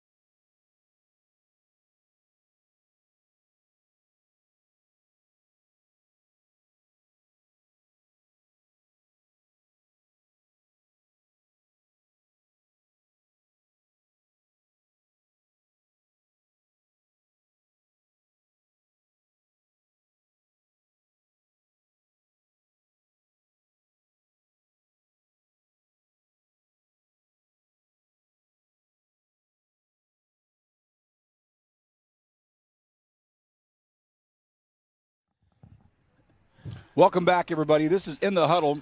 Oh, your Media hair is Day. fantastic right now, bud. It is? Yeah. Good. Oh, dude. There you go. How's that? That's right? better. That's more I'm advanced. slated for look, I've been getting a lot of feedback about my long hair. Everybody save it. My haircut is scheduled for next Friday. At least you have for for last Friday. Everybody's- You know. The important things people worry about, Coach, Right. right? Yeah. Man, we're back to the talent level. Tennis is here. Look, we talked about it before I played tennis. You can have all the great hustle and effort and all of that, but if you don't have a skill set put together, if your eye-hand coordination isn't where it needs to be, it's going to be a long haul. So that's why I say we have the talent section of the show here. Let's do some introductions, Trevor. Yeah. To you is Chris Campoy, the now, 8-year head coach? No, 9. 9? Love I yeah. apologize, Where you sir. been, Trevor? Man, Yeah. I love Coach I went so away much. for a few years. I know. I remember? saw that. Yeah. I love Coach so I went away. much. I came back. Yeah. Keep So it up, Chris please. Campoy, who has coached the Patriots to the Division I Central Section Championships the past 2 years, semifinals a year before that. Yes, we did. Just to your right is Maddie Power, and then this one right here happens to be not only a 4-time Central Section finalist, 2-time Central Section champion, also happens to be your granddaughter. Yes, she does. Yeah. I taught her well. Huh? Yeah, you did. Yeah. No, you taught him how to coach properly. Is that what it was? Sadly not. Okay. Chris, Yeah, for she you, wasn't born then. Yeah. So, Chris, for you to be able to, every year you kind of talk about, hey, I lost my number 1, I lost my number 3, and this or that, but then you have a JV team that comes in, fills those voids. Right. But for you, this is a special one because, I mean, you love this one near and dear. And for your last go-around, we talked about it with Paul Gola and his son Gunter. For you to have your granddaughter this last year, are you soaking in these moments? Of course I am. It's not going to happen again. It's the last year. She's been varsity all 4 years.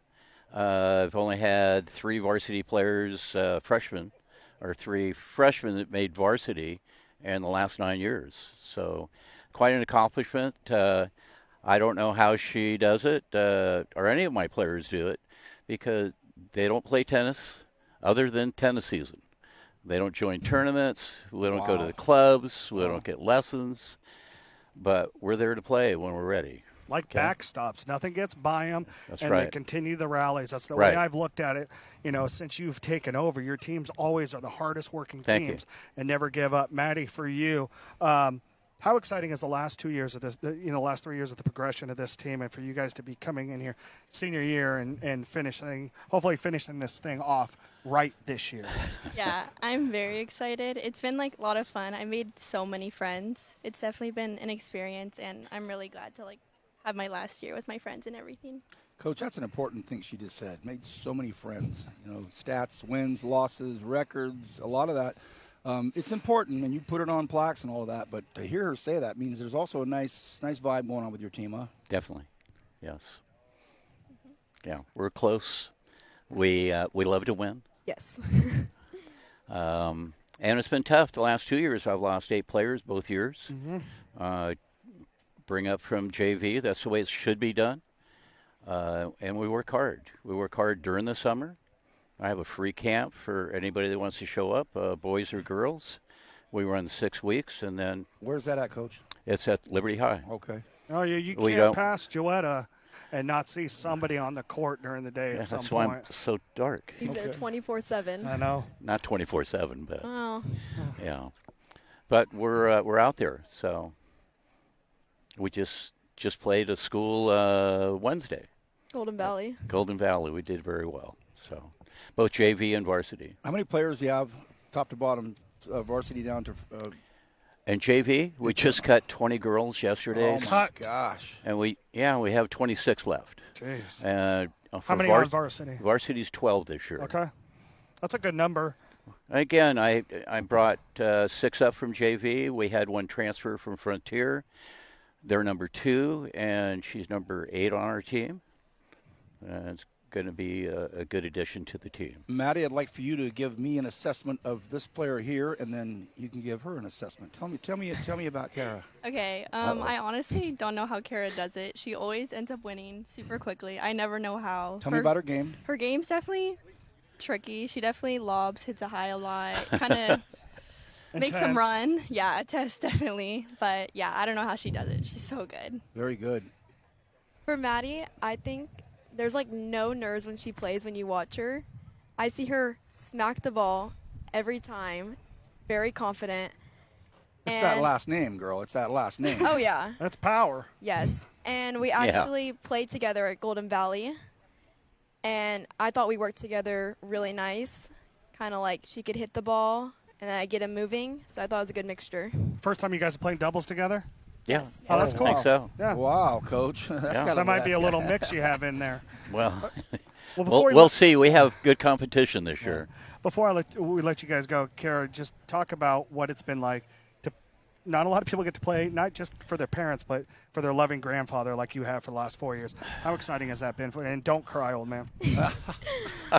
I really enjoy playing for my grandpa. I think that is definitely one of the main reasons I went with it, playing tennis. And I feel like that is definitely the main reason I don't stress out during games, is because I know halfway through, if I'm struggling, he's going to come over, he's going to give me advice, he's going to tell me what to do. He's really good at keeping our team calm, never makes the team Remember that. stress out. Yeah, you can get a sense of it from his aura and his vibe that it's not going to be a high-strung deal. No, not at all. And That's I important. think he brings very good energy just from the start. And I honestly think I could not see another coach for me. Very special. Any plans for you after high school? What's up? Just 4-year college, not tennis, Really? but Not yeah. tennis. What a shock. No, sadly. Thank God for COVID, right?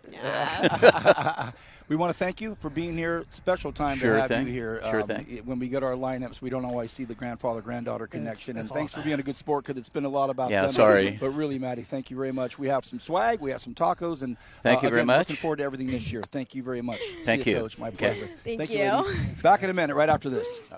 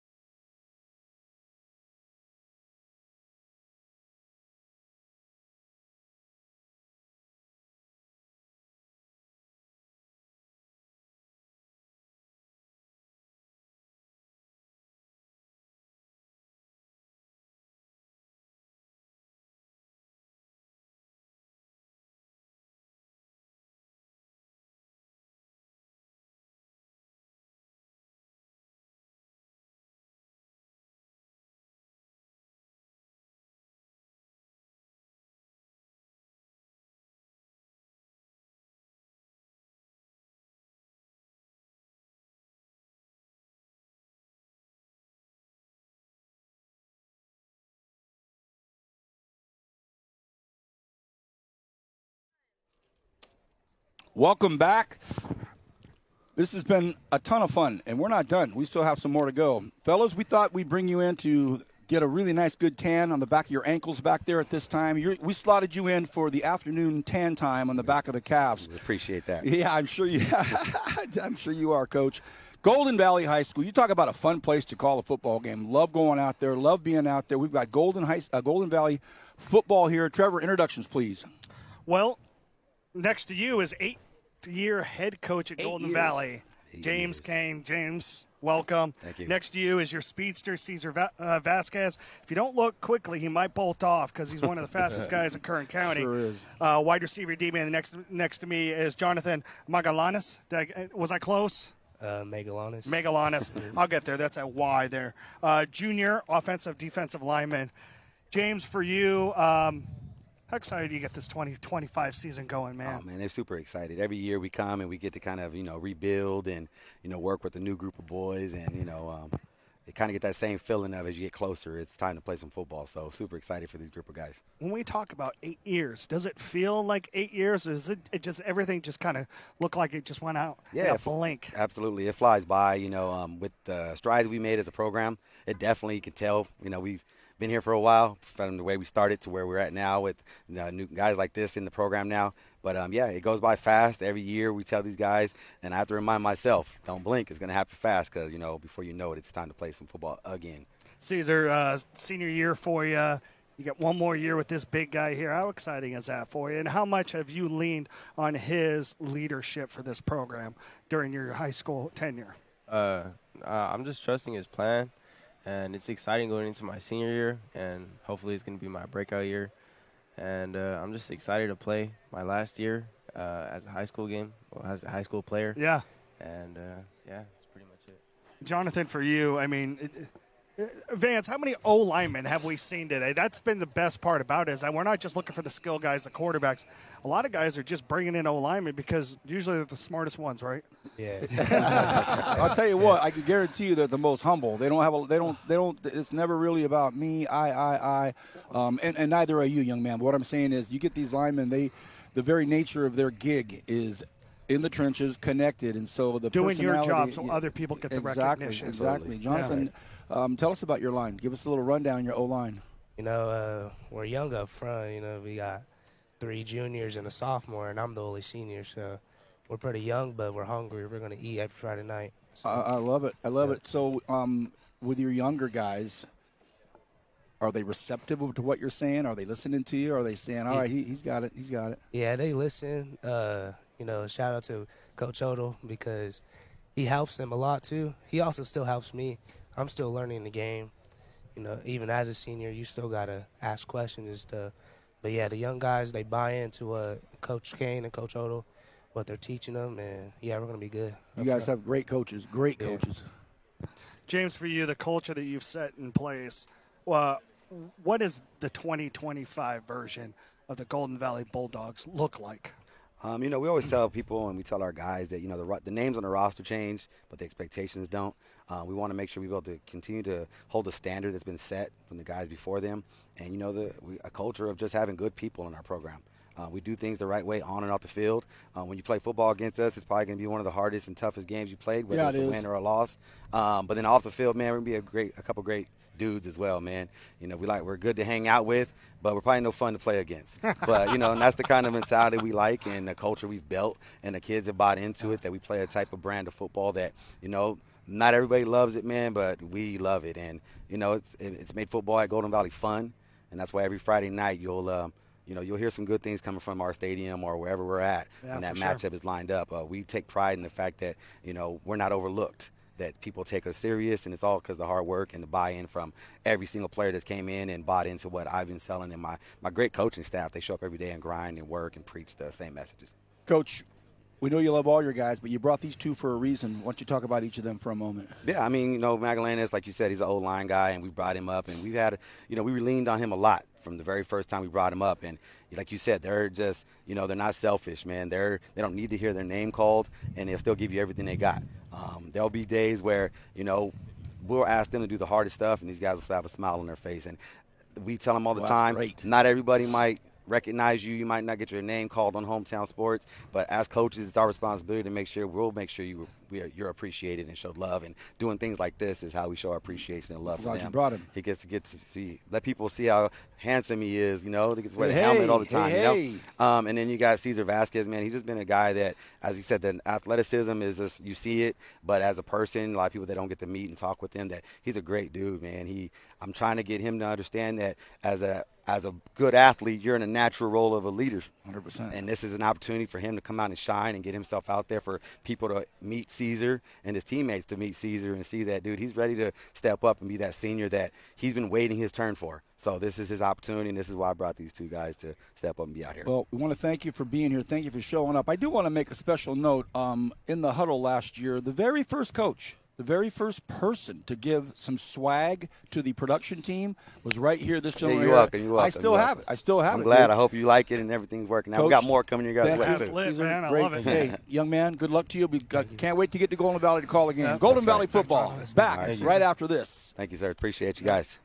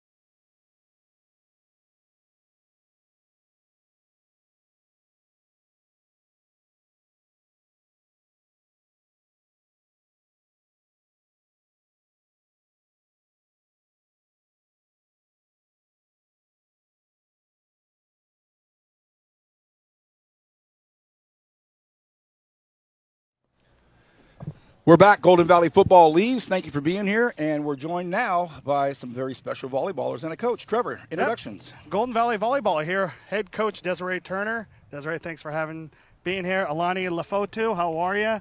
The 28,000th Lafotu to come through Golden Valley in the last 10 years, it seems Awesome. like. That's awesome. Yep. And then Aaliyah Velasquez Jr., outside hitter.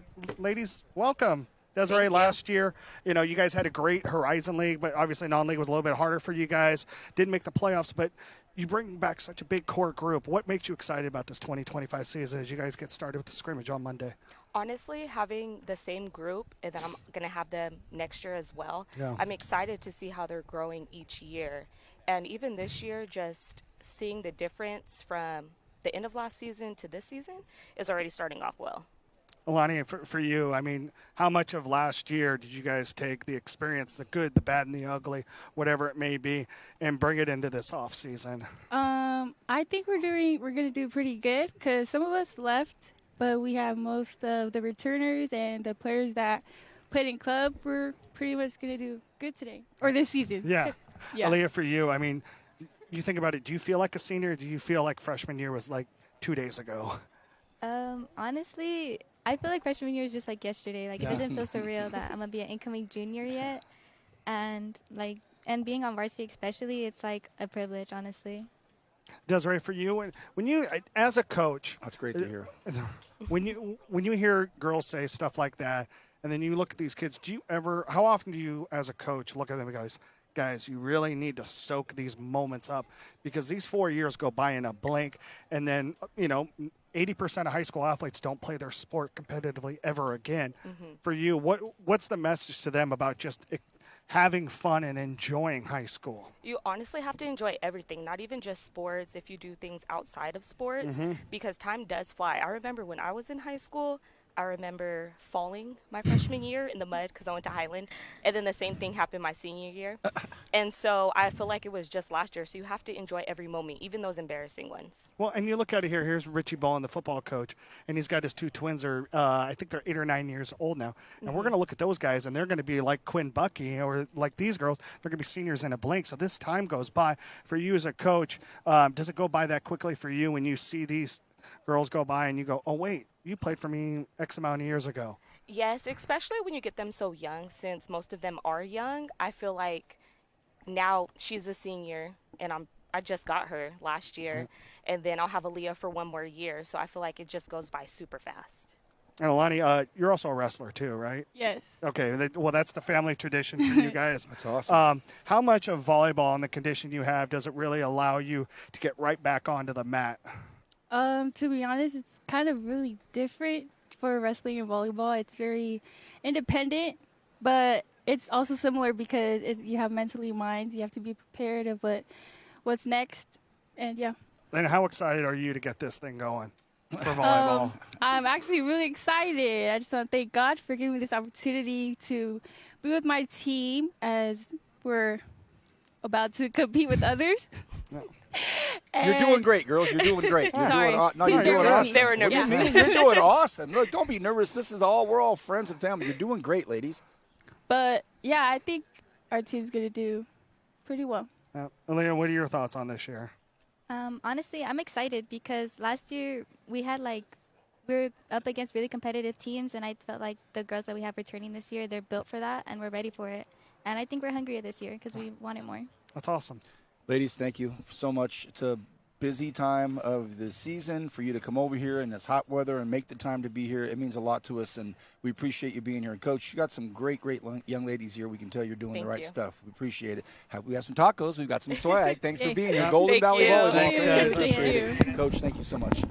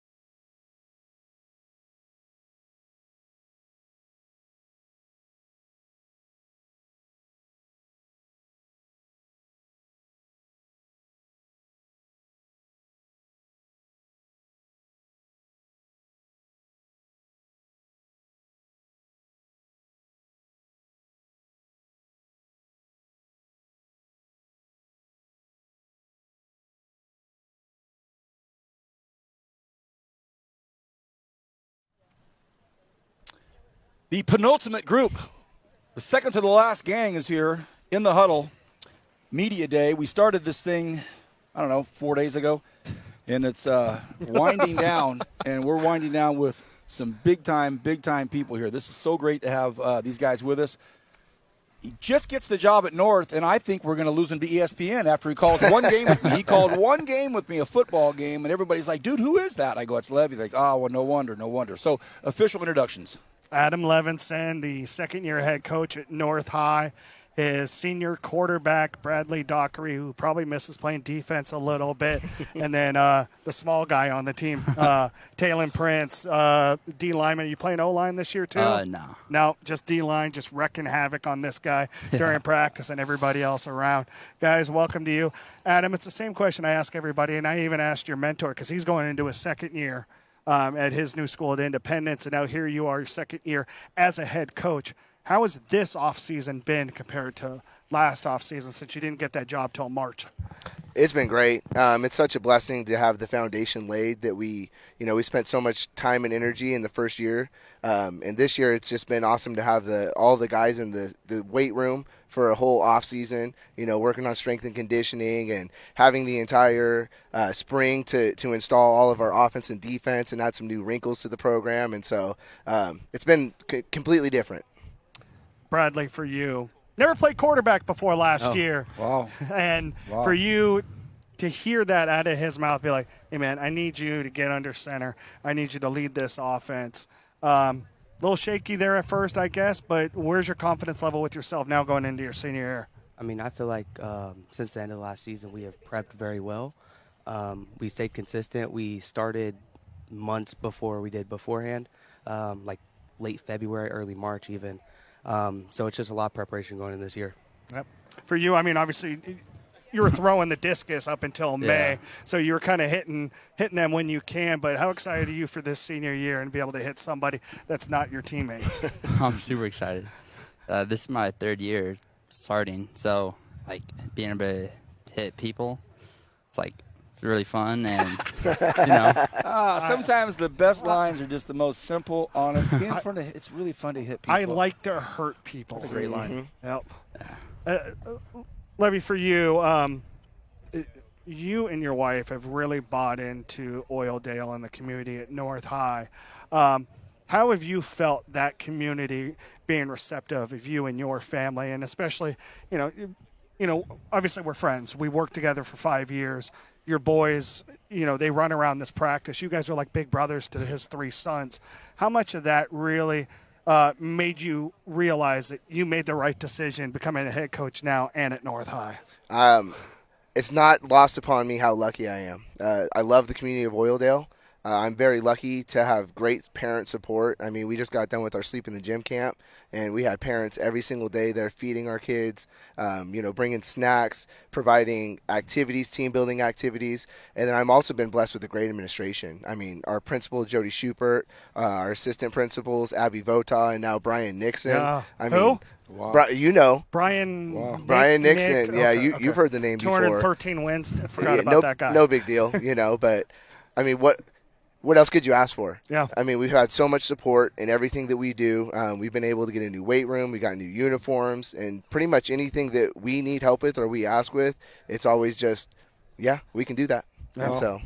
And for you guys, do yourselves a favor. Talk about him. How excited are you, Bradley, especially for you to have him as your head coach the last 2 years in high school? Really, it's like helpful. Having someone that you could go to talk to about literally anything. On the football aspect of it is he's there for us. Like he puts his time, effort in practice, outside practice, and he cares. He's bought in. Same with the rest of our coaching staff, and I think that's going to help us a lot this season.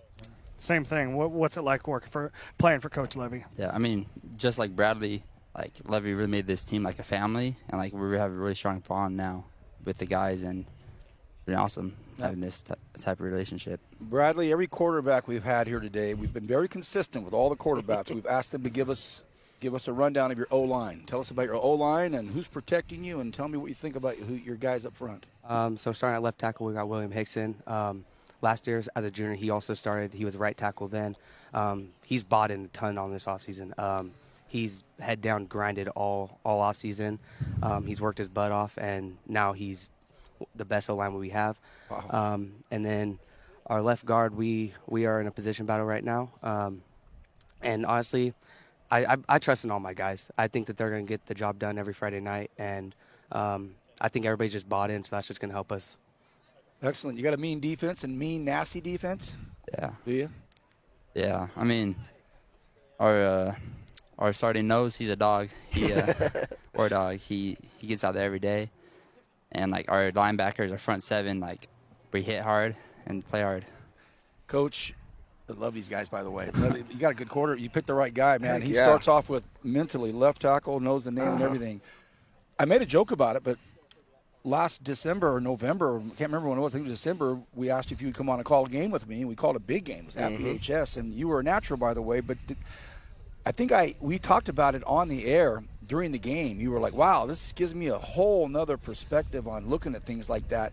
How's your head coach mind a year later? I mean, where are you at, like X's and O's, strategies, game plans a year later now? Yeah, it's been awesome having the off season to kind of settle myself into the role. It's not just always about what the kids, it's you got to get into your headspace too. Absolutely. I mean, there's so much stuff that goes on behind the scenes, and from fundraising to planning and coordinating all the travel and building a new weight room and all that stuff. But I've been really blessed with my coaching staff. I have a great support system. We have a new coach, Garrett Johnson. He was our JV head coach last year. He's up on varsity with us this year, and he's been nails. I mean, he's there every morning. He's running our strength and conditioning program, and he's helped out tremendously. And ultimately, like you mentioned earlier, I have the best support system at home. I mean, my wife is unbelievable. She helps me with everything, coordinating things, and so she's my rock. 3-1 in the Mountain last year, 6-6 overall. Looking at your schedule, start off at Stockdale, which, by the way, they also won the rivalry game last year. Yeah, but I'm here to tell you, I mean, Stockdale's got a different mindset this year. So week one is with a team that's it's kind of on the rebound. You have your bye September 19th, then you're hosting Boron, and then it's that Lee, Arvin, Tehachapi, East, Southwest. It's no joke. Mm-hmm.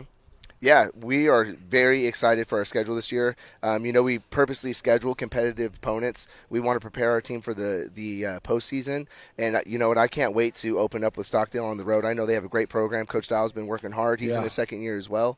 And that will be a great yardstick for us to measure ourselves against. And if we can get a win on the road versus a tough Division II team, that's going to be making a statement about North High football. That's going to be a great game that opening week right there. Fellas, thanks for your time here. It's a busy time. It's a hot time. You got a lot going on, but you made the time to be here. Coach, couldn't be more happy or proud with what you got going on. Thank you, buddy. Thank Appreciate you, Vance. it, guys. Thank you, Trevor. Good Thank luck you. to all of Appreciate you. it. Thank you, Stan. We'll be back right after this with our final North High episode. Thanks, guys.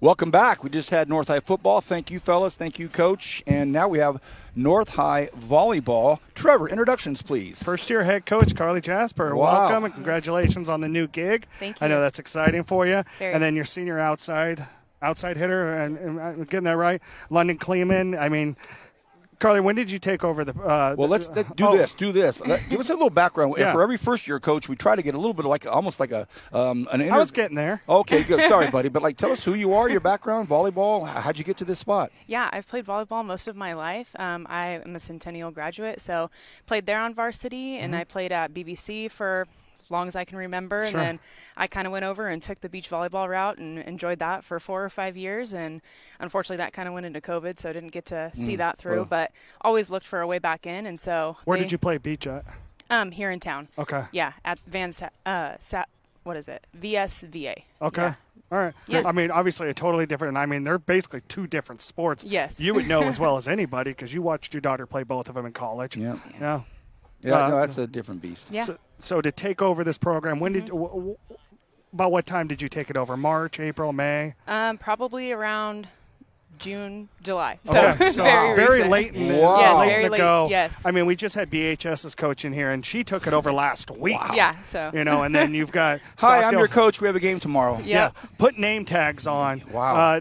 Yeah. You got Teresa Hudson over at Foothill, who's a legend, and she's like, girls, I need you to put name tags on. What did you have to do to be able to really kind of immerse yourself with these girls? Honestly, I also got hired as the new PE teacher there. So being on campus and kind of knowing all of them already and getting That's to know good, them. Yeah. Also, we didn't have much time to do things this summer since I was kind of hired behind.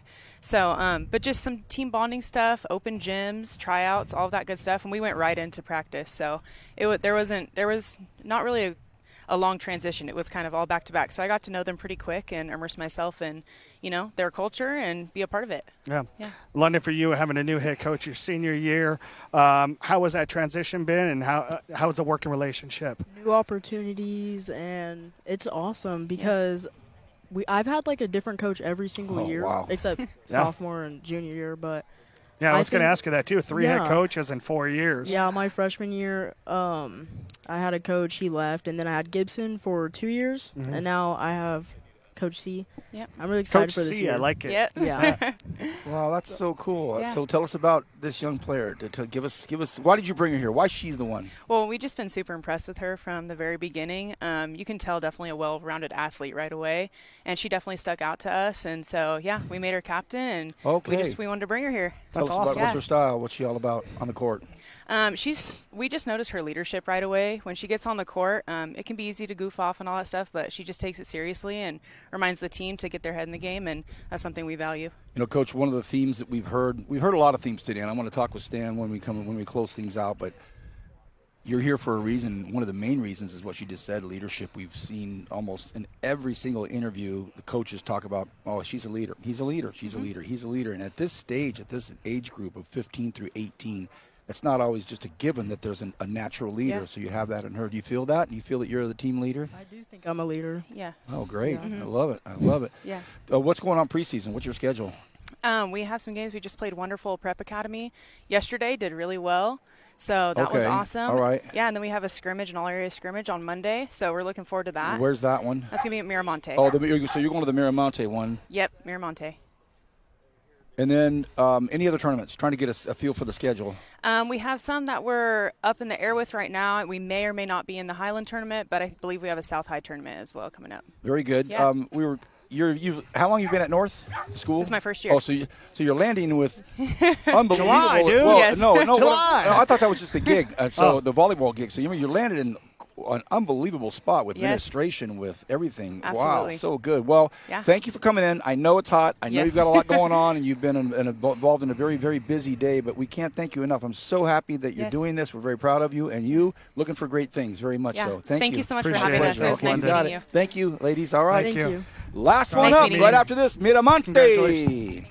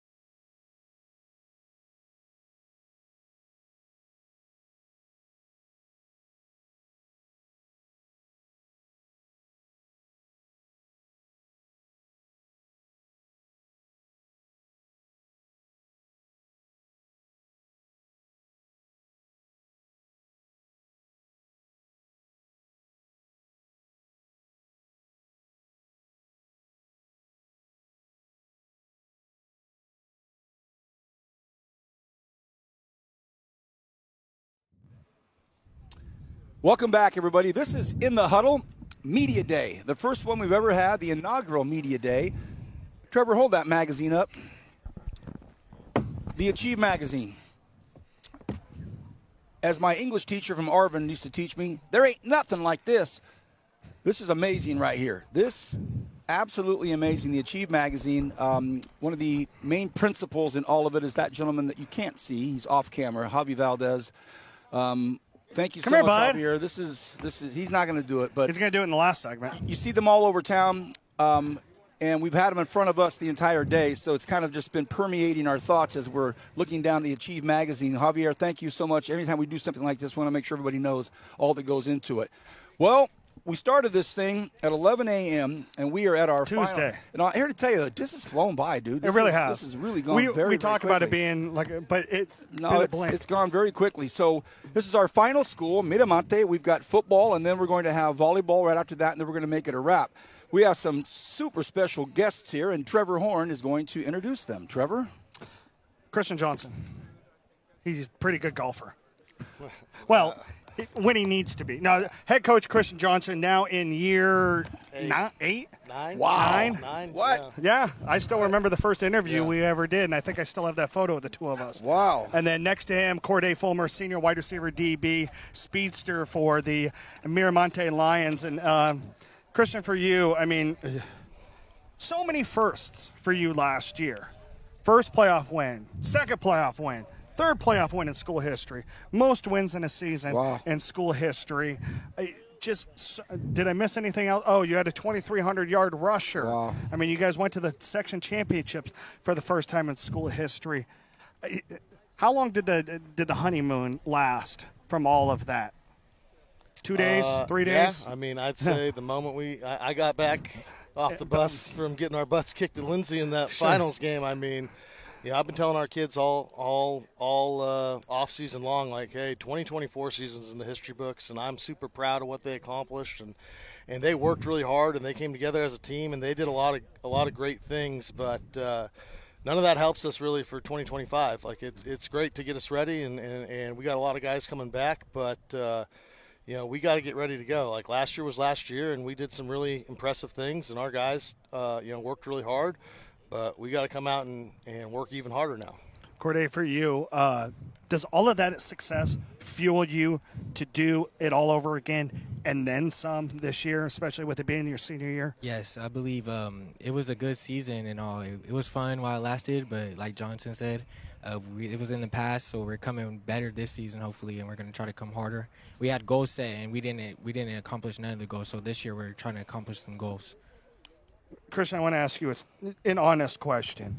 When you took over the Miramonte program back in 2018, did you think you would still be the Miramonte head football coach in 2025? Yeah, I did. I really do. Like, I love it there. Like, we have a great administration. We coach great kids. We have an awesome, assistant coaches. Like, I love being at Miramonte every day. It's awesome. And I mean, I think back in, when you talked about that in 2018, there were a lot of people that were real surprised, at where we went last year. And I told our kids that. I was like, hey, nobody thought you guys would ever make a Valley Championship. I did. I mean, you and me talked about that, that first time. Like, we had everything come together last year, and it was really special. And Corday, for you to hear him talk about how much he loves being at Miramonte, how much of that makes you guys want to work harder for him and that coaching staff? It makes us want to work even harder because we do a lot. We do everything for our coaches and for each other. So we're all one big family. So at the end of the day, we do everything for the person next to us. Coach, you're on the 14th hole at Rio Bravo. You're on the 14th hole at Rio Bravo Country Club. 178 out. 178 yards out. What club did you use? Just let them go. Just let them 6 iron? For those of you that have played golf here locally at Rio Bravo Country Club, hole 14, big, long, very difficult dogleg right. We're playing a little bit of a friendly gentleman game. We come back into the country club, and we hear about this 178-yard eagle. For those of you that don't golf, that means it's a par 4, second shot, winning the hole. Where does that rank with your most successful achievements as an athlete or a coach to have? I don't know how much bread you walked away with, but I know some because I saw it landing your palm. I've eagled before. I've eagled before. Mini golf doesn't count. Hold on, but with that core group of... that's true. Yeah, in that situation, that's a top 10. That's probably a top 10. It was by far it's one of the better golf shots I've had in my life. It was I came through at the right moment. I still shot 92. I mean, you didn't have to go there. Yeah. All right, we had just a couple more minutes with you guys. Going to let you go very quickly. That Kern Valley game I called last year, you guys were in full control, got away from you. We had Kern Valley here today. The one game they talked about this year was when you guys were going to go up there. Is that a nice calendar date for you guys to look for? Yeah, I mean, Kern Valley's tough, man. If you go back, I got my first win ever as head coach up there, and then they came. We beat them again the second year, and then they came down and beat us. Like, they're tough kids, man, and going up there, it's a tough place to play. And, I mean, that playoff game was electric, man. Like, talk about offense. That was big time. There's no defense played. We're looking forward to it, guys. You're the last school here today. You've been here for a while. We're going to let you go. Coach, we are so stoked to see what's going to happen this year. I can't wait to get out there. Young man, congratulations on everything you're doing. We appreciate it. Looking forward to a great season with Miramonte football. Thank you, buddy. I appreciate it, Yes, Vance. sir. Thank you. Young Thanks, man. Trev, as always. Thank you, buddy. When we come back, our last guest, volleyball, Miramonte. Thank you, brother.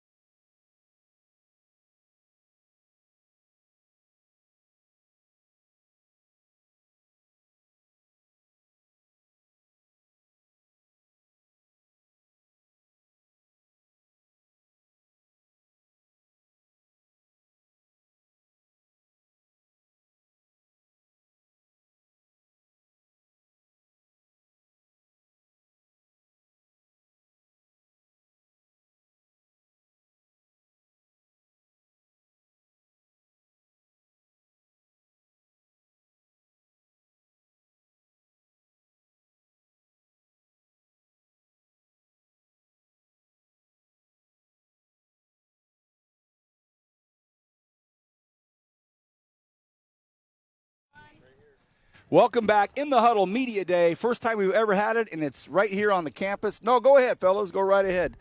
We'll take 4 root beers, too. No. So this is it. Can you believe it? This 5 hours. Time has flown by. 5 hours. So you talk about special guests. You're closing off the inaugural, first time ever in the Huddle Media Day. You're our final guest. That in itself deserves a nice round of applause from everybody out there being our final guest. Thank you for sticking with us. Miramonte Volleyball. Trevor. Yep.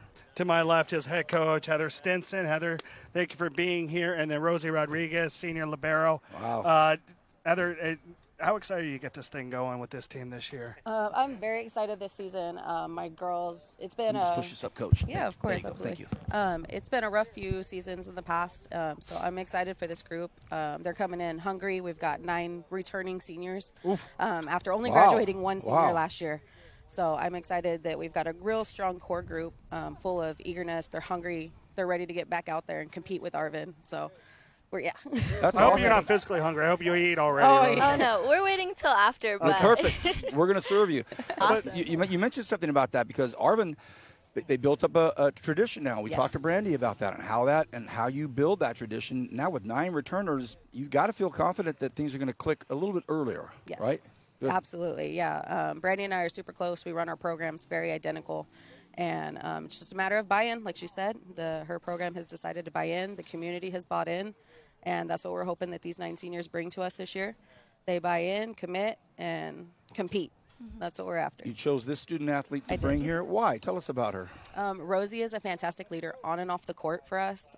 Grades, GPA, student in the classroom, a leader on campus. She's involved in just about every aspect, agriculture, leadership with the 4 Dream Builders as well currently. And so she brings a lot of leadership. Dream Builders we've had on set today. Yes, you guys met Levi, right? Yeah, exactly. Awesome.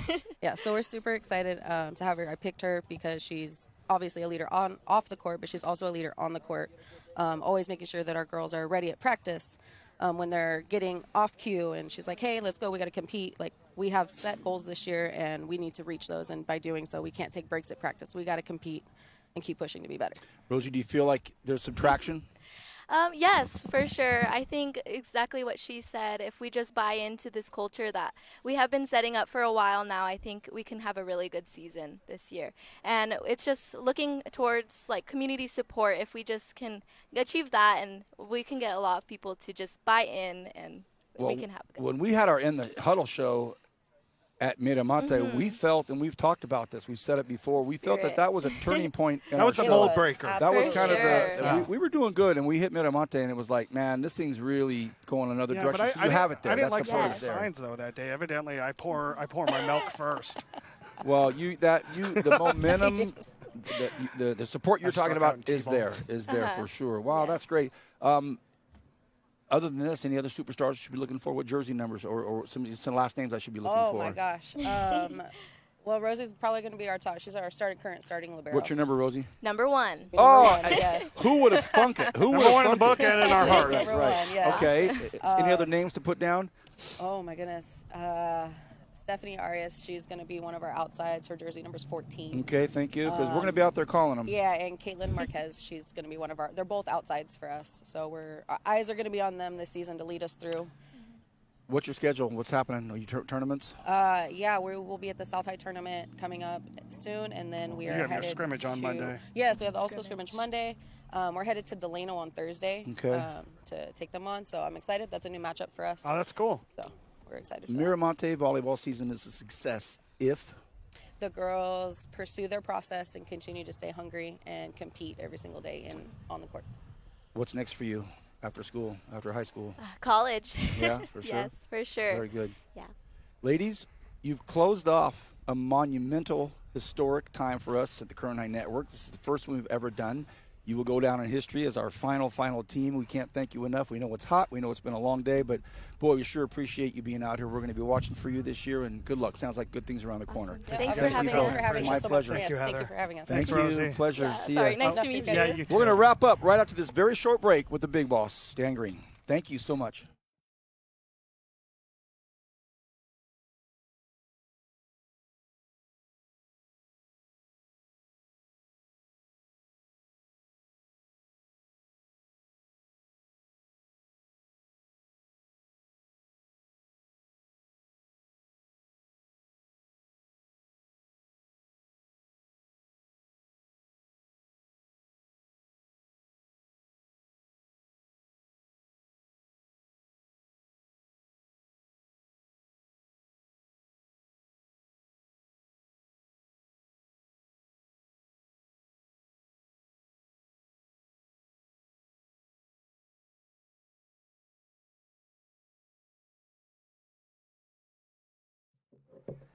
Pretty incredible.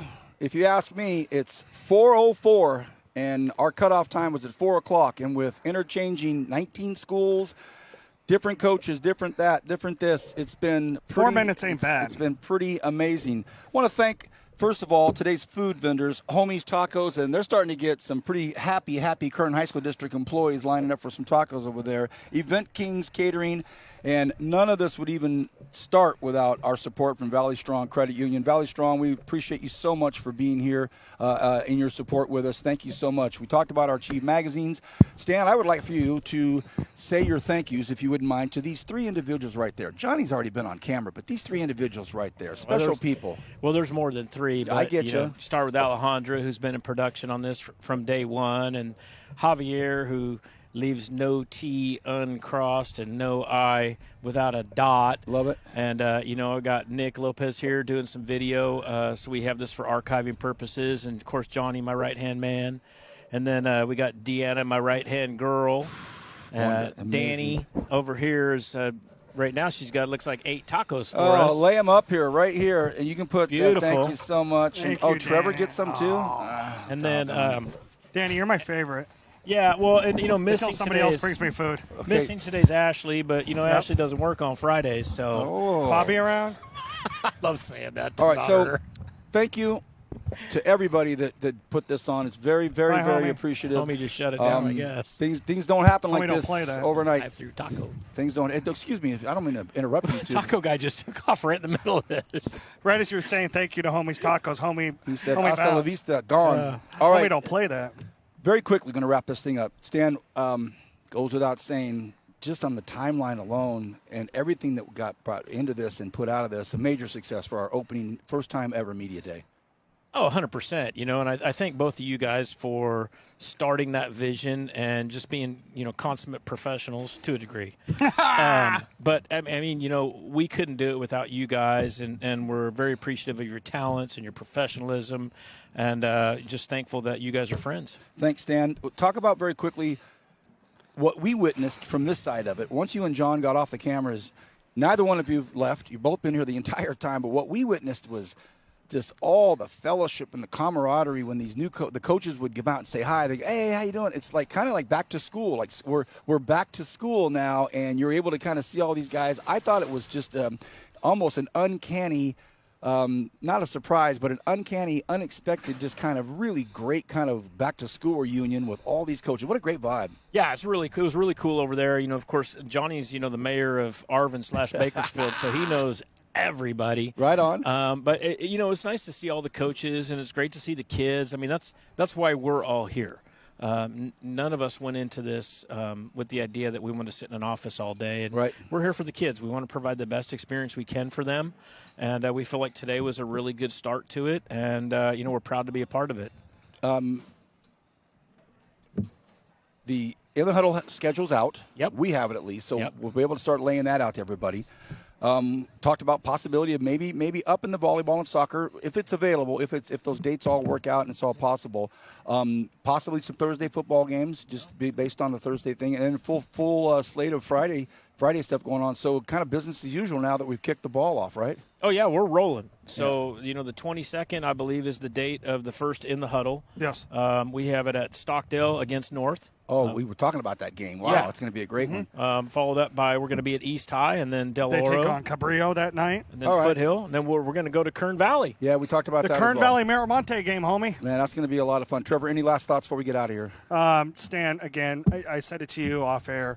I think the professionalism of your entire staff and you and allowing Vance and I to come into the fold and really kind of, hit the ground running with this thing. And what we were able to do last year is just a preface of what we're going to be able to see this year, ladies and gentlemen. If you thought last year was cool, wait till you see what we got for you this year, because we're rearing and ready to go year two. I can't wait for it. I know you are too, so let's have some fun. Final comments from you, boss. I'm just excited about the things that we're able to do, the opportunities. Side note, we this year we are going to do all area teams from our office. So Trevor and I have talked briefly about that. That's another wrinkle, and I hate to keep adding it every year, but it's fun to add stuff, and we're excited about it. I like being busy. Yeah. On behalf of Trevor, Stan, myself, and everybody at the Kern High Network, the team that's put all this together, welcome back. School is back, sports is back, and In the Huddle's back. Thank you. Well, thanks for putting up with me.